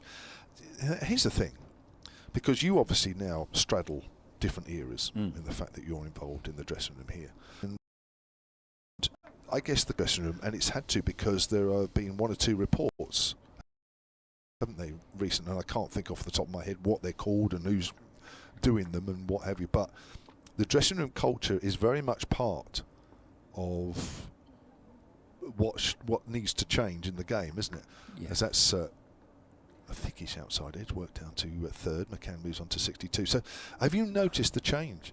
Yeah, The I've way seen people treat each other in the dressing room? definitely. And I never experienced anything bad I didn't. in my time at Hampshire, Middlesex, Somerset. Never. I just remember it with a huge amount of fondness. Really, it was great fun. It was tough at times, but generally everybody wanted you to succeed, and that was nice. But where cricket is now, it is tough. The scrutiny on these guys is huge now, much more than when we played. Abbott to James. James edges. Oh, and I think that's another drop. That third slip, tough one. James Fuller diving to his right. The ball just about carried, I think. We need to see that again. Yeah. Did you think that carried? I think it did. It would have been a tough catch. That would have been hard. So the scrutany's a lot tougher. Look at this now. We're watching a live stream, and that's sort of test match quality pictures we're getting there. And feeds are obviously coming in. People can comment on the games. That never used to happen with us. So it is much tougher. We're getting speeds. The video or everything now, and these guys have got to be able to really James is forward, goes up to mid-off, but cope with the constant scrutiny. That's right. Yeah, you're right, it is different, but I'm just thinking the way guys talk to each other now. Here, we'll just watch the replay here. Kevin Abbott comes in, bowls in. Oh yeah. Couldn't quite get his fingers underneath. That was a hard one. Out of the 3 drop catches and the slips, that's the hardest. Yeah, definitely. Sussex 8 down and he's not in yet. So he's coming in at 11. Yeah. We'll keep an eye on your man at Sussex then. So he's batting 11. He will be. Yeah. Right. What's his name again? James Hayes. James Hayes. Right, remember that. All right, Liam Dawson from our commentary in the Radcliffe Road end to Macan. He's around the wicket to the left-hander. Macan works that away just in front of square on the leg side. Moves on to 63. So 169 for 5. Just going back to the dressing room though, nowadays it's still great fun. The characters you have in the dressing room are absolutely fabulous. They really are. It's a very respectful place and still lots of fun. Dawson, short leg in for James, who flicks that away, gets wrapped on the pad as the ball goes to short fine leg. Even without Fletcher. Yeah, Dave, even without Fletcher, that's right. And Fletcher, what a wonderful person. We still see him around. He's bowling coach for the Blaze, and he'll be a fabulous bowling coach. Yeah, he'll be brilliant. Absolutely brilliant. He was dabbling with the media for a little while, wasn't he, towards the end of his career? So he takes a pace down the wicket, Lyndon James, but just plays it quietly back to Dawson. Yeah, he's a great character, very, very entertaining, but one of the nicest people you'll ever meet, very caring man. And I thoroughly enjoyed working with him when he was here. Is this his first year out? Yes. Or was it year before? No, this is his first year out. Let's drive up to mid-off. He's got his own coaching business now, run from Papplewick Cricket Club. And obviously works for the Blaze as their bowling coach. I think he is going to be a brilliant coach in the future. Yeah. Blaze going well, of course, top of the Tier 1 50 over competition, the women's. That's pushed up to middle. Beat Hampshire here last week. Yes, they did, didn't they? Yeah, they look a good side. Yeah, they do, yeah. Sammy Bowman, I think, with 200s in 2 games. Can't stop scoring runs, can she? Amazing. 169 for 5. We haven't even got Siva Brunt playing. No. You guys are going that well. Still her to come back. Now that's a nice shot through mid-wicket. Now the chase is on here for Toby Albert. Just slides into that ball just before it goes over the rope. A couple more runs for the Nottinghamshire total, and they move on to 171 for 5, and James moves on to 3. Kevin James and Kevin Shine. I can't believe you're still here. You must be enjoying it. I am, Kev. Good. No, it's like being sat in the dressing room again, Kev. It's really, yeah. It's really nice to see you. It's been great. It is, mate. No, it's always good. You watch it differently when you're chatting about the games. A lot of the time, you just, as a bowling coach, you're trying to see what they've done. What have they done really well? Is there anything that we would look to do differently? But actually, here, just watching the game a little bit more widely, it's been good. Liam Dawson's bowling speeds there, just touching the 51 miles per hour mark. Well, there was one at the end there, a bit slower. Here's Kyle Abbott. McCann leaves that one alone. Ben Brown takes it low to his left, diving in front of first slip. So McCann's 63 from 116. Lyndon James 3 from 10. Just that one wicket that's fallen this afternoon. Carl Verreynne at LBW to a full delivery from Kyle Abbott for 33. 160 for 5 the score was then. And that ended a 78-run partnership between for Rayner and Macan. Previously, the top partnership was 62, which was the opening partnership between Slater and Hamid. Abbott in again. Bowls and it's left alone. That's just nipped away a fraction. Abbott again, he's putting in some overs into his 16th. He's fit, isn't he, Kev? He keeps going. He is. He's 37 now. And he's someone who's into all of his, not necessarily the surfing, he's a kayaker, isn't he? So he just disappears with all of his supplies and stuff like that and just kayaks off in crazy places in South Africa. Used to do loves his fishing. Yeah, he's very interesting guy, very nice guy too. I've seen 1 or 2 pictures of him, you know, like they do, hold up the... Have I told you that joke about the one-armed fisherman? As that's pushed away on the offside. This is not going to be great online or for the picture feed because nobody can see me. So the one-armed fisherman, okay, caught a fish that big. You're dead right, Kevin. You need the feed for that. Yeah. Apologies for everybody who's not in the commentary box. I think it just about got a giggle. Just felt sorry for you, Kev, to be fair. Was that not funny? No, it was good. It was really good, but you had to see it, didn't you? Yeah, it's a visual. It's a visual joke. I definitely did. Yeah. When you think about it a bit more, it's even better. It's a slow burner, that one. Here's Abbott. Just nips back a little bit on McCann. Just takes the bottom hand off the bat as it cannons into his thigh pad. 3 for 28 into his 16th over. Kyle Abbott. Just looking at the amount of overs the bowlers have bowled so far for Hampshire. Abbott's bowled the most. Fuller's bowled 15. Brad Will 13. Sonny Baker 7. Probably see Sonny Baker again soon. Only the second time I've seen Sonny Baker bowl. And what did you think? I know it's only 7 overs you saw. I haven't seen it. I watched. Just let you. Yeah, here's Abbott. To McCann. Leaves that one alone. Good leave. Which I think was your first game, wasn't it, where he bowled really well. Second innings looked like it started to reverse. He got Johnny Bairstow out both innings. Yeah, he's exciting, isn't he? Yes, he is. He is exciting. He runs in, he gives it everything. I've heard a lot of really good things about him. I know Somerset spoke really highly of him as well. And he's obviously going to be very exciting in the future. He's 22 years of age, 5 wickets in the second innings against Surrey. It's been his performance of the season so far. And then was he rested for the next game? The ECB said he's got to have a break, yeah. Right, okay. Edged! Oh, I don't think that's carried. That's a great diving effort from Toby. But I don't think that carried. But what to stop. Yeah. Oh, down. It went quick, low. Albert got down in double quick time. I think you can say on that one, he stopped 4 runs. Yeah, definitely. 71 for 5. Abbott still causing problems for the Nottinghamshire batsmen, or batters, as I should say. 39 overs left in the day, which means we are 7 overs away from tea.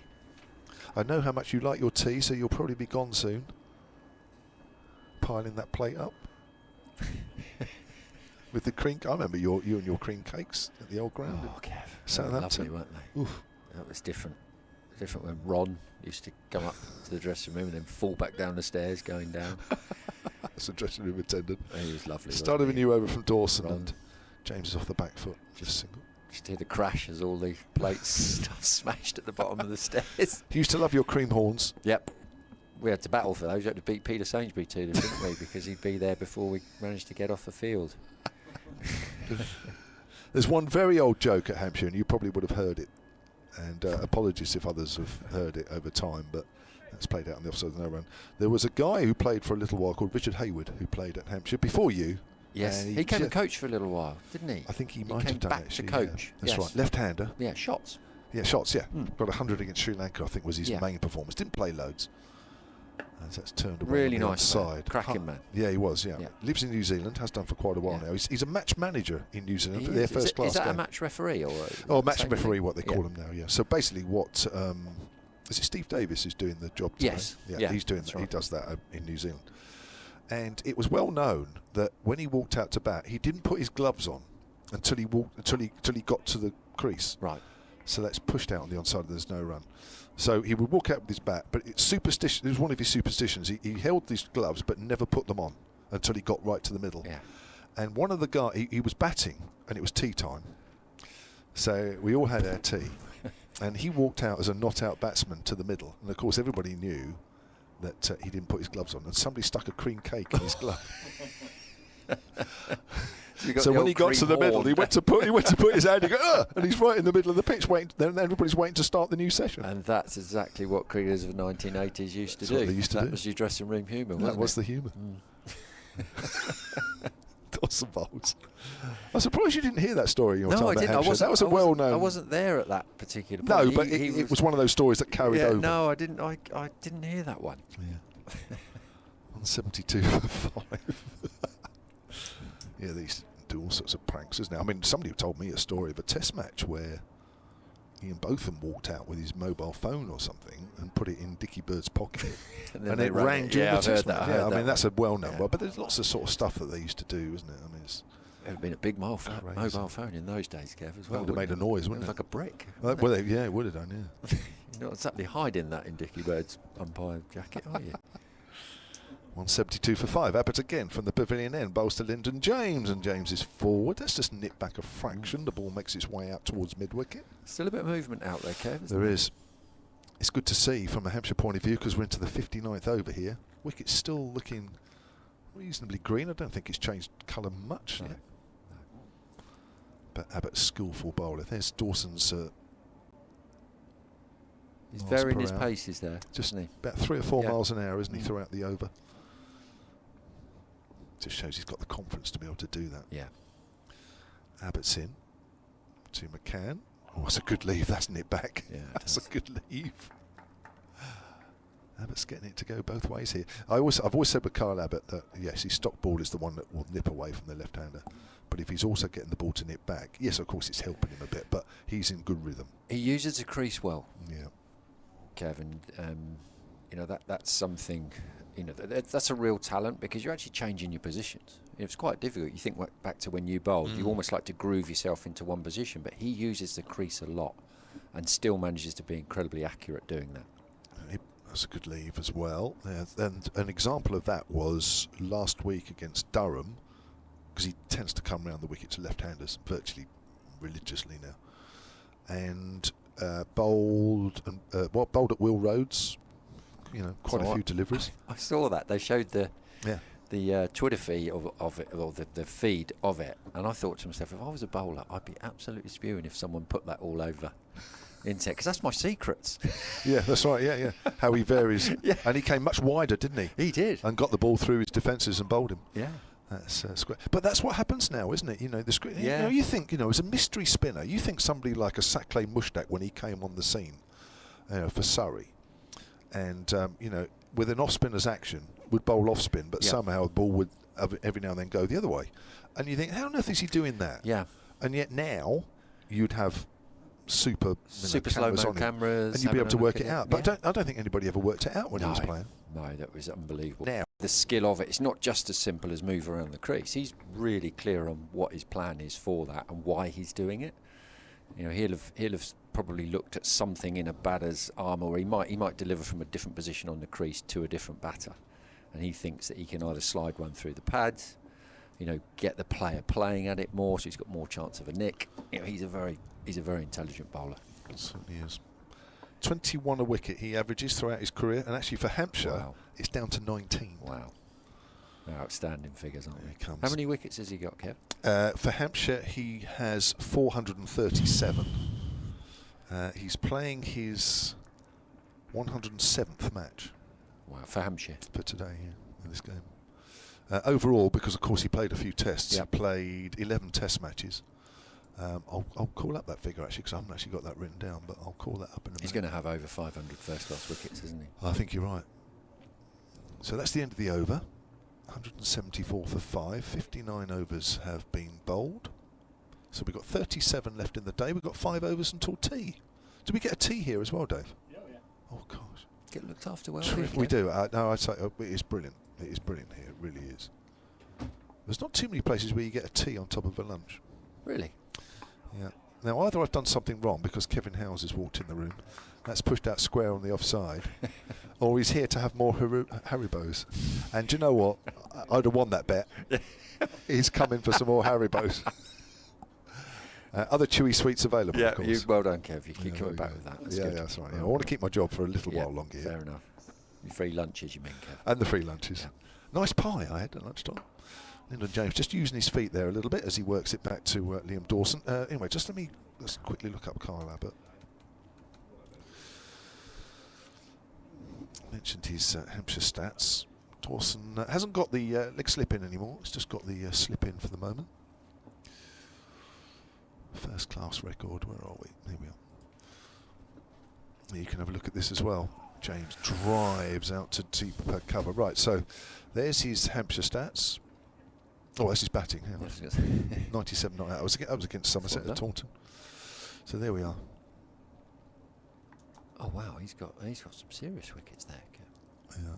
39 for South Africa at 22 apiece. Oh. That's not shabby. You have to say he retired a little bit too early. Well, it's because he came over. Yeah. I'm Riley Russo. 100, isn't it? 149 for the Dolphins at 20 apiece. Dawson bowls again on the back foot. There is James. Just bounces a fraction there as he works it up towards extra he cover. Played for Worcester. Yeah. It wasn't many. He played a little bit. How many games did he play for Worcester? Yeah, he played two first-class matches. Yeah. Bolland he played for. I was just telling Dave actually about the winter of 2022. He played 4 matches for Bolland. Hasn't played much in South Africa for a while now. That's pushed up to deep mid-off to end the over. It's a great record, isn't it? Yeah, overall career record of 21. Wow, that's fabulous. Well, the thing is with Kyle Abbott, and you know as well, that if you bowl at a decent pace, it's okay, but you do need to be doing something with it consistently. So when you're bowling on the flat pitches, which actually tends to ruin your figures a little bit, doesn't it? Yep. He's still got that ball that just nips from time to time, and that's what picks him up wickets when the going's tough. Yeah, and his length's immaculate, isn't it? It is. And you're right. He talking about the fitness and that. The last 2 seasons, he's come back leaner and fitter. So I had a chat with him actually, not very long ago. Once again during that second team game, and he got massively into his running. So he'd started to. I mean, he's a naturally strong bloke, isn't he? He's obviously from South Africa. He's probably been very active growing up, but he's doing an awful lot of running. And we all know, Kev, it's bowling is basically running and then standing in the dirt for the rest of the time. It is, yes. And he said that is what has made a massive difference to him. Yeah. Huge difference. Sonny Baker is on, and immediately he's worked through mid-wicket. Length ball, perhaps a little too straight. Nicely played by Lyndon James. And you're getting full value for your shots here. He moves on to 11, and it's 182 for 5. Sonny Baker, nice little tidy spell from him before lunch. Well, in fact, just the 2 overs. I thought it might have been a couple more than that. Actually, 2 overs, none for 7, but it was a steady spell. Sometimes, or most of the time, see Sonny Baker go full and short, but I didn't think it was that type of wicket. Certainly not then. Slightly shorter this time. James is on the back foot, works it to point. He's energetic, isn't he, Kev? I like watching him. I mean, as I said, this is only the second time I've seen him bowl live, and you can see the potential that he's got. And obviously, working at Hampshire with Pot Welsh, who's a fabulous fast bowling coach. I think it'll be really good for him. And he's a good lad.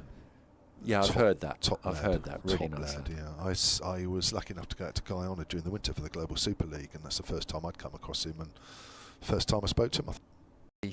West Indies, the Caribbean, I know. Yep. Guyana, I mean, it is part of the West Indies, but it stretches, it's stretching it a bit, isn't it? It's a bit different. Very different, isn't to Barbados, which is one of your favourite haunts, Kev. Yeah, well, they all are. Yeah, regular for Hampshire's pre-season tours. It used to be, wasn't didn't it? Mm-hmm. How lucky were we? Yep, very lucky. But no, I listened to him on the Barker and Wright podcast. The Fast Bowlers Union. Oh right. Bowlers, it's great. It's brilliant. Have a listen to it. No, it's really good, and he does an interview with them. Oh, okay. Here he is. He's a really good stop, a backward point. He's a really thoughtful guy. Yeah. The right amount of detail. Loves his bowling. For someone so young, I wish I'd have been like that when I was his age. But it genuinely is a great podcast to listen to. They've done it brilliantly. So that's Chris Wright and Barks. Keith Barker. Yeah. Oh, right. Okay. The Bowlers Union. I think it is Fast Bowlers Union. But I listen pretty much every day. They've done quite a few. All right. Have you been on it? I listened to it. No. I listened to it on the way home. I love listening to it. I'm a fan. Huge fan. Okay. Sonny Baker from the pavilion end bowls. Lyndon James gets wrapped on the pad as he's trying to work that away on the leg side. They're two serious performers, aren't they? And they give you a really wonderful insight into the whole game. They have fantastic guests on there. It's a really good. If you love your cricket, it's absolutely worth the listen. It's entertaining. They're funny blokes as well, which helps. They had one. I was listening to a Liam Plunkett one, and that once again is a great listen to any young bowler wanting to learn how to bowl in 50 over cricket. The simplicity that he talks about 50 over cricket with, it's fantastic. Okay. Short, easily ducked under by James. That's interesting because I guess Liam Plunkett is talked about as one of the great England 50 over bowlers, isn't he? I mean, they say that they've never replaced him. Rightly so. He made a niche for himself in those middle overs, didn't he? And once again, if you listen to that podcast, he gives you some very, very good insights into how he became so good. And it was through absolutely being as simple as possible with the balls that he delivered, with the fields that he had set, the analysis he did of the batters. Really simple, Kev. There's Baker. It's a shot off the back foot. Lovely timing again from Lyndon James through extra cover, and that's racing away for 4. Great shot. Well, that was a beautiful piece of timing. Again, just emphasising that there is good pace in this wicket. It's been good for bowling on, but the batters, with the ball getting older, can play their shots when they're in the right area. And that's in times it beautifully. Oh, Dave Bracegirdle's got to come back on in a minute. Good God, we've been on this long. I think he's kicking he's on me. again. I think he's had enough. He's kicking me off, Kev. Dave's got to do BBC Nottingham news again. 187 for 5. Are you coming on now? Yeah. All right, okay. I'll hand over to Dave Bracegirdle. Am I? Am I not? No. Oh, sorry. I'll do it at the end of this over. Okay. There we go. That was professional, wasn't it? 187 for 5. 61 overs gone. And we have 3 overs until tea. Liam Dawson. 8 overs, none for 20. No turn for him out there at all. Yet. Short leg in for the left-hander Macan. Oh, he's playing a missing outside the off-stump, but I don't think he was quite sure what to do there, actually, whether to just nudge it away on the offside, or in the end he's not really played that very convincingly. Fortunately, he didn't get an outside edge. 66 he's on. There is a slip in there for that mistake. Dawson bowls again, and that's just nudged square on the offside, but there is no run. Macan has faced 133 balls for his 66 currently. Lyndon James 24 balls for his 15. Just that one wicket that's fallen this afternoon. Carl Verena, LBW to Abbott for 33. Ended a 78-run partnership with Macan.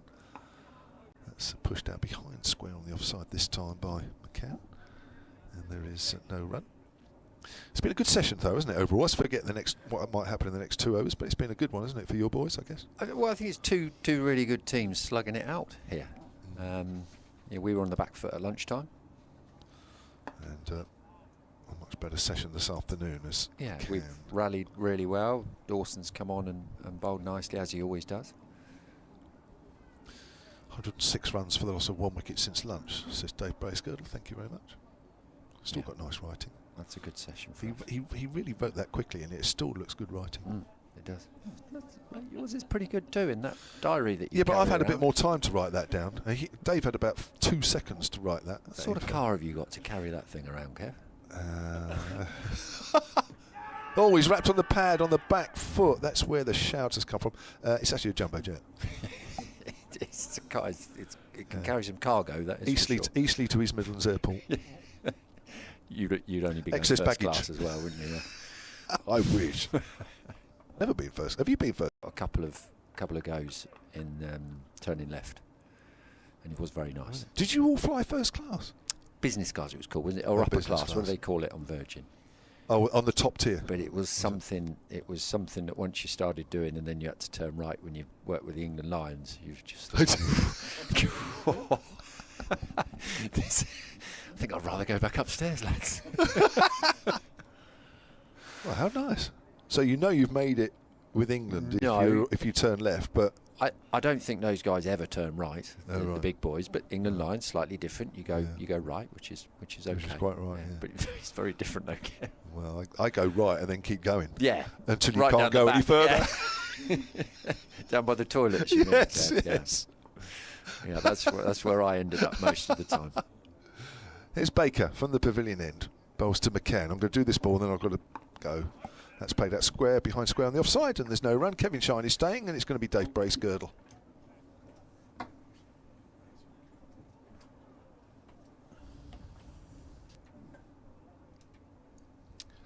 Yeah, drawing towards the end of the session now, just coming up to 4 o'clock, so a little bit of overtime again. When was the last time we had a 6 o'clock finish? I suppose with Farhan Ahmed bowling so many overs as he did towards the end of last year, we must have had a prompt finish a time or two, I'm not so sure. There's Baker in, bowls and pulled away on the leg side by Freddie Macan. That can't be right, can it, Dave? -2. I thought they've got through their overs quite quickly in this session.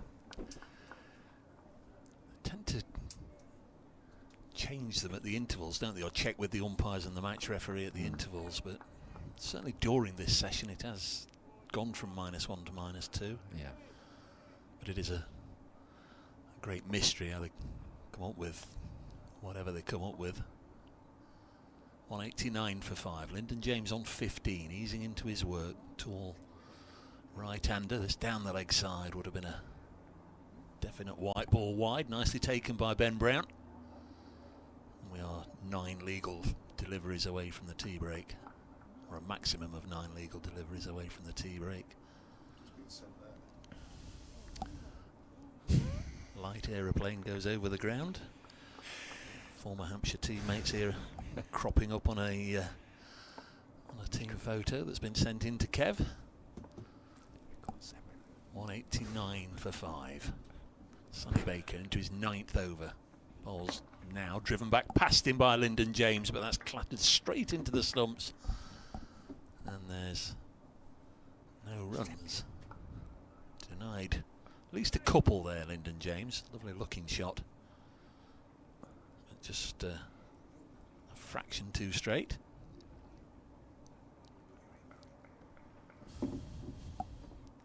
One man out in this session, Kyle Verena, LBW to his South African countryman, Kyle Abbott for 33. This is a bouncer, and Ben Brown's done really well to get a glove on that. Otherwise that was away for 4 somethings. What's it going to be called? It's going to be called a bye. A little harsh on Ben Brown there. 190 for 5. Did have 1 or 2 people. I think T was notably amongst them, suggesting the LBW decision might well have been outside the line. Some days you get them, some days you don't. Kyle Abbott certainly deserved any reward today. This is pulled onto the leg side, powerfully struck by Freddie Macan for 4. Front of square.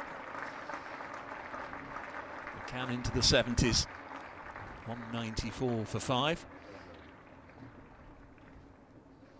And that's the end of the over. Coming towards the end of the session. Just 1 over left. Kevin, many thanks for popping up. I guess it's been nice to catch up with J-Mo as well. You know, you're always welcome, and you know, lovely to pass on your thoughts and your comments.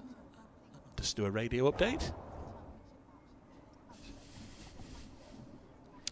We're 1 over away from the tea break, where Nottinghamshire have had a pretty good afternoon. They've just lost the 1 wicket this afternoon. Kyle Verena out for 33, but Freddie Macan still there on 72. He's got Lyndon James with him on 15. Closing in on tea, Nottinghamshire putting to bat a 194 for 5.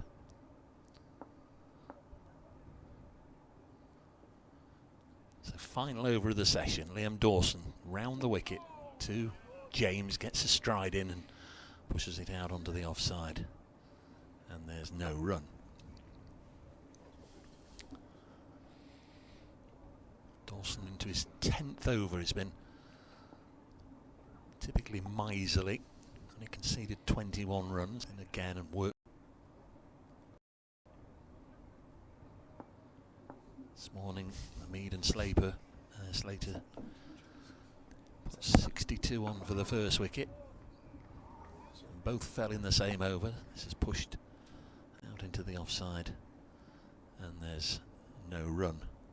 So what is this? What year is this team photo that's been I reckon that's 88. blocked? 1988. A Hampshire team photo in 1988. And you both on that now? Yeah, I were, and I was sporting a highlighted. 2 balls to go. Next one's just dropped on the leg side. Fletcher Middleton comes in for mid-wicket to field. And we've got 1 ball left in the session. Again, thanks for popping up, Kev. It's greatly appreciated. Pleasure, Dave. Made the afternoon very enjoyable. Kev James will have to go and have a bit of a lie down now. He's put in a good shift today. He'll do that after tea. Dave, don't you worry about that. Scones and jam and cream. Not too far away as Dawson bowls, forced away by Lyndon James onto the offside. So he'll get a single. He'll go to tea on 16. Freddie Macan, 72 not out. Knots at tea, 195 for 5. Been a pretty good session, Kev. Yeah, really good session that. You know, backs against the wall a little bit at lunchtime. And Freddie's got really stuck in there, been well supported around it as well. So I think we'll come in very, very happy with that session. I'll let you go and see you boys. Many, many thanks as ever for popping up, and the door's always open. Pleasure. Thanks, Dave. Thanks, Kev. And for listeners to 5 Sports Extra, we'll hand you back now to Kevin Howells. And for those of you on the BBC Sport website and app, when the players return in 20 minutes, so will the commentary.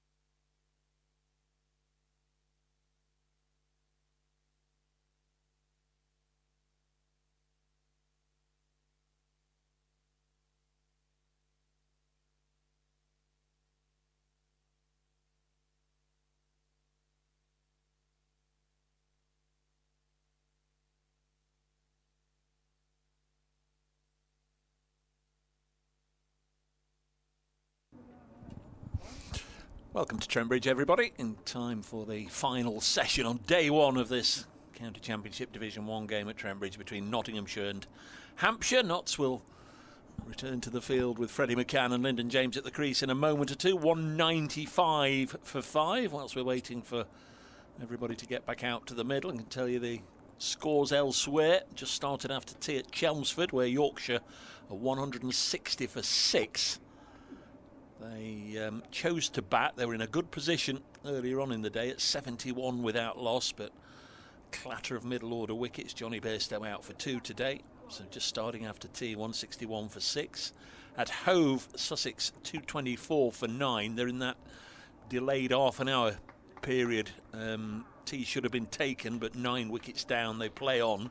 James Hayes, on his first class debut on loan from Nottinghamshire, is 5 not out. He's gone in at number 11. He's supporting Jack Carson, who's at the other end, 72 not out, 224 for 9. Sussex there, who earlier in the day lost 6 wickets for just 8 runs. The other Division 1 game is at Edgbaston, where Warwickshire are facing Surrey, 2nd and 3rd. Warwickshire 261 for 3. Tom Latham, the New Zealander, 86 not out. He's got Bo Webster, the Aussie, with him on 7 earlier. Robbie Yates made 86. They're the Division 1 scores. In Division 2, Glamorgan 273 for 4. That's down at Canterbury against Kent. Top scorer for Glamorgan today is the opener, just looking for his first name, Asa Tribe, who made 94. Sam Northeast made 42. Of course, he had a little spell with Notts after leaving Hampshire. Just played a couple of matches. And the most advanced game is at Wantage Road, where Lancashire are 12 for 1, and that's in response to Northants 238 all out. All the scores, as always, on the BBC Sport website and app. And we're ready to go. I'm Dave Bracegirdle from BBC Radio Nottingham. Kevin James alongside me from BBC Solent. And also here is Kevin Howells from 5 Sports Extra. It's going to be Brad Wheel to get us underway. First ball after tea, driven gloriously away by Lyndon James for 4 through the offside. That was a shot of somebody who's had a very satisfying and relaxing 20 minutes and has gone out there pumped up and ready to work. Lovely shot. That's a great start, isn't it? Wow. Terry Crump was listening to myself and Kevin Shine just before the tea break. sunandcricket@gmail.com. He says, hope you get to the old trip to Jerusalem tonight to try and ring the ball. That's the pub here, isn't it? Which you've done that before. I've done that once or twice with the Hampshire team and 1 or 2 supporters. 199 for 5. First ball of the post-tea session hit away for 4. Second ball just turned away on the offside. Lyndon James squared up a little bit.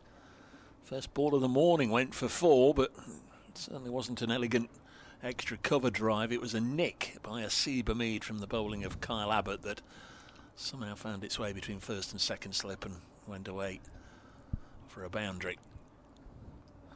Hampshire put a couple of chances down in the first hour and Notts got away to a bit of a start. 62 for the first wicket, but then 4 wickets fell in the 40 minutes or so before lunch. Next ball is off the shoulder of the bat, just loops through gully to James Fuller, who's sort of a short third, very deep gully position. 199 for 5. Kevin James has kindly taken all email correspondence on solentcricket@gmail.com. If there's anything you want to get off your chest, or you want to sign him up to a book club or something, 199 for 5. As Wheel bowls, again driven, but there is protection out there. Fletcher Middleton will keep it to a single, but that will take Nottinghamshire to 200. 200 for 5. They were 62 for 1, 82 for 4 at lunch. 160 for 5 when Verena was given out LBW, and now 200 for 5. With Freddie Macan about to take strike for the first time since tea. On 72, faced 138 deliveries. Left-hander stands with bat aloft, brings it down just to push the ball gently into the offside to Liam Dawson. Richard Edwards has emailed sunnycricket@gmail.com. He says he's still on the beach at Zante. Enjoyed the chat with Kevin Shine, the Nottinghamshire bowling coach. He said he played against us both. Me when playing for the old Southampton Touring Club against Hyde Ramblers and Winchester, where he batted the whole innings, 48 overs if I'm correct, for 100. Kevin Shine when he opened the batting. Macan on 72 to face the next ball. Pushes it to backward point, no run. For the Southern League rep side against the Hampshire second 11 at Northams Road, a ground I also love watching and playing at. Kevin bowled quick that day. I did not even wear a helmet. He eventually got me out to a nasty lifting ball which came off my bat handle and glove to 80 Ames behind. Oh no, he was actually at Gully. No, he wasn't keeping wicket that day. Talk of Saunton Sands and Braunton reminded me of a Sparshot Cricket Club tour to North Devon. We played Braunton and I bought some tickets for their Christmas draw and won a slate bed Riley's half-size snooker table. Oh, very nice. Wow, well done. We're going to have some more Liam Dawson from the Radcliffe Road end, our commentary end. The end now where all the players are, whilst the pavilion gets refitted and redone, basically. Gutted, I think that's the word. Gutted down. 200 for 5. Dawson bowls. Sweep shot there from Lyndon James. Let's go for 4. Nice looking shot. Well past the diving Kyle Abbott at backward of point. Yeah, the big take from that for me was that Kevin Shine says it might be 2 full seasons before they get back over the other side. Wow. Daniel Leavesley, silentcricket@gmail.com. He says, I hope we won't be seeing a change in name like Hampshire become Hampshire Capitals, because of course they're now owned by GMR, who are the owners of the IPL side Delhi Capitals. It's a random one, that one. Here's Dawson. He's got a man very straight on the drive. Let's just push. Well, it's not quite pushed back to that man, which is Toby Abbott, but he does the fielding for Liam Dawson anyway. Martin from Bishopstoke, where it's just outside Southampton, that has emailed us. Pushing forward is Lyndon James, silentcricket@gmail.com. He says, I'm here today knocking off another ground from my bucket list. Whilst it has a history and iconic pavilion, it doesn't look great at the moment. Well, you can't see it. How do we know what it looks like? It doesn't look great because it's behind a load of sheeting and scaffolding. But you're right, I know what you mean. It's kept a little low. James is off the back foot, steers that to extra cover. It doesn't look great at the moment, and the building behind the scoreboard is definitely in need of repair or needs to be replaced with a modern hotel. It really is a mix of new and old. Oh, I know that guy. That's like a 60s block of flats type thing, isn't it, really? Nice drive, again, out to extra cover. It really is a mix of new and old. Still lovely to be here. As regards to the game, I think you're right. 250 will be a very good score. The morning session was very similar to the one against Durham, apart from the pace in this wicket. Much more pace than this one. Dawson again to James. James drives. This time he does find the gap to extra covers right hand, and that will be a single 205 for 5. So that second new ball is 14 overs away from being made available. So we might yet see a little bit more of Brad Wheel and Liam Dawson.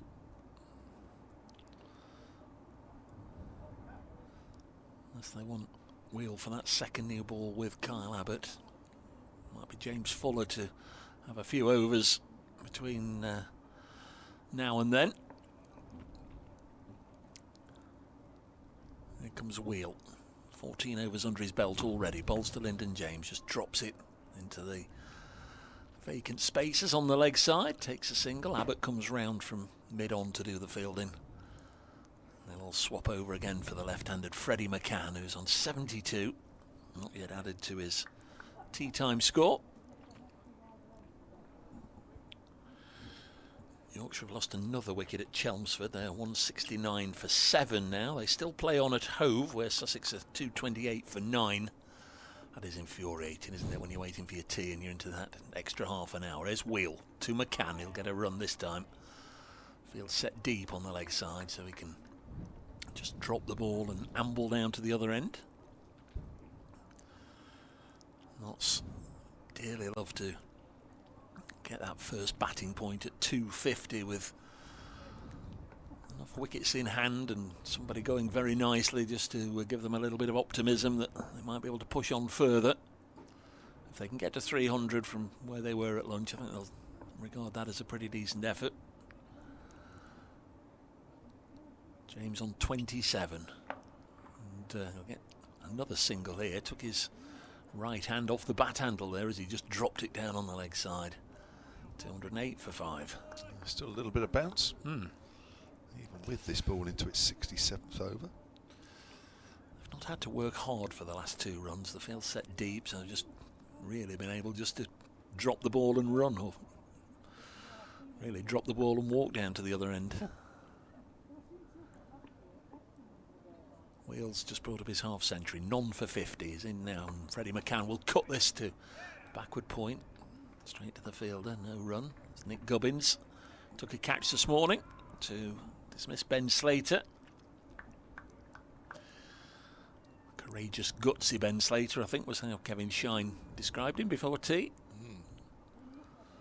Struck a couple of times this morning. It wasn't a very easy opening hour for the Nottinghamshire openers, but they weathered the storm, put 62 on for the first wicket. Macan on 73. Brad Wheel bowls and a play and a miss there from Freddie Macan. Pushing at that one outside the off stump.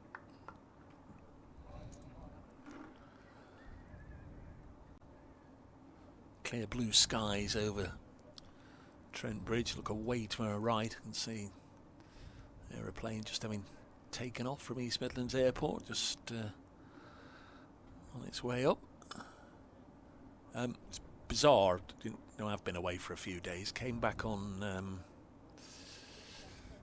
whenever it was, Wednesday night. This one wide of the off stump and through to the keeper, Ben Brown.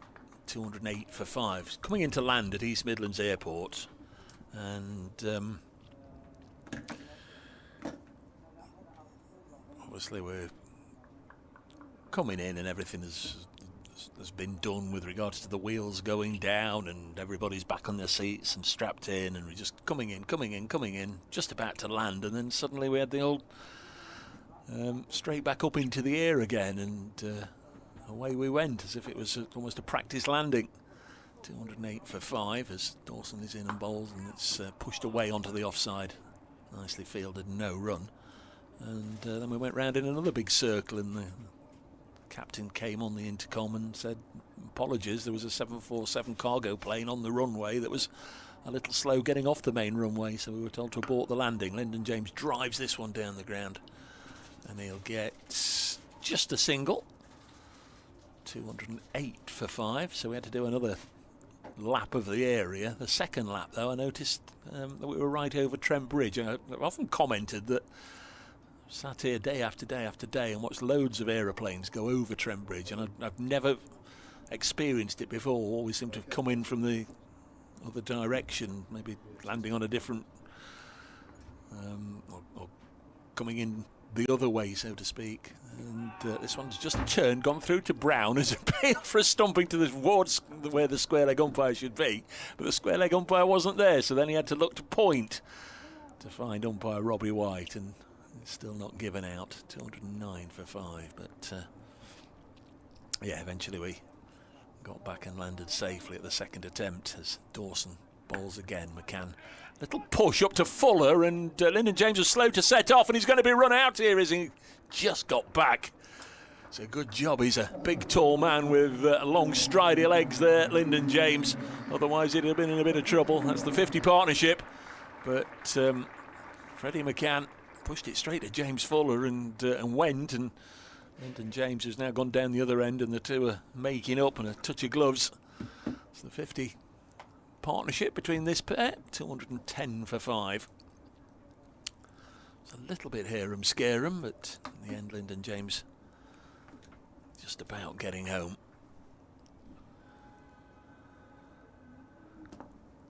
Dawson now to the right-handed James. Round the wicket he comes, and solid defensive block, been joined by Kevin Howells to my right.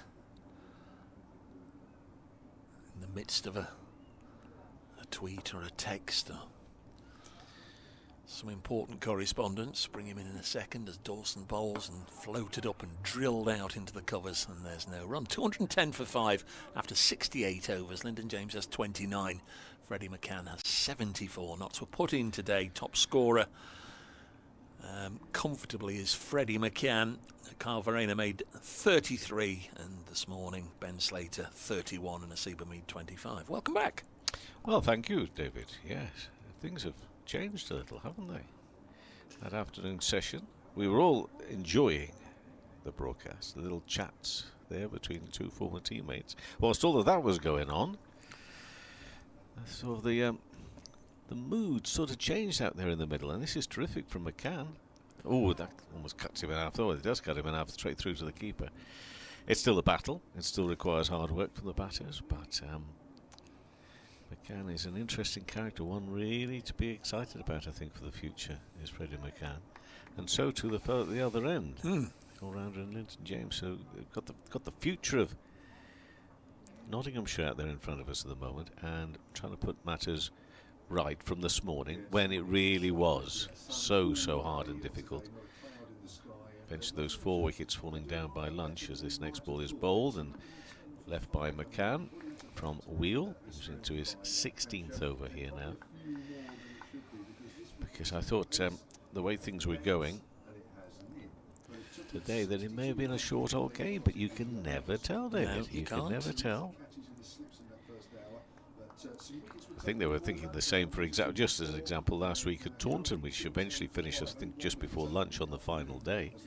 That match between Somerset and Essex, but that was racing through on the first day as well. Here we go, next ball defended by Macan. Back up to the fielder who now has it at mid-off. So nice and settled for this final session. Nottinghamshire, I think you mentioned 300. I couldn't agree with you more about that 300. That really would be a terrific achievement. However, I would say from 210 for 5, the way things are at the moment, that I'd be disappointed if they didn't get to 300. I think that is very much on the cards. Anything other than that would be a bonus above that. And that is carved away. Well, I thought it was, but it actually comes off the toe end of the bat. I was really looking for that, to race past. But thank you, David. Race past backward point. I was waiting for the thud into the wall at the base of the Fox Road stand there. Seemed to have timed it nicely. Got a couple of slip fielders in at the moment. So 4 this morning, just that 1 in the afternoon. Can't really get your head around this way this game of cricket works out sometimes. Reina out for those 33 runs, LBW to Abbott, and it's Wheel in again, a shorter ball which is pulled and kept down well on the onside for a single. So the score moves to 211 for 5 now. In view of all the all the flack you've taken, I know. I can hear it. I don't need to see it. I can hear it. I can hear that he's tucking into the sweets behind. In fact, he's opened up a fresh packet. It doesn't upset me. It just disappoints me a little bit. I think that's all I can say. Next ball, bowled and edged, dropped. Another drop. This time it's a first slip, and there have been how many of those now, David? 4. That is the 4th, and James survives there. That looked to be such a simple take for press. It's going quickly. They do go quick. They're supposed to go quickly to you in the slip cordon. So Slater dropped twice. He was dropped on 1 and 9, made 31, and Lyndon James dropped on 1 and 29. How many will they go on to get? There was look at this again. There were any mitigating circumstances here. It goes flying out there. That is comfortable a height anyway as you'd want, but as you say, does that fall into the shocker category? Oh, I'm afraid so. But I mean, it's the fact that they're adding up here. They are adding up here today. He said, are there any mitigating circumstances? Can't necessarily think of any, but I was just looking that all 4 have been with the fielders at this end. Yeah. 3 off Abbott's bowling, 1 from Wheel as Liam Dawson continues, gets a little bit of turn through into the gloves. No, I can't find any mitigating circumstances. I can just just find the coincidence factor. All the drops have been with the fielders at this end looking towards the pavilion or the Hound Road stand at the far end. Next one's just pushed into the offside, no run, 2-1, 6 for 5. No, I mean, it's not as if there's a lot of activity taking place at the construction side of the far end of the ground or anything like that. No. Look, these things happen, but there have been, as you say, 4 of them now. Dawson bowls, and the left-handed Macan thrusts bat and pad towards the ball. It popped up on the leg side, well away from Fletcher Middleton, who's got the helmet on and the pads close in there at short leg. Still not seen a definitive replay. I know I'm in a very small minority of one, but I'm still not entirely sure about the very first ball of the match. There's a reverse sweep from Freddie Macan away for 4. When that's executed properly, it looks so simple. Beautiful shot. No chance of it being stopped once he made contact. Nice reverse sweep for 4. 220 for 5. Macan on to 79. So that matches his highest score of the season. Made 79 in the first innings on the first day against Durham.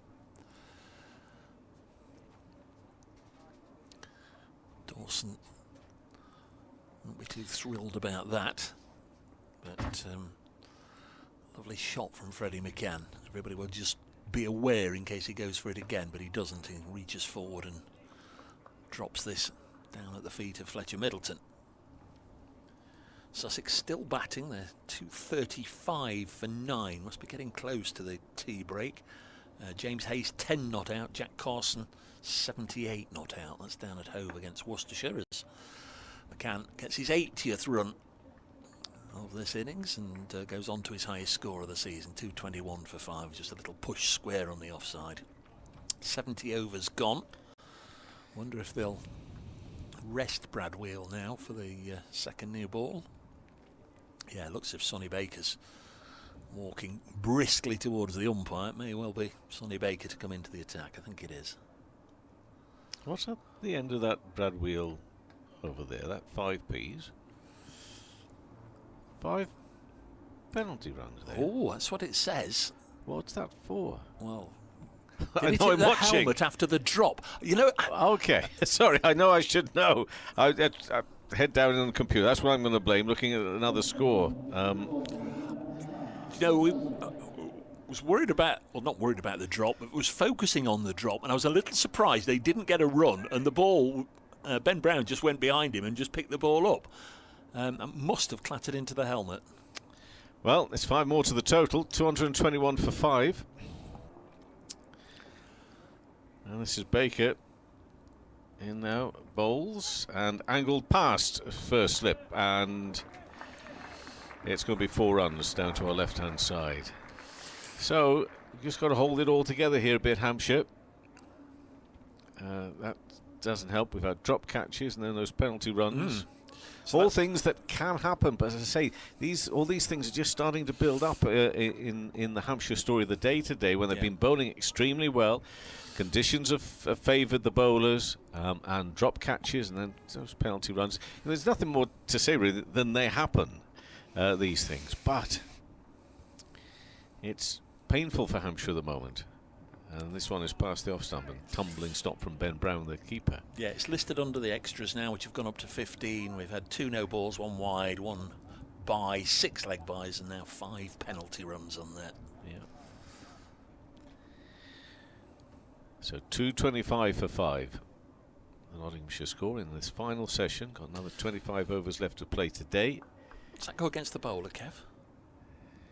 I don't know. I wish you'd not asked me that one. Yeah, I would think that it would it do? Yeah, I would imagine. I think so. And that's into the body there of McCann, who sits there on his foot. I'm sure on your correspondence, Dave, somebody will put me right on At that. brace But that's cricket. right, yeah. Sheffield Outlaw just got home from work, now watching and listening. Joe and I will be down tomorrow and Sunday. A bit of Forest in the mix too on Sunday for us. Good weekend ahead.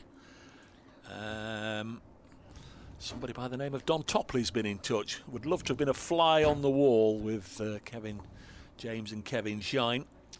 Macan is facing, next ball bowled, and that's worked away square on the leg side. For a single, he moves to 85, and the score 226 for 5. Please say hi to both, says Toppers.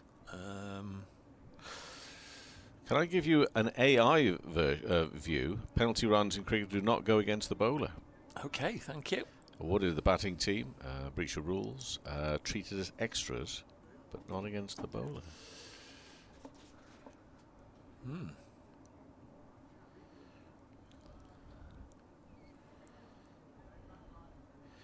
The argument being they're not part of the bowler's delivery, and this one is fended away, guided away, but with no real menace or danger.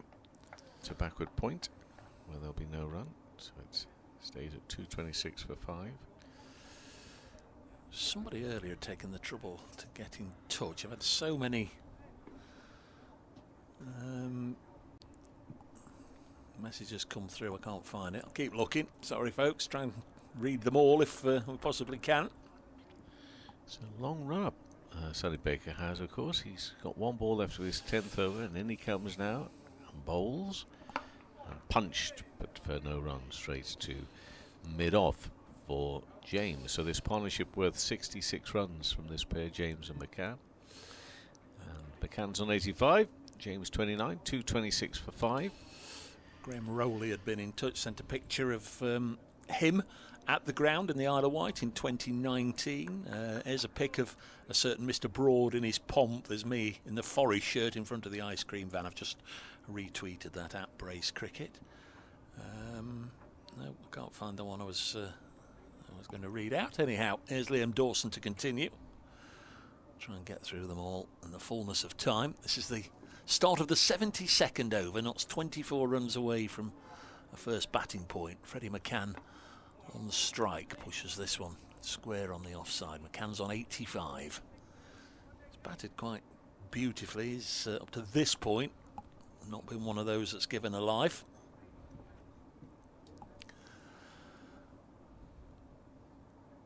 Dawson nagging accuracy is in again. Macan will drive this down the ground. That's a lovely looking shot all the way along the ground down to Brad Wheel at long on for a single. Macan to 86. This partnership worth 67.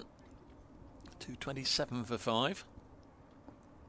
Liam Patterson-White due in next. Then Brett Hutton, Farhan Ahmed and the debutant Mohamed Abbas. And Lyndon James has played this very late. Lovely cut down to third. Will it go for 4? Nobody's chasing it. They might run 5 if it doesn't reach the boundary rope, but now it does. Tom pressed at slip. Flung himself to his right, couldn't get there, and there was a lot of grass between him and the boundary rope, but the ball eventually got there. 4 more. Lyndon James on to 33. He suddenly finds himself second top scorer in the innings. Been dropped twice, but getting on with it. Now he's been bowled. Dawson gets him. Lyndon James backing away, trying to cut it away square on the offside. Loses his off pole, and Hampshire have a second bowling point. They've reduced Notts to 231 for 6. With Lyndon James bowled by Liam Dawson for 33. There's some relief from Dawson there. That meant a lot to him and to the team, no doubt. You talk about these things, drop catches and bouncy runs and everything just adding up. It'll be playing in their mind. And therefore, that wicket, some success for the hard work and for the fact that Hampshire will feel as though they should be in a better position than they're in. It's 231 for 6. It's not outrageous. But they still will feel as though they've, well, they're right. They will not feel. They know missed opportunities out there. But James was out there for 66 minutes, 56 balls, 5 fours, and gets applauded off. It was a good partnership between himself and Macan. But it is another wicket down at 231 for 6. Liam Dawson mentioned earlier, one of the correspondents with Kevin talking about Dawson being linked to possible recall, if that's the correct term. It probably is really for England and their limited overs cricket squad, maybe for the summer. Giles White, director of cricket at Hampshire, was on Sports Extra at lunchtime basically saying that, at 35 years of age, and for the last couple of years, Liam Dawson is playing his best cricket ever, and in all formats. Yep. He was basically saying that not only would he not be surprised if Dawson gets included in England's limited over setup this summer, but actually thinks he will be included. And the thing is, again, Kevin just mentioned this morning, but the thing is, it's not that Liam doesn't want to play for England. Some of the comments have been made, he just doesn't want to be in a squad and not play. He just wants to play cricket. So if England are going to pick him in a squad, he wants to be pretty certain at 35 years of age that he's going to get to play. He obviously doesn't need the experience of being around the England setup and everything. So here is Dawson. New man is another left-hander, Liam Patterson-White, who straight away is off the mark, cutting it out onto the offside, and there's a single, so he's away. Patterson-White, just his second game of the season so far. Didn't play in the first three, came in for the Sussex game. Ironically, Lyndon James pulling out on the morning of the match with a viral infection. Patterson-White made 42 and took one wicket in the game. This is defended by Freddie Macan. But he has been a fairly regular appearance maker for Notts over the last 4 or 5 years. Farhan Ahmed coming into the side at the back end of last year and starting this season in the side. And Liam Patterson-White's just had to sit and wait for his opportunity, but took it to a certain degree in the last match. So Notts go into this game with essentially 2 frontline seamers, Lyndon James as the third seamer, all-rounder role, and 2 spinners, the slow left-armer Patterson-White and the off-break bowler Farhan Ahmed. So Baker will continue to bowl from the far end, the pavilion end. He's bowled 10 overs, 45 runs. Young Baker has conceded so far, playing 5 of the opening 7 games for Hampshire, as both Hampshire and England look after him and his progress. A young bowler. He's going to come around the wicket to the left-handed Patterson-White, who is on 1. He comes across his stumps and push for no run into the offside. But Macan is still there on 86.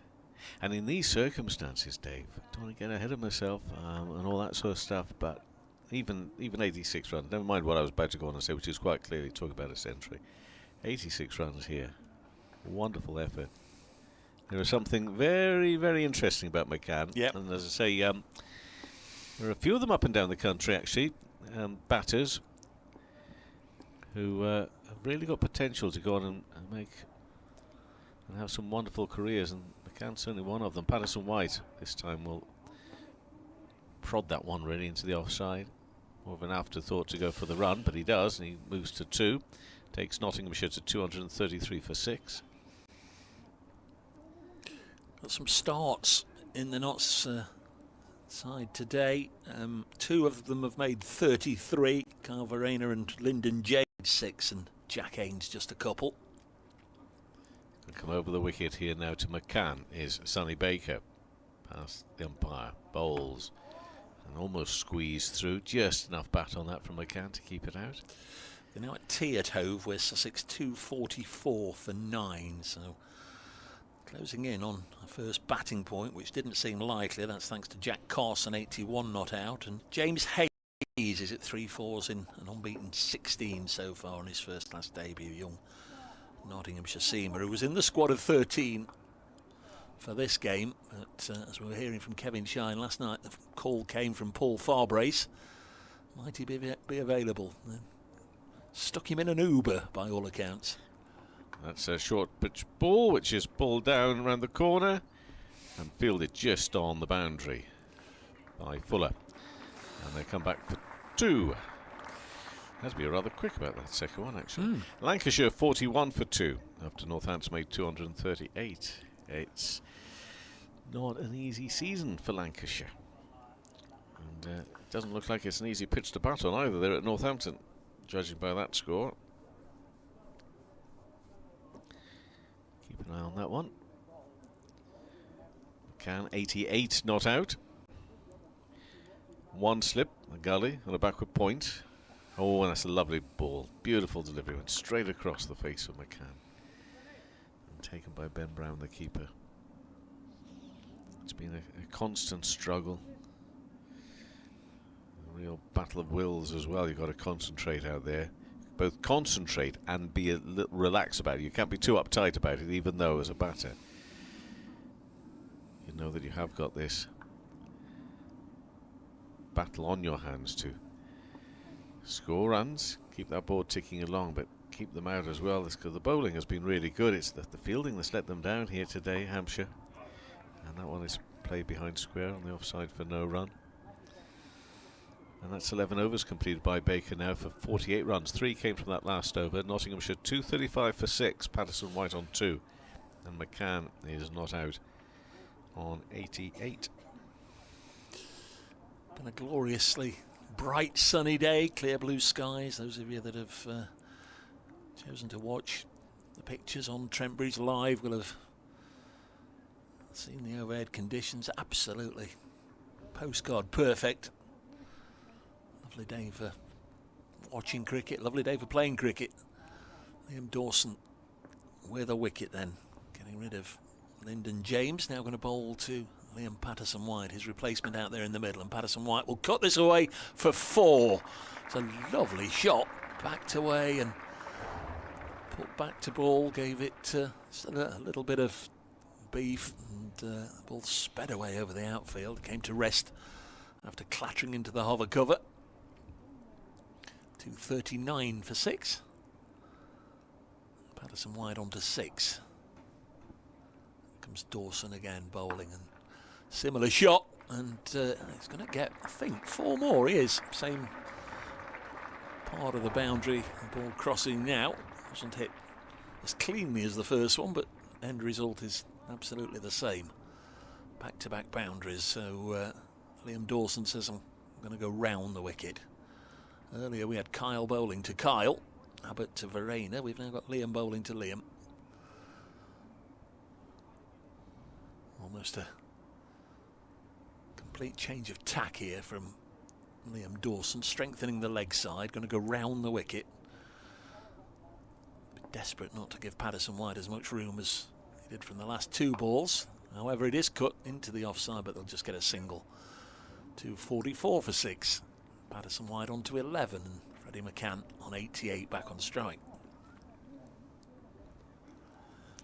There's a young batter that Morgan have got called Asa Tribe. He made a 94 today. He's another of those batters that being talked about, looked at. Exciting talent. Dawson bowls, and has gone through to Ben Brown. Again, the almost obligatory appeal from behind the wicket and from those that thought they heard something. Yes, it's a bit of a surprise to me. While Glamorgan are as low down as the table shows they are at the moment. Little push and run onto the offside by Macan.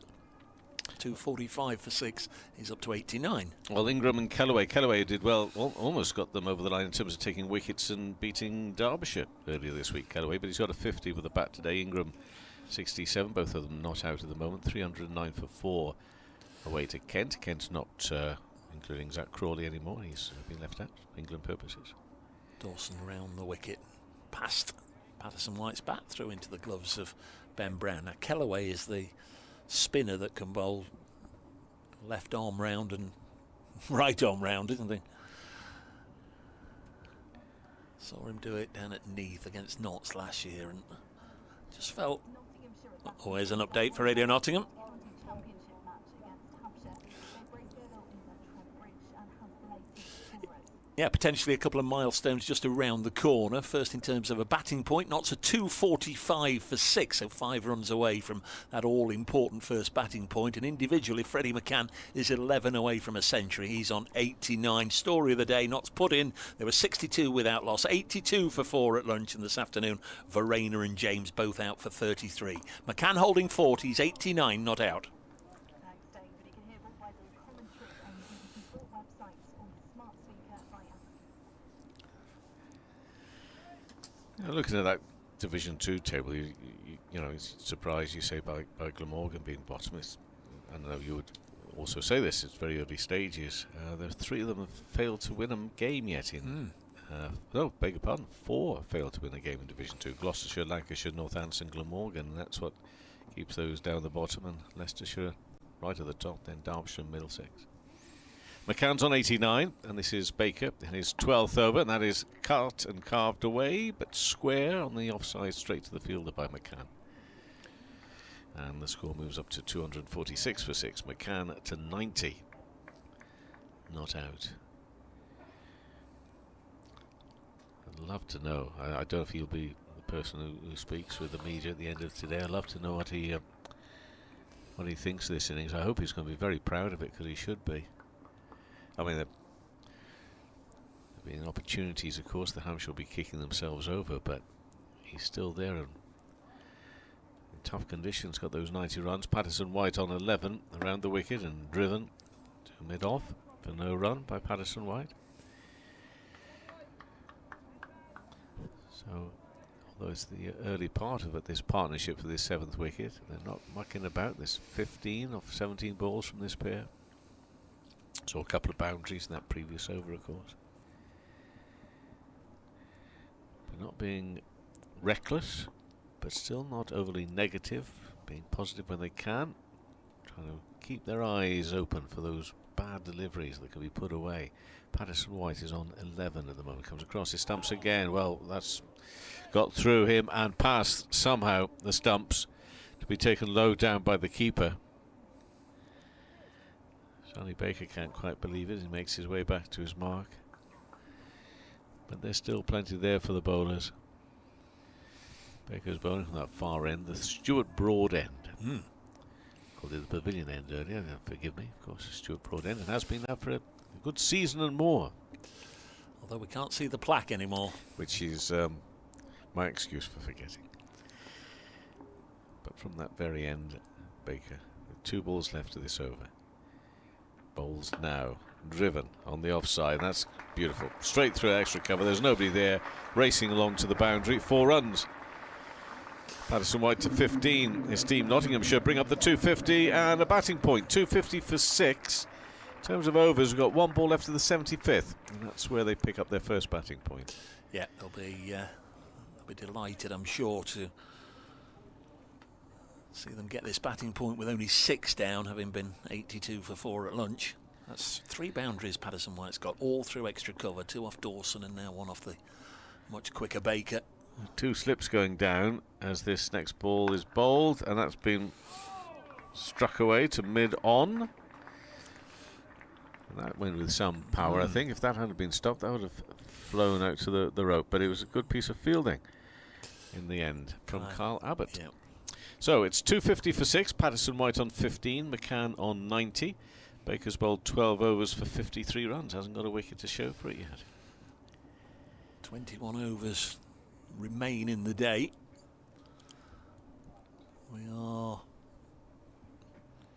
We're certainly going to be heading towards some overtime. It's about 7 minutes past 5 now. Certainly not going to be done and dusted for 6 o'clock, but Liam Dawson bowling a goodly number of overs. Should be done this side of 6:30, you'd imagine. Certainly brought the over rate back up to 0, hasn't he? So Dawson to Macan, who's on 90. Goes on the reverse and again gets that away nicely out of the middle of the bat. So very quickly goes from 90 to 94. It's his 3rd highest first class score now. Made 154 against Surrey last year and then 130 against Warwickshire. Really announced his arrival in the first team with some magnificent batting last year. Start of the season began with 79, some lowish scores since then. Had to sit out the last match, or he was the one chosen to sit out the last match to make way for Ben Duckett. Maybe making a point here. Don't leave me out again. Dawson bowls and just turned onto the leg side, and there's no run. 254 for 6. Or you could argue it was just the right thing. Look what he's done now. He's come back. Yep. Works both ways a little, that. There's the 76th over. Dawson again round the wicket, bowls. Macan reaches forward and happy to defend. There's protection out on that square leg boundary. Dawson don't think we'll give him the opportunity to reverse sweep again. Firing the ball in. Well, there we go, and he's mistimed it up to Toby Albert. Who, how are we going to describe this? Toby Albert was at mid-off, or is at mid-off to the left-hander, but there was a reverse sweep from Freddie Macan that went off the toe of the bat. They got a single. Now Patterson White, and again he goes through the offside for 4 more. And Dawson tried his level best not to bowl there to Freddie Macan, because he was reverse sweeping him, anything outside the off stump, and he's put the ball in that same spot to Liam Patterson White, who for the 3rd time in a couple of overs has just effortlessly punched it through extra cover for 4. And now Ben Brown taking some remedial steps to prevent that happening again. He's just blocking the offside. Fletcher Middleton's gone into extra cover. 259 for 6. Flurry of boundaries for Notts as Patterson White turns this away on the offside. Then Patterson White 19, Freddie Macan 95. Mead and Slater put on 62 for the first wicket. Verena and James both out either side of tee for 33. The story of the day for Hampshire. Kyle Abbott particularly unlucky this morning in his first 7-over spell. He had Ben Slater drop twice, but then when he came back a little later before lunch, he had Joe Clark and Jack Haynes and added a 3rd wicket, that of Verena, in the afternoon session. 259 for 6. One of our colleagues is listening in, asked me to say something nice about Middlesex. I don't know if that narrows down which of our colleagues it is. What can we say? Is that 2nd division Middlesex? It's something nice about Macan on 95. This ball, and that is worked away square on the offside for a single. So you're wanting to see the boy probably up to his century here, my friend? No, well, is it the non-striker's end? Well, I just hope Middlesex are looking after Dane Patterson. That's a nice thing to say. Yeah. Soup's nice. What's the soup today? Green. What's the soup today? Yes, but brown. that doesn't matter. It doesn't. No. It's always the same colour. Is it? Yes, just oh different no, I've flavours. noticed different colours. Ah, different flavours. Similar flavours, but different colours. Oh, always the other way around. I always enjoy going there. 260 for 6 here. Patterson White is on 19. And around the wicket and allowed to go past, and at some pace. Taken fairly low down by the keeper Brown. Mark the Mod is laying claim to something here. Yes. Dave, it was me that christened Kevin Howells the headmaster 2 or 3 seasons ago, and you've continued to stick with it ever since. So Mark the Mod down in Sevenoaks in Kent, he's claiming it. Now, you know, we're happy to let you have it, Mark. Are we? Patterson White's on 19, and this is Baker again around the wicket, in and bowls and defended. Oohs and ahs. Well, I am, because you always think, oh, it's Bracegirdle who calls me the headmaster, nobody else. Well, Mark the Mod, he's the one. See, I'm not too sure it's really that complimentary, is it? I mean, in fact, it's not at all complimentary. Talks of being authoritarian. Yes. Bossy. Yes. Oh, this not acceptable, Dave, because I'm none of those things. None of those things, please. Midway through this over, Baker to Patterson White on 19. Gets bat on that. Doesn't get great as the timing, but enough to get him a single out there through extra cover. So he moves to 20, 261 for 6. Do you want your man now? He's on 96 and He on is. strike. He is, Dave. I can see that. It might make the county championship roundup on X. Is that what Let's happened? not jinx him. Oh, I see. So Freddie Macan on strike. Played beautifully. To this point, he's on 96. Field set deep. There's boundary riders on either side as Sonny Baker comes in and bowls to Freddie Macan, and he's content to get there in ones. Just pushing this out into the offside, takes a single. 262 for 6. It's the easiest way to do it, isn't it? If the field's pushed out, stopping you getting a boundary. Just take the singles, got all the time in the world, effectively. Yeah, nice, mature way about going about it, yeah. Got one ball left of this over then. To my man, Patterson White. I look after them until they get into the 90s. And he's got a little way to go to that point. He's only on 20. 2 slips going down. Bowler comes around the wicket. Going to be running out Macan, the non-striker's end here, so they decide against going for a run. So 262 for 6 then. Patterson White on 20.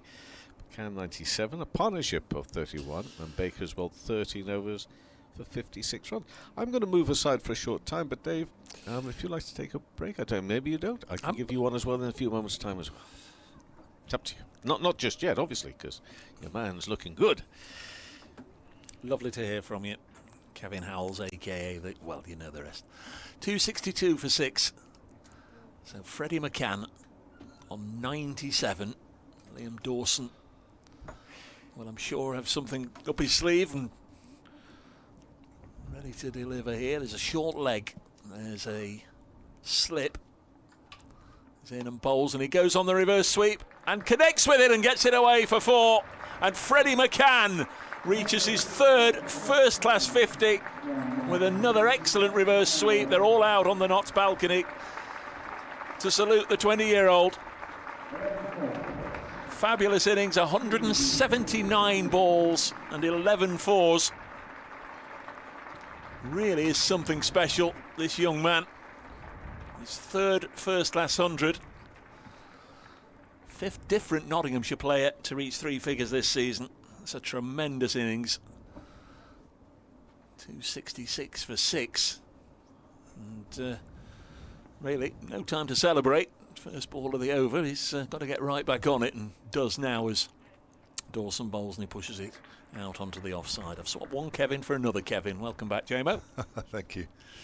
Well, that's some innings on that wicket. Came in at 62 for 1 at 12:20. Ball was still darting around. It was still bouncing. There was still plenty of pace.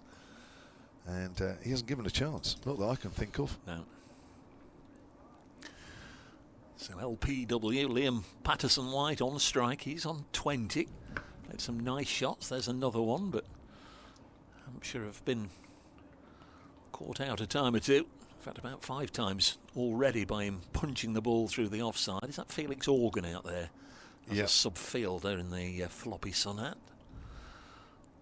Just a single this time to Patterson White. Dawson floats this up, and Macan almost played over the top of that. Might just have squeezed down on it as it trickles through to Ben Brown. 268 for 6. All 3 of Freddie Macan's centuries have come here at Trent Bridge, Surrey and Warwickshire last year. Now Hampshire. And this one's just chopped away, played very late indeed by Macan down towards the pavilion. Fielder in hot pursuit, and they'll come back for 3. It's really good running. And quick as a flash. What's into the 270s, 271 for 6. 1 ball left in the 78th. I think this is a good score from what we've seen. If you take the whole day, just band it all together, 271 for me is far too many. Shouldn't have got this many. Last ball of the over. Dawson bowls, again punched into the offside by Patterson White. He's happy to keep strike. Felix Organ loses his floppy Sonat in fielding. And it is the end of the over. 272 for 6. Macan 105. Patterson White 22. They've added 41 since Lyndon James was dismissed by Liam Dawson with the score on 231. Got an email here from Graham Riordan. He's in North Wales. sonatcricket@gmail.com. He says he can't help but feel a bit over Kevin'd this afternoon. Kevin Shine, Kevin James, Kevin Howells. I can see what he means. So Tom Prest is coming on with these off breaks with 2 overs to go until the second new ball is due, so one would assume that he'll bowl just the 1 over just to see what happens. I think he bowled a couple of overs in the last game against Durham, didn't bowl too many anyway, certainly a handful of overs, no more. fairly scattered field for Prest, who's very much a part-time off-spinner, but somebody who has been working a lot on his off-spin with Graham Welsh over the last couple of seasons. So he's going to be bowling to Patterson White on 22 from the pavilion end round the wicket. And that's worked square on the leg side where there's a single. I think about 273 for 6 on Nottinghamshire. Kevin missed that email. Yeah, over Kevined, one of our listeners has just said today. They've been over Kevined. Well, I agree. There's not enough Kevins in this world. But there was three of them here today. It's down the leg side, well taken by Ben Brown. 2 Kevins and a Kevan. Yes.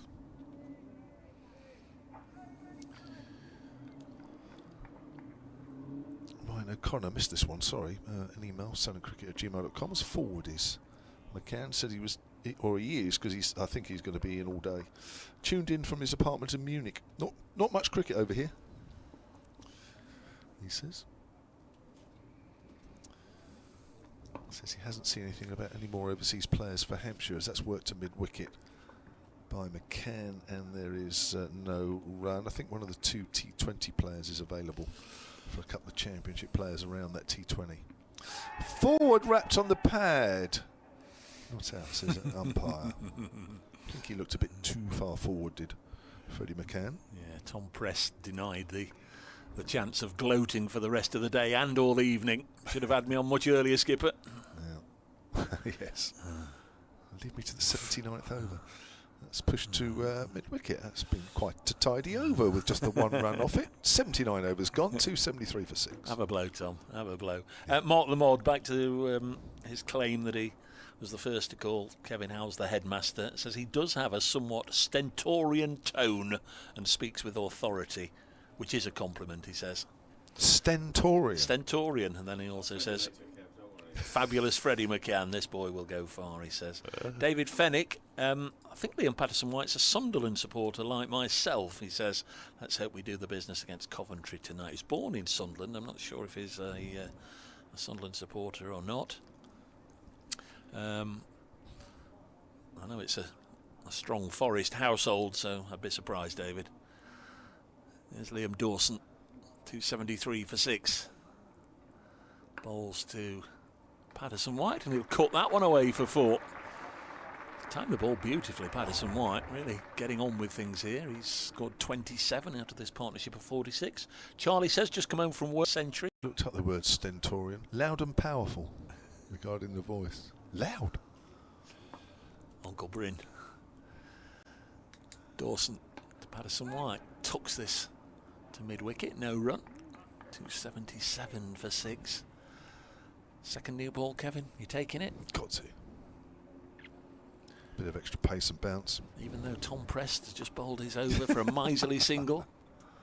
Dawson tosses this up and Patterson White nudges it back to him. Oh, you've got to on this pitch.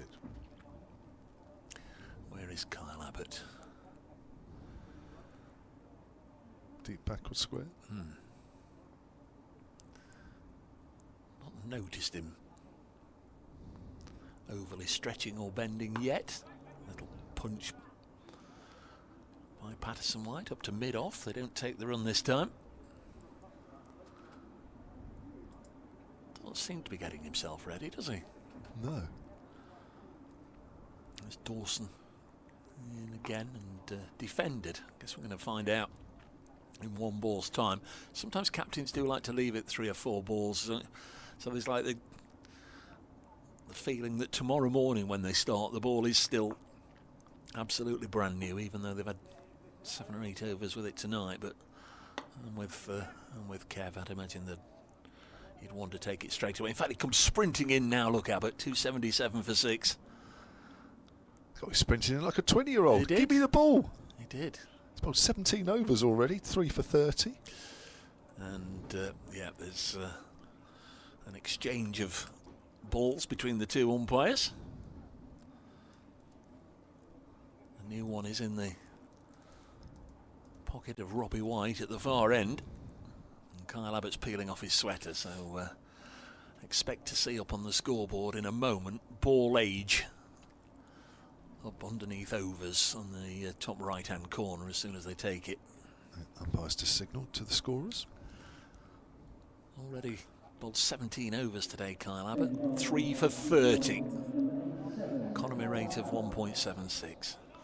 Yeah, the most miserly of the bowlers. If you forget Tom Prest's 1 over that went for 1. Well, Hampshire, the first task here is to at least keep Nottinghamshire to below 300. But as I've said earlier, I think that's still far too many than what they should have got. Sussex are still batting. They're 256 for 9. Jack Carson 86 not out. Jack Hayes on loan from Notts 23 not out. Here's Abbott round the wicket then to Macan. Macan drives out to deep cover and Dawson can't quite get there. It's right on the boundary or close to it, and that was well timed. New ball comes a little bit quicker off the bat. And I tell you what, it hit the rope, and as cricket balls often do when they hit the rope, they pop up, and that popped up and thudded into that wall. It's the 50 partnership from 51 balls. It's going to make a big dent in it. Yeah, good partnership. Yeah, I was at Arundel for the Hampshire women's game against Durham a couple of days ago, and somebody bent down to pick the ball up. It bounced off the rope, went straight in their face. Oh dear! Oh, it's horrible. Yeah, there's a bit of treatment administered there to one of the spectators there. Here's Abbott, runs towards us, bowls to Macan, leaves that one alone. Yeah, I don't think Hampshire have bowled that badly today, really. I just think it's been sort of one of those days. It's been some good batting. It's been some really good batting, obviously most notably by the 20-year-old, but the catching, I think, didn't help this morning, and a couple of chances this afternoon. Yeah, just got to be disappointed that they're still out there at this time of day. Yeah, Having got the top 4 out, or 4 of the top 5 out by lunch. Yeah. We'll get a definitive view, of course, after the day's play. There's Abbott around the wicket again. Macan drives. Has he got it wider mid-off? Not quite. It's good fielded by Mark Stoneman. 282 for 6 on Nottinghamshire. Run rate of 3.5 and over. Just over 15 overs left in the day's play. I heard you talking about end time. What are we looking at? 10 past, quarter past? Quarter past, probably? Yeah. 6 to, that's not too bad, is it? No. By modern standards? No, it's not. Here's Abbott. 2 slips. Which hasn't really meant too much today, to be honest. Might as well not have any. That's pushed up towards mid-on. That's a waste of fielding position, that one, really. There's Ben Brown caught Hasib Hamid, so that was behind the wicket. That's the only catch that's been taken behind the wicket today. Gubbins took a great catch in the covers to get rid of Slater. Clark was LBW. Jack Haynes was caught by Fuller. Actually, that was slip area, wasn't it? About 3rd slip that. Off the back foot there. Going to take a quick single. Patterson White called through by McCann. And Lyndon James bowled. And Verena this afternoon, the only wicket that fell was LBW to Abbott. So McCann, 110. What was his high score? 154 against Surrey. Okay. 130 was his other one. Start to against career. Warwickshire. So that's 3 first-class hundreds in. This is his 10th first-class match. One of those for Lions, 3rd in 9 for Notts. Clips that away down towards deep backwards square where it's fielded. So another substitute fielder on. We did have John Turner on for a while. I got the. Yeah, that might be him actually. Yeah, he's just going off. Yeah, I got the binos on number 6 a little earlier. Looks like there was 2 players off. Was it Gubbins? Somebody else is coming on now. Well, maybe Wheel. Who else is that coming on? Looks like defensive offensive line, doesn't it? The NFL, you have a complete change of team going out there. Yeah, James Fuller's coming back on. Yeah, I wouldn't be surprised if no, it's not Liam Dawson. Dawson's out there. I'd say he had a fairly lengthy spell. Wouldn't have been surprised if he just popped off to freshen up, but Dawson's out there.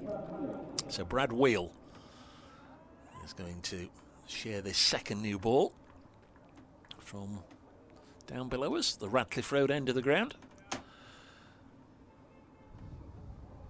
know you were just at the back of the box, Kev, whilst I was commentating with Kevin Howell's 5 penalty runs as well. That just sort of adds a little bit of insult to injury today, doesn't it? The drop catch and the ball clipping the helmets. Here's Brad Wheel then to bowl to Freddie Macan, who's on Nelson. That's this.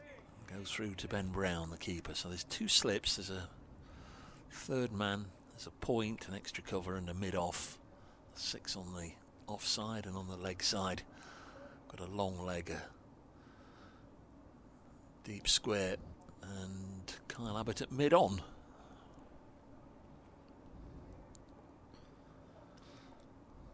He loves an ice bath after a long day in the field, does Kyle Abbott. I guess, I'm sure they do ice baths here. He'll be in that, I'll tell you straight away. 284 for 6. Next ball is dug out nicely by Macan. Up to Mark Stoneman at mid-off, and there's no run. In fact, the only question you didn't get round to asking Kevin Shine this afternoon, have they got ice baths here as well? Yeah. Well, if I speak to Kyle Abbott after the day's play, which I guess he's a candidate, I guess I'll know by the length of time that I'm how waiting. long it takes, yeah. 284 for 6. Brad Wheel runs in, passed on by Kettleborough's left shoulder, and I can put my feet back on the ground now because McCann gets off Nelson, pushing it into the offside. Out to Nick Gubbins. 285 for 6. 207. It was 207 for 5. I was speculating whether Notts would be able to get towards 300 by the end of the day. The way they're going, they're going to comfortably get there. Still 4 wickets in hand. 285 for 6. Wheel into Patterson White. Drives on the bounce, fielded by the bowler. Had to react quickly. Elsewhere, down at Chelmsford in Division 1, Yorkshire have been bowled out for 216, but they've already picked up a wicket. Essex 5 for 1 in reply. Sussex still going, 263 for 9. It's against Worcestershire. Jack Carson 88. Your mate? James Hayes 28 not out. Ooh. Is that a CB? This is his debut. It's his first class debut.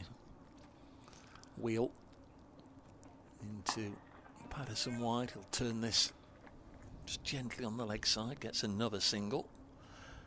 The match between second placed Warwickshire, third place Surrey. Warwickshire put into bat 322 for 4.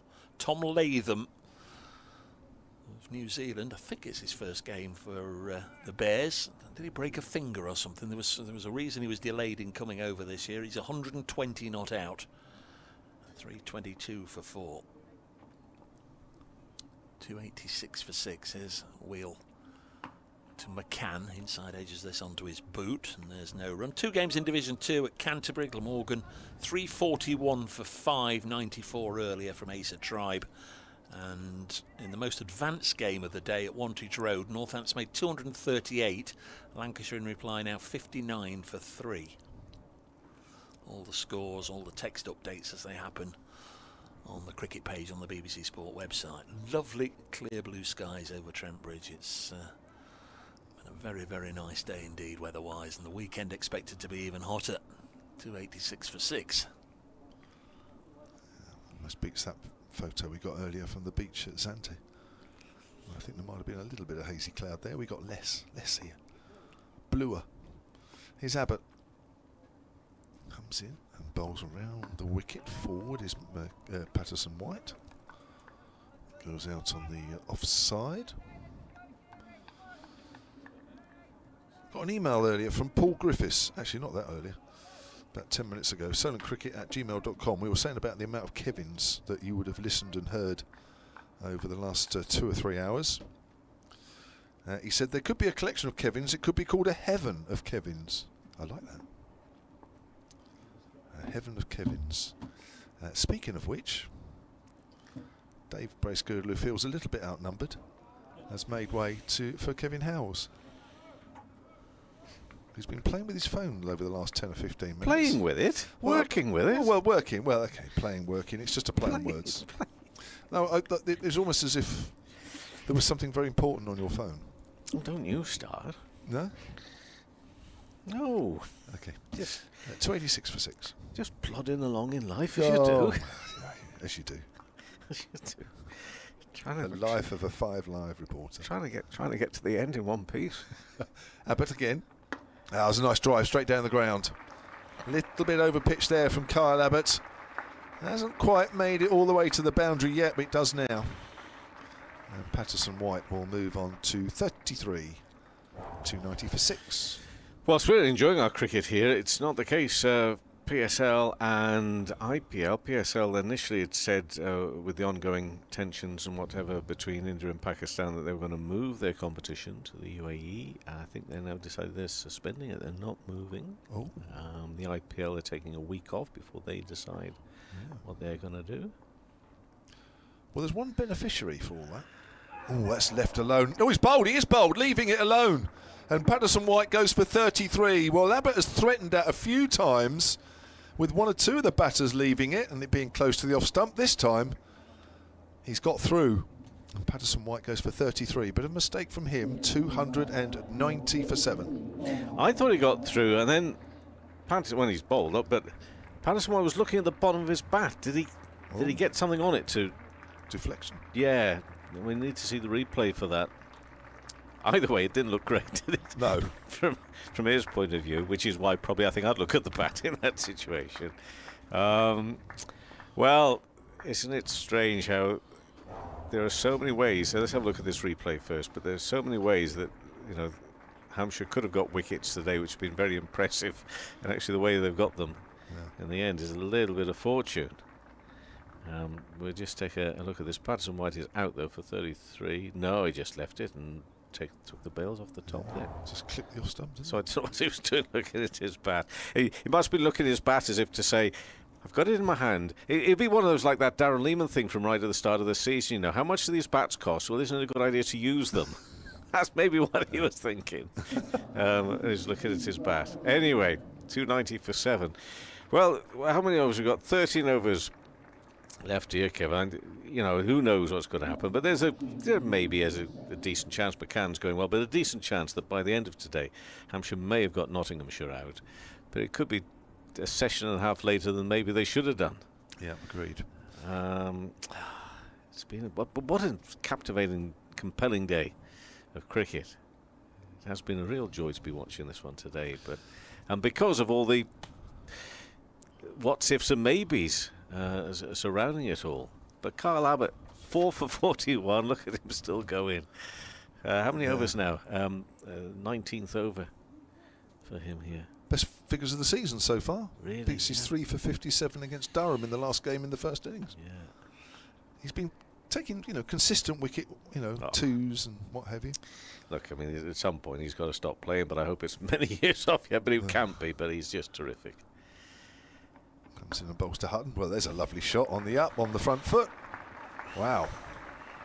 That's not a bad way to get the innings underway. It reminds me of Lyndon James, who I think actually got the afternoon session underway with a similar shot. On the up. He's usually like through extra cover. So, I mean, lots talked about the wicket taking of O'Neill and Tong, but Hutton's up there top 10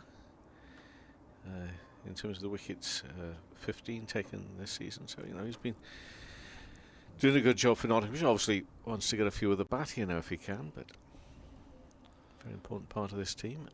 294 for 7. Notts closing in on another bonus point. Playing a missing outside the off stump. Brett Hutton. So 2 wickets have fallen since tea. Lyndon James for 33. Liam Patterson White on exactly the same score. And Kyle, this is rather spooky, because Kyle Verena also made 33. And Lyndon James. Oh no. They say these things come in threes, they come in 33s.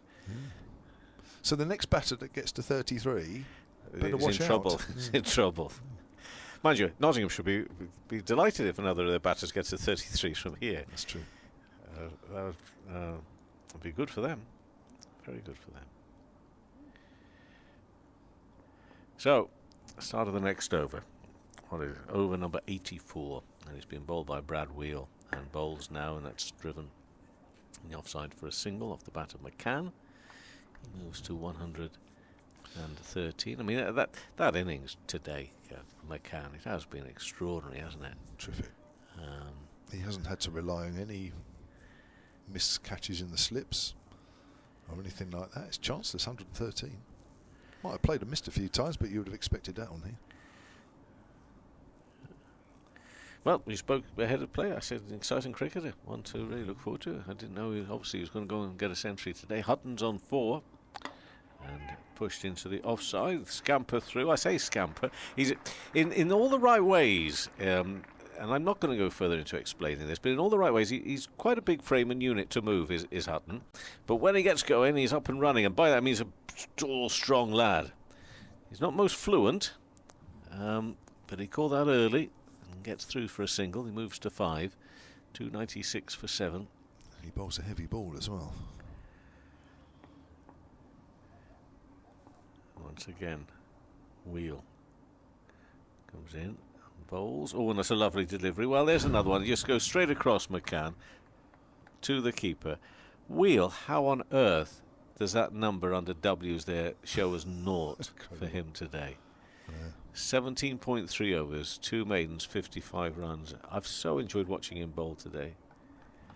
He's been bowling well this season. 14 wickets before today. It's three times he's taken 4 wickets in an innings. Back to his mark. He's bowled from both ends. This time it's from the Radcliffe Road end. And in now and driven. Lovely shot. And it's beaten the fielder. It's Macan who's going to get a boundary. Moves to 117 through mid-off. And takes Nottinghamshire to a bonus point. Another one for their batting. 300 they bring up with that boundary. 300 for 7. Macan moves to 117. There really is so much to take away from today's play. The good, the bad, and the indifferent of a game of cricket. I'm talking about the catches that have been put down and everything. But the bowling has been pretty exceptional. And some of the batting, and Macan, extraordinary knock here from this young man on 117. Next ball bowled and worked away leg side. It should just be the one. It's a no ball called by umpire Kettleborough as well. Yeah. Just waits for the signal from the scorers, and that's what he gets. The light shines to say, "We've seen you, ump." And the score moves to 303 for 7 because they ran a single there as well. Yeah, one thing you do get is full value for a half volley on this week. As a bowler, you've got to pitch it up a little bit to make sure you make the full use of the bounce and the swing and the nip and the carry. But what you can't do is overpitch. To his mark again. 2 slips. And he's bowling to Hutton, and this is Brad Wheel on a play on this. So that's a rather very sort of attempt there from Hutton. Can't believe that Sussex score, really. 264 for 9. This is Carson on 88, Hayes on 29. They put T back by half an hour because they just needed that 1 wicket as well. Taylor really picking 5 for 52. Far Brace and the Sussex management will be delighted with that. Showing a bit of character, bit of backbone down towards the bottom of that batting order. And that's again just Hutton, I say coming forward, he was sort of 3/4 forward to it and passed him through to the keeper. So 303 for 7, Hutton on 5, Macan on 118. And Wheels through his 18 overs, 2 maidens. Really unlucky not to have any wickets, but 62 runs. He's somebody that maybe will trudge off at the end thinking, I deserve more out of my day's work here. Yeah, even in his 18th over this late in the day, he's still keeping every delivery between 79 and 80 miles an hour in that last over. Showing good fitness. Kyle Abbott about to start his 20th over. Comes in and bowls to Macan. Macan is forward. He's always looked for a single, hasn't he, out there in the covers. He's always ready for a quick single. And Mark Stoneman coming in, didn't pick the ball up cleanly, but it wasn't hit with any venom. So there's Brad Wheel. In fact, one of those deliveries was actually 75 in that over. Just a slightly lower pace, just to see what would happen. So 3:04 for 7, and we have just under 12 overs left in the day's play. Second new ball taken at 2:77 for 6. Liam Patterson-White, the only man that's fallen with this second new ball. Here's Abbott. That's just bounced a little bit on Hutton, who works it out towards mid-wicket. So Sussex, they lost about, what, 5 or 6 wickets in the 80s? I know you were saying what a great effort it's been, and it has, isn't it? They started really well, didn't they? Then they had an absolute nightmare. They went from 80 for no wicket to 88 for 6. 126 for 7, 162 for 8. Hudson, Prentice and Robinson, the batters. Abbott bowls. Waft. Always edged through to the keeper. He's got to go. Brett Hutton. A little bit of an expansive drive on the up. And Hutton goes for 5. Ben Brown's a safe pair of hands behind the stumps, fortunately. That's his second catch in the innings. And now it's 304 for 8 on Nottinghamshire. Well, they've got to 300 here, Nottinghamshire, and they'll be delighted with that number. I know, Kev, you're thinking this is, well, I'll let you put your exact words on it, but this is good. And I think you're basing this not just on the fact there have been drop catches out there, but on this surface and the way things have favoured the bowling side.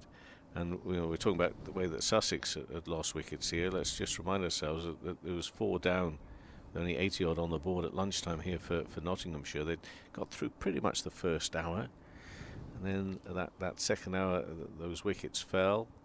And then the afternoon session was a joy to listen to, because we had your good selves, you and Kevin Shine on. But it was a funny old session as well, wasn't it? Because, well, just well. Yeah. Liam Dawson was brought on, of course, in that afternoon session. But this 300, it is going to be interesting to see how it plays out, because we have the heavy roller on there. What in terms of overs left today? Got 11 overs, got 2 wickets standing here. It is one of those where if I'm Hampshire, I'm actually quite happy, perhaps not batting today, coming back fresh tomorrow morning somehow. You know, the wicket falls with, what, 2 overs left of the day or something. Fahad Ahmed is, talking of young, exciting talents, you've got 2 of them out there now, Ahmed and Macan, but Ahmed, of course, particularly for his bowling. And again, I had a nice little chat about this young man with Paul Franks at lunchtime. This is you, isn't it? Yeah, Abbott left alone outside the off stump. 5 wickets for Kyle Abbott. 5 wicket bag. 5 for 46. And I said already that they were the best figures this season. And in terms of 5 wicket bags in first class, he's his 43rd career 5 wicket haul. Definitely been the pick of the bowlers today. Comes in again and bowls to Ahmed forward. Maybe hurried into that shot a little bit. Yeah, 304 for 8. I would be disappointed as a Hampshire side that we don't get at least an over or 2 in tonight to bat. They might not want to bat tonight. That's what the point I was making, yeah. Yeah, they might not want to bat, but I think it would be a little disappointing. I suppose it depends on how much Macan farms the strike from now on, what percentage of balls they bowl at Ahmed, and the last man who will be, just trying to work it out actually, if I look at the scorecard it will help me. Here comes Abbott. That's a length ball. It's played out to the outside. Mo Abbas. Mo Abbas, of course. How can I forget Mo Abbas? Oh, Mo. Oh, he's not that old. 305 for 8. It was nice. It was nice that the Hampshire boys going up to him before the start of play and just giving him a hug and chatting, and very popular man in the dressing room for 4 seasons. A little kick on the shin. Yes. Oops, sorry. Yeah. I'm just trying to look up here. When did Kyle join you at Hampshire? Well, he's had a couple of spells. I'd have to work it out. I'm just thinking He's in had two terms or of, three different spells. you've had so many, wonderful bowlers at Hampshire. But I just wonder where he stands. Oh, he's up there. Yeah, he's up there. Yeah. Dave Allen brought out a booklet a little while ago, and he was right up there. Ahmed's on 1, and this is wheel bowling, and defended by Ahmed into the offside for no run. Because his first year with Hampshire was back in 2014. Was it? Yeah, okay, yeah. Wow, 11 years on. I mean, But he's been on and off in those first 2 or 3 years because he had a little bit of Worcester, a couple of games. And at one point took a view that to give up the international and just settle for Hampshire, yeah? Mm. Must have been a difficult call for him. This one, a little bit extra lift and carry through to the keeper. When he had that first season in 2014, he was still a South African player. And then when he and Russo came on board together, they both decided that playing for South Africa Test cricket wasn't for them, and they were going to change to become Kolpak. And of course, when Kolpak changed, then that changed the whole thing again, didn't it? Because there weren't any more Kolpaks. Ahmed on 1. This is wheel bowling to him now, and LBW appealed for a half a moment. They were going to go up, decided against it.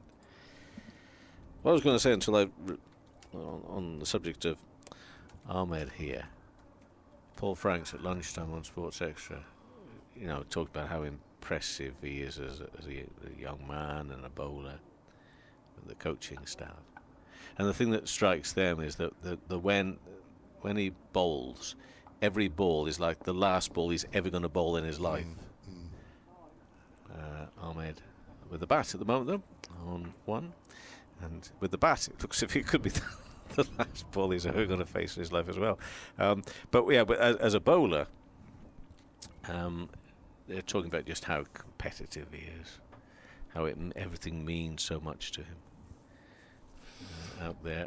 And people say, well, surely that's a given, isn't it? Well, I'm not too sure as it is, really. I mean, I think that those are the small percentages that are the difference between, some very good players and some excellent out of this world players. That's down the leg side and taken there, because obviously there's an awful lot, it strikes me, about cricketers which is naturally somehow given skills and attributes they have, whether it be with the physicality or just timing and hand-eye coordination, all that sort of stuff. That I think there's a little bit of that comes naturally.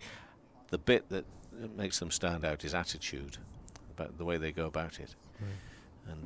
And clearly that's what the coaches do get excited about. Well, look, here's a breakdown as I think I see it. On Abbott? Yeah, 2014, where he played for Hampshire in Division 2, I think they were. 36 wickets at 20. That was back in 2014. In 2016, he had that short stint at Worcester. Wheel in the meantime to bowl to Ahmed, who's on 1 and driven. That's a lovely shot. We've seen some nicely timed shots today. It's not all been hard toil and labour out there for the batters. That's a beautiful shot from Ahmed. Actually moves with that boundary to 5. Nottinghamshire 309 for 8, and it's the end of the over. Now, 2017, I think, was when he and Russo came over here. I'll just double check that, but he took 60 wickets at 18. 2018, this is all for Hampshire, 51 at 23. 2019, 72 at 16. 2021, 46 at 21. 22, 58 at 19. 23, 44 at 21. 24, 55 at 20. And I think he's about nearly 20 wickets now. It's probably around 19 apiece. Here he is, still steaming in. Look at him. It's just worked down towards 3rd. So pretty impressive. Hampshire have certainly had their money's worth out of him. There's 2 runs there. I think Abbott's a little bit disappointed they've got 2. Just stands there banging his hands against his hip as if to say, I probably shouldn't have been, but I'll try not to show it. Well, he failed there. Well, I think he's got every right to be a little bit disappointed today after those two catches in the first hour. Correct. It looked like he was destined to maybe pick up 1 or 2 at most, but he's come back well, wasn't he? I mean, from what you were saying there, Kev, that there's a real pro, isn't he? He's come back, and he knows this is a wicket that if you keep putting the ball in the right areas, you're going to get rewarded, and he has. Here's Abbott to Macan. Macan plays and misses again outside the off stump to Abbott. But yeah, pretty impressive. I just think I'm going to double check. I think that was 2017 that Abbott and Russo were announced as Hampshire players. I remember doing a press conference pre-season with them, and yeah, they signed Colpack deals with Hampshire in 2017. Yeah. Remember, it was a bit of a raw subject, if you remember, that winter, with those two leaving their homeland. Nice drive, but finds Dawson at extra cover. Yes, I don't think there'll be many. There'll be 1 or 2 around, but not too many overseas players that have given better service to a county. Dave Allen, who's listening. Welcome, Dave. Hampshire's former honorary archivist. He says, before today, solentcricket@gmail.com, he says, before today's Hampshire average of 19 makes him one of just 5 men who have first-class averages for the county. This is Hampshire below 20. That's Derek Shackleton. There's Abbott bowls, hookshot miss through to Ben Brown. Malcolm Marshall, Andy Roberts, Kyle Abbott and Mo Abbas. So 2 in modern times. Well, in modern times, I mean. Just 1 Englishman out of that. Yeah, well, yeah. Thank you, Dave. I do miss his stats. Well, you don't, because you just given them. Well, and I must say that I'm really pleased he is. Yeah, well, I am. It sort of helps your argument, doesn't it, really?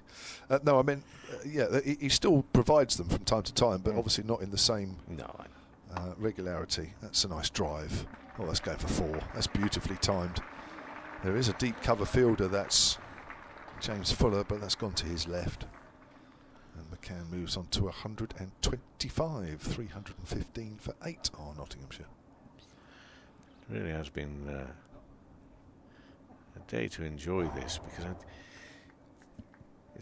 one of the reasons it's such a good day is because I'm already looking forward tomorrow to see exactly where this score is going to stand at 315, and maybe there'll be a few more. But how are Hampshire going to fare better, worse, or will the catches be taken? Will there be the same opportunity? I imagine there will be with the new ball. It's just will that new ball lose its effectiveness a little bit earlier with the heavy roller? And we're not too sure it's been piping hot today, but apparently it will be maybe more over the weekend. Okay. Here comes Abbott. Bowls edges, gone quickly down towards third man, and that will be 4 runs. It was well wide of the 2 slips, but it was a definite edge. McCann moves on to 129, 319 for 8. I must move aside in just a second, but Essex 23 for 2 after Essex made 2, after Yorkshire, so I say, made 216, so Essex 2 down, Trevor 193. Sussex still batting at 272 for 9. Is he going to get his century? Carson not out 94. Hayes of this parish, following his late night taxi ride from here to Hove. I wonder how much that cost. Anyway, not our concern. But it's been worth it. That's a journey worth making. And this is with the bat, never mind the ball. He's on 32. There's Hayes. What else we got for you? Warwickshire 347 for 4. I don't think Tom Latham came from New Zealand on a taxi to Warwickshire, but he's 133 not out. And here we've got Fuller, start of his 16th over, falls down. It's been that sort of a day for him. So Wheel is replaced by Fuller at this end. Fuller with 2 wickets, and he's struggling to get back up again. But as I say, I think that might be just for the fact that it's been a long old day out there for them. So Barnard on 27, Latham 134, Warwickshire 349 for 4 against Surrey. Glamorgan 369 for 6 away to Kent. Lancashire 77 for 3 after Northants made 238. Bell, Jennings, Bohannon all out. Guthrie, Conway and Sanderson taking the wicket share there, that Northants attack. And this is Fuller coming in and bowling now and defended into the offside. He's not looking comfortable out there, Kevin, at all, is just Achilles or something? Lower down the leg? What's that, just behind the... I wasn't too sure if he... above it. I mean, he tumbled then, didn't he, at the end of the first ball? But I thought he looked a little bit running and gingerly even ahead of that. I agree. And his follow-through, he sort of stopped abruptly, didn't he? Yeah. Didn't look right. Well, hopefully it's just the results of a hard day toiling for Fuller. We'll wait and see. Third ball of this over, and he's just not looking right. I don't think he'll be back on again after this over, once he's got through it. And hopefully he will get through it. 3:19 for 8. He's putting to Ahmed at the moment on 5. In terms of overs, there's 87.3. So Nottinghamshire will have half an eye with 2 wickets standing, and the fact Macan is still one of the batters out there, that maybe that 350 is a possibility at some point. The bonus points. I shall move aside after this next delivery, which is the 4th of Fuller's over. And he's in bowling to Ahmed. Ahmed sitting on 5 not out at the moment, defended solidly. So I shall move aside and Dave will come in and join. Thanks, Kevin. Just over 8 overs left in the day, that's right. And we are at 6 o'clock now, so yeah, probably nearer half 6 now, I think, Dave. Yep, something of that order. Very much the here and now for Nottinghamshire, but also, you'd imagine, very much part of the next decade or so here at Trent Bridge. The home fans will be hoping to see an awful lot of this pair. Freddie Macan and Farhan Ahmed, as Farhan defends this 5th delivery of the over. I mentioned a little earlier, long before he'd come in, that he has been deployed as night watchman a couple of times already this season, so he is perfectly capable of getting in line, keeping his end up and frustrating the bowlers, and at the moment playing a little bit of a foil for Freddie Macan at the other end. There's Fuller to conclude what has looked, as Kevin was saying, a little bit of a gingerly delivered over, and gets out of it by firing one into the pads of Farhan Ahmed. 319 for 8 with 8 overs left in the day. Yeah, a good day for Nottinghamshire, I think, overall. I think it would be fair to say. Both teams, though, have got 2 bonus points. That's not quite reflected, maybe, in the way things have gone, but that does happen. It'll even up a little bit more once we've had both first innings, in terms of who deserves a few more points. It's always difficult as a batting side when the wicket's doing a little bit to get ahead in the bonus points. Brad Wheel back, changing ends. Still wicketless. Cricket now, and let's check in at Trent Bridge, where Nottinghamshire are wrapping up on day 1 of their latest county championship match against Hampshire. Dave Bracegirdle is there for us. Where we've got 8 overs left in the day, so probably another half an hour's cricket. Nottinghamshire still batting, 319 for 8. They've got there thanks to the prodigious talents of 20-year-old Freddie Macan, who just moves on to 130 not out. It's been a terrific knock from the young left-hander. At lunch, knots were 82 for 4 having been put in, but Freddie Macan has dominated the last 2 sessions. 5 wickets for Kyle Abbott for the visitors. Knots 320 for 8. Single taken there whilst just doing that update for Radio Nottingham listeners. So the right-handed Farhan Ahmed back on strike. I don't think Hampshire will mind that. Freddie Macan taking a single from the first ball of the over. Can't really hurt them whilst he's down the non-striker's end. Can Brad Wheel topple over these last 2 wickets tonight? He comes into Farhan, who, with a textbook defensive block, just runs it out onto the offside, and Fletcher Middleton fields. Be coming along today, bring the sun cream. Expected to be a very warm day tomorrow. Those away to our left as we look from the Radcliffe Road stand. In the Fox Road stand, they're absolutely in the full glare of the sun. There's 1 or 2 gentlemen with their shirts off now. Very pleasant. And yet those away to our right in the shade, they'll also be enjoying sitting there. This one's come off the arm, or was it the glove, and it's just looped up to slip. And Farhan Ahmed has to go. The umpire raised his finger. It's a sharpish delivery from Brad Wheel. Bouncer at the tail ender, Farhan Ahmed, didn't really get into any sort of position to play it, and the ball just looped up. The second time today we've seen one loop up to slip. He just wondered what it came off, but the umpire's finger was raised almost before Farhan had done a complete 360 degrees and just got his bearings back. Farhan Ahmed goes. It's 3:20 for 9, and he's out for 5, just breaking that little run of players to be dismissed for 33. 3:20 for 9, so Hampshire have got all 3 bowling bonus points available. Yeah, I don't think anybody will begrudge Brad Wheel a wicket. Here we go, watching the replay now, and yeah, he didn't get in a great position there. Was thinking about pulling it, realised he was far too late on the shot, tried to get out of the way, in the end got in a horrible position, and the ball nicely looping up for Tom Prest. So here is Mohammed Abbas on his Nottinghamshire debut on the field towards the former teammate. First of all, understandably, he goes to be greeted by Freddie Macan, a touch of gloves. Generous round of applause. May well be that Mohammed Abbas has an opportunity to bowl a few overs this evening. There's still 7.5 overs remaining. Clearly not, so we're hoping they can add a few more runs yet. 3:20 for 9. And maybe, just maybe, the mistake in all that was Freddie Macan taking a single the first ball of the over. But can't go on saying that Farhan Ahmed has got a good enough technique to be able to defend resolutely and then suggest that they probably should have turned down a single. You can't have it both ways, can you? No, but now be interesting to see what McCann does.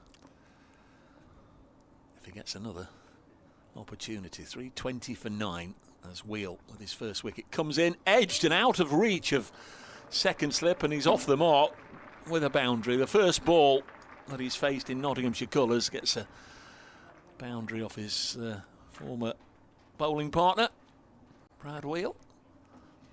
And that's 4 useful runs anyway. 3:24 for 9. Yeah, I was going to say, it's easy to say now, but 3 slips with the second new ball, Mo Abbas. Well, here it comes. Yeah, stable door. Yep, past Toby Albert. Went for it, flung himself away to his right. Unable to get even a fingernail on it. 3:24 for 9. Brad Wheel in again to Mohammed Abbas. And, from the sanctuary of his crease, he just jabs his bat down on it, runs it out to Kyle Abbott, and there's no run. So 1 ball left in the over. The wicket doesn't go down now. 7 remain. Still the possibility of Hampshire having to come out to bat for 2 or 3 overs this evening. That's horrible, isn't it? Mo Abbas on 4. And keeps this one out. No, I was looking at Freddie Macan as well. You talk about bowlers starting to back up when the bowler's about to deliver, don't you? He didn't at any point there intend going for a run. There was not even a glimmer of Freddie Macan backing up. End of the over, 3:24 for 9. A successful one for Brad Wheel. His first wicket, 20 overs, 2 maidens, 1 for 71. Successful one also for Mohammed Abbas. Off the mark in Nottinghamshire colours. He's 4 not out. 3:24 for 9 with 7 to go. Ben Brown's chatting to Kyle Abbott. At this end, well, James Fuller's ready to bowl the next over, or nearly ready to bowl the next over, so not quite sure what they were chatting about there. Maybe thinking about the field. Everybody, it would appear, and it's happening as I speak, everybody's right back on the rope in various locations, on the leg side and on the off. Here's Fuller to the left-handed McCann. Very full outside the off stump, called a wide. I wonder if that's a deliberate ploy. Bowl outside off stump and see what McCann does. He's on 130, played terrifically. 207 balls he's been out there. Came at the fall of the first wicket at 20 past 12, and Ben Slater was brilliantly caught by Nick Gubbins in the covers. 3:25 for 9, 90th over of the Nottinghamshire innings. Everybody's still back on the rope. Fuller runs away from us. bowls outside the off stump. Not quite a wide. A length ball this time. Still good carry. Through to Brown. Brown can't throw it to anybody else but the bowler. Everybody else is too far away. James Fuller is the nearest person to him. Or the nearest fielder anyway. Still the field is scattered. Just the one ball of this over, because one of them was a wide, one legitimate ball. Jack Carson has reached his century for Sussex. 283 for 9. This Fuller bowls again. It's wide of off stump. He has a little chase at that one. Does Macan? Misses it. That's a tremendous effort, really, for Sussex, and their last wicket pair. 283 for 9. James Hayes, I beg your pardon. James Hayes is 32 not out. They came together 211 for 9, so they've added 72 for the last wicket to frustrate Worcestershire. All-rounder, not just a bowler. Yeah, Kevin Shine said, under normal circumstances, to be batting probably a couple of places higher. Fuller again, outside off stump, and again he's gone after it, but misses. They're very close to being a wide, these, just inside the channel. Doesn't necessarily have to go chasing after them, does he? No, probably feel he's seeing it as well as he's ever going to see a cricket ball, but with everybody out on the boundary, just let James Fuller fire a few wide out there and then look to play properly once the field comes in, as it inevitably will towards the end of the over. They want to bowl at Mohammed Abbas. Fuller in again to Macan. Again, it's outside off stump, and he's trying a little work down the third and misses that one. Actually walked across his stumps that time to try and reach it, but they're not quite wide enough to be called wide. They are wide. Still remains on 130. We've had 4 wickets this session. 4 the morning session, 1 in the afternoon. Kyle Abbott's been superb, hasn't he? Oh, and, terrific stuff. His fortunes have changed, having Ben Slater dropped twice in the opening exchanges. Fuller. Again, it's wide of off stump. This time McCann does connect. It goes quickly out to deep extra cover, where Dawson just rolls over the ball to make sure that he is in behind it. Picks it up, and Fuller's going to have 1 ball at Mo Abbas. Yeah, I was a little surprised they didn't come in for the 5th ball of the over. I mean, it was almost inevitable if he got bat on ball then, the 5th ball, they would take the single. 1 ball left in the 90th over. Sounds like we've got light aeroplane going over the ground, can't see it. Got to make this one count. Fuller in to Abbas, who turns that down to fine leg off the pad. He wants a single, but McCann says no, I will take the strike, thank you. And that is the end of the over. 3:26 for 9 with 6 overs left in the day. So McCann safely negotiated that over, 4 dots, and then the single, and then refused the single from the last ball with Mo Abbas on strike. 3:26 for 9. And again, field has spread to all parts. Seldom seems to work, this tactic. You see it match in, match out from all sides. But once you start putting everybody out on the boundary, stop trying to get people out, it usually tends to backfire on the team that are just trying to protect the boundaries and stop taking wickets. He's got a shorter boundary on the offside, hasn't he? It's going to be Brad Wheel to bowl to him, yep. It's a well-protected leg side though, isn't it? There's Wheel to bowl to him, and Freddie McCann has launched this out onto the offside, and that's gone for 6. Got underneath that, only just cleared Sonny Baker on the extra cover boundary, but it did clear him and nestled in the front 4 or 5 rows of the Fox Road stand for 6. That was a powerful blow, wasn't it, really? Didn't seem to be too much backlift, and I was a little surprised. You did say it was the shorter boundary on that side, but didn't expect him to clear the rope. Outstanding shot, goes to 137, knocks 3-3-2 for 9. Now Brad Wheel's going to go round the wicket to Freddie Macan. Then he comes pounding his way up and bowls, and Freddie Macan throws the kitchen sink at it and misses. Certainly wasn't looked to play a little dab shot there, a little run away on the offside and called Mo Abbas through for 2, was he? I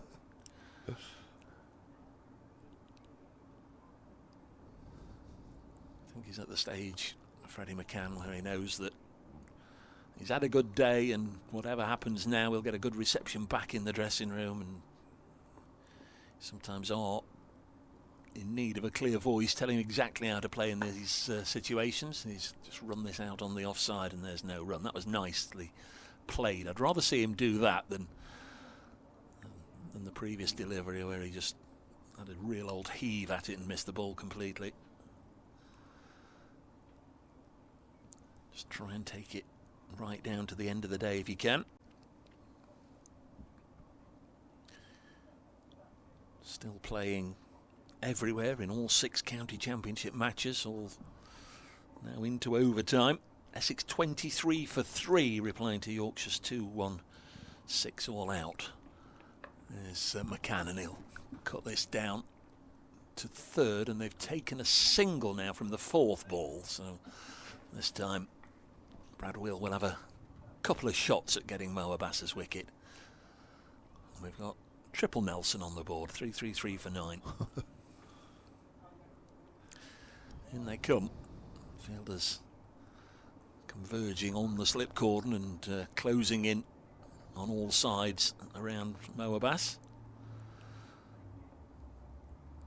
He must have had his moments with the bat for Hampshire, Kev. Yeah, the thing is with Mo, if he actually does bat for any length of time, and he can block it, there's no doubt about it, but then he gets a bit carried away and he'll have a huge Mo, but that's after a little while.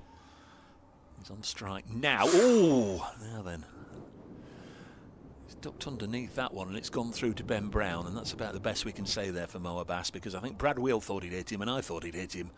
Crikey, he got down very, very low there, didn't he? Was bowled him. Yeah. It seemed like a slight error of judgment, but he wasn't struck and he hasn't been dismissed, so he knew better than me. But it did seem from the reaction of Brad Wheel that he was a little concerned that he might have just clonked him on the helmet there, and he just got underneath it, went very low down. Last ball of the over then, Brad Wheel, will he pitch it up to Mo Abbas down the leg side? That's a little bit of a waste, and you know the bowler's got to be a little bit frustrated with that, and there's 5 overs to go, and of course you lose the 2 for the change of innings, so Fletcher Middleton and Mark Stoneman are going to have a couple of overs at the very most to negotiate, assuming they're sent out. We've seen some extraordinary things in the past. I can remember Luke Fletcher going out to open the batting at Lords 2 or 3 seasons ago with Asiba Mead. 1 over left in the day. They sent Fletcher out to face the last over of the day, and he carried on and got a half century the next morning. Field scattered. Fuller to Macan. Macan cuts that away, and it's in the air and he's caught at deep backward point. That's the end of Freddie Macan. He looks up in the air. He looks very disappointed. He needn't be, because that's 138 to his name. Terrific innings. That's got Nottinghamshire to 333 all out. And terrific stuff from him. 3rd wicket for James Fuller. It was Fletcher Middleton with the catch. He's gone running off, so too as Mo Abbas. Freddie Macan, a more leisurely walk off and raising his bat to the supporters, getting a very good ovation, as you can imagine, and good to see from Hampshire as well. They're applauding the 20-year-old all the way back. So Freddie Macan caught by Fletcher Middleton from the bowling of James Fuller for 138. Knots are all out for 333. And I make it we'll have 2 overs, Kev. can't believe both openers are coming out. They probably will do. Just quickly mention this email if that's Yeah, right. well, Julian we've got, Travis, solidcricket@gmail.com, under the heading of Jerrick Shackleton, says, you just mentioned the above and was known for his accurate bowling. He was.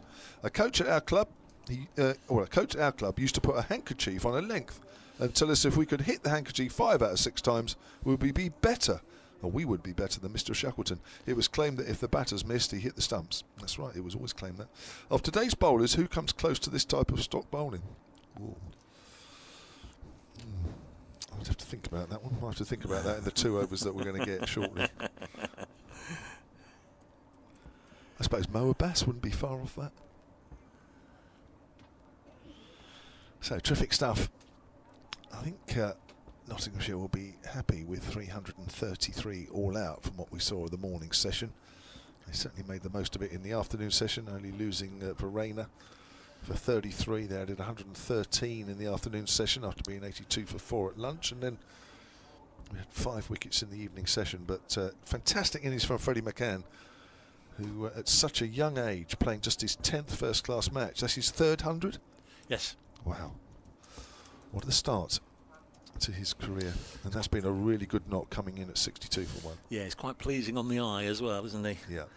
So there's going to be a short break here at Trent Bridge. Nottinghamshire's bowlers just going out there. They'll be out there with Kevin Shine, just turning their arm over, getting a little loose. So we will have a little bit more cricket here this evening. And the players will return in about 7 or 8 minutes' time, and when they come back, so too will the commentary.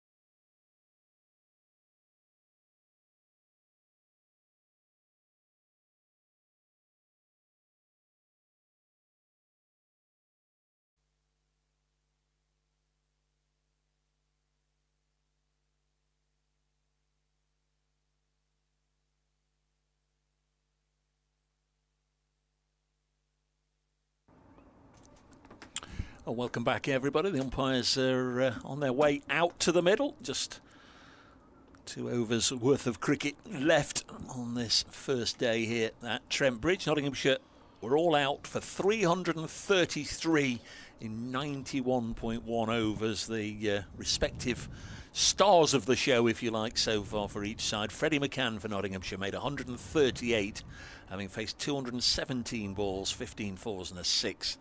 Was at the crease for just about 5 hours. And for the visitors, Kyle Abbott, so unlucky this morning, had a couple of relatively routine chances go down off his bowling before he got stuck into his work and finished with the very impressive figures of 21 overs, 7 maidens, 5 for 57. Terrific stuff from Kyle Abbott. He was backed up by 3 for 56 from James Fuller. The other wicket takers, Brad Wheel, 1 for 78, and Liam Dawson, 1 for 73. We just had 1 over from Tom Prest just before the second new ball was taken. Nottinghamshire, apart from the 138, next top score was a trio of 33s. Carl Verena, Lyndon James, Liam Patterson-White, all making 33. Ben Slater had a torrid hour and 20 minutes out there this morning. He was dropped twice, was hit a couple of times, but bravely made his way to 31. And Asiba Mead, the captain, made 25. Not a lot else for Nottinghamshire. 3-3-3 for the home side, so 2 batting points. Hampshire with 3 bowling points, and we've got, as I say, a maximum of 12 legal deliveries left in the day, and we'll see what happens now, because Notts are out in the field, and presume it would be Mark Stoneman and Fletcher Middleton. Casting a beady eye on who appears down below us is Kevin James. Yeah, interesting, both openers walking out there. Brad Wheel might have been thought about normally as a night watchers, but I guess he's had a long day in the field bowling and probably a little bit much to ask him. So 2 openers going out there on a hiding to nothing here. 12 deliveries to get through.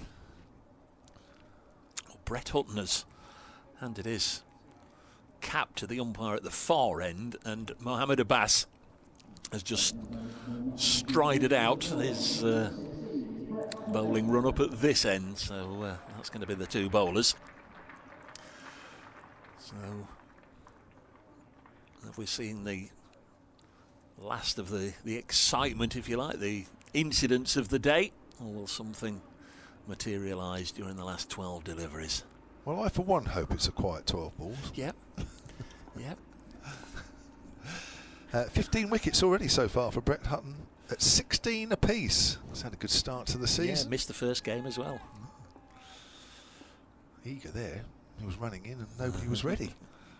Turns now. Here we go. Right arm over, bowling to the left hander Mark Stoneman. Bowls, and Stoneman is playing a missing outside the off stump.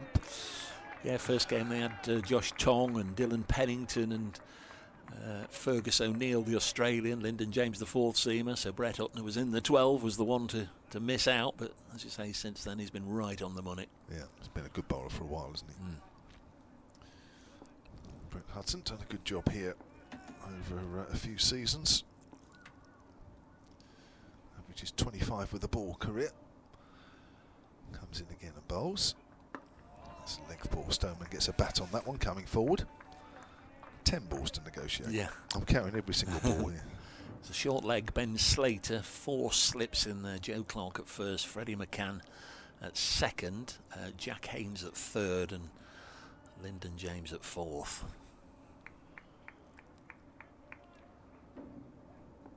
That's where all the action was during the early part of the Nottinghamshire innings. Anyway, that slip cordon. Here's Hutton again, runs towards us and bowls. Stoneman plays that almost into the arms of short leg. Bounce just in front of Ben Slater. He's standing about 2 wickets away from Mark Stoneman. Stoneman, of course, in his Surrey days, got that brilliant 144 in the Lord's final against Notts, which really deserved to win the trophy, but then was eclipsed by the best one-day innings I think I've seen live, Alex Hale's 187 not out back in 2017. Hutton again bowls.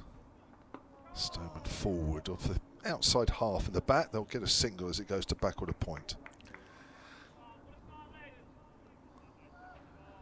Here's long time. Mark Stoneman is playing his 255th first-class match. Yes, he's another of those that was tried at the top of the order for England, wasn't he? After sort of the Alistair Cook era. Might even have opened with Alistair Cook for a while, but there were loads of them, weren't there? Sam Robson, Alex Hales, Adam Lyth. Yes. Fletcher Middleton to face. Hutton in. It's pushed off the front foot up towards mid-off. Good accurate start here from Hutton. Keaton Jennings, Asiba Mead first time around, Ben Duckett first time around. There were any number of openers just brought in for a few games and then discarded. Stoneman was amongst them. Played 11 tests in total. Did Vince ever open in Test cricket? He was. No, I don't think so. I'm only saying that. I don't know for sure, but I'm pretty certain. Never really make their mind up, could they? Hutton in again, then bowls. Oh, that bounces on Fletcher Middleton. Takes the bottom hand off the bat as it hits high up. Good opening over there from Brett Hutton. He gave himself a chance to take a wicket, but the first over of 2 safely negotiated. Yeah. So we're bang on 6:30, and we'll have the final over of the day. It'll only be the 94th over. Of course, we lost the 2 overs due to the change of innings.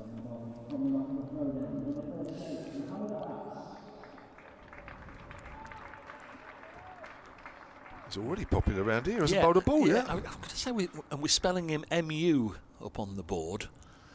Do see him spelled M-O, don't you, in many places? Yeah. I'll have to look to you for guidance in that department. Well, I thought it was M-O, but in fact, on the live stream, it's saying M-O. So I'm sure we'll get to know and love his work, and also find out which it should be. Here he comes. He's wearing squad number 38.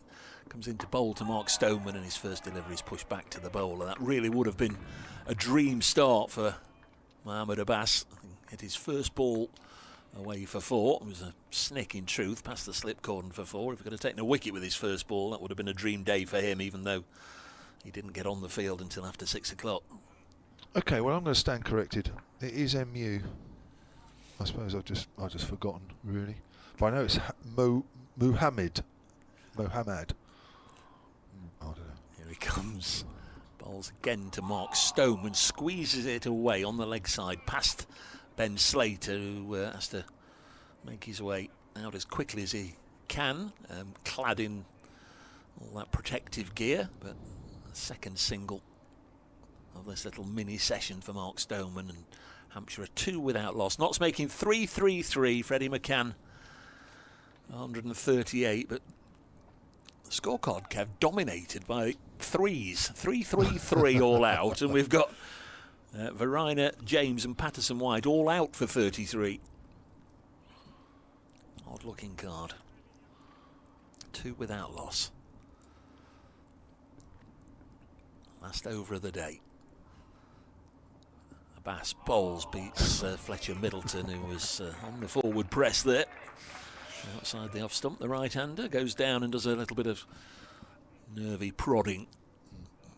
Dave, just say Mo Abbas. He gets you out. Oh yeah, he gets you out of everything, yeah. really. As I've just noticed, I'm just looking at his X feed, and it does say MU.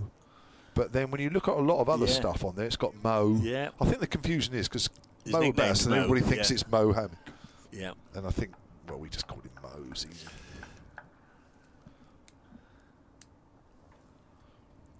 Seems a likeable fella. There was a very warm embrace between him and umpire Kettleborough out there in the middle. I was out there waiting for him to get his county cap this morning. Bowls and clipped away on the leg side, and for all the world, Fletcher Middleton must have thought he'd got a boundary there. Clipped it away firmly, but down into the ground. And Ben Slater not only fielded it at short leg, he had the presence of mind just to lob it back towards the stumps.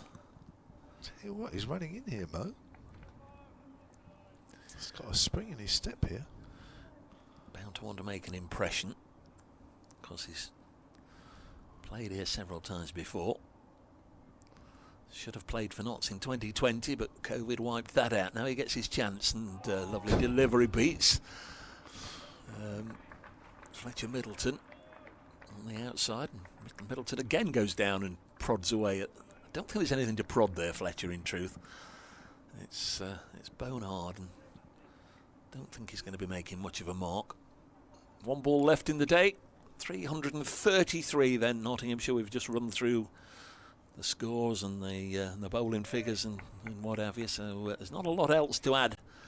What's been an engrossing day, as it usually is in the County Championship. Many thanks to Kevin Shine for coming and joining us for most of the afternoon session as Mo Abbas bowls and Fletcher Middleton safely negotiates it. Hampshire will go to bed on 2 without loss. We've been under the watchful gaze of Kevin Howells. Always nice to catch up with Kevin, who both worked with for the first time this season. Nice to have a little bit of a catch-up. Thanks to you, Kev. Quick reflections on the day before we hand back to 5 Live Sports Extra. Oh, look, it's Nottinghamshire's day for me. I don't think Hampshire bowled that badly. Some of the catching left something to be desired, but this is just a really good cricket wicket. The batters can play their shots, but I think tomorrow, for me, I'm really looking forward to tomorrow and seeing how the Hampshire batters cope. Thank you very much, Kevin. Thanks for your company and your commentary today, and very much taking charge of the entire afternoon session with Kevin Shine. Great to hear some Hampshire memories from their time together as teammates. If you're listening to us on 5 Sports Extra, we'll now hand you back to Kevin Howells.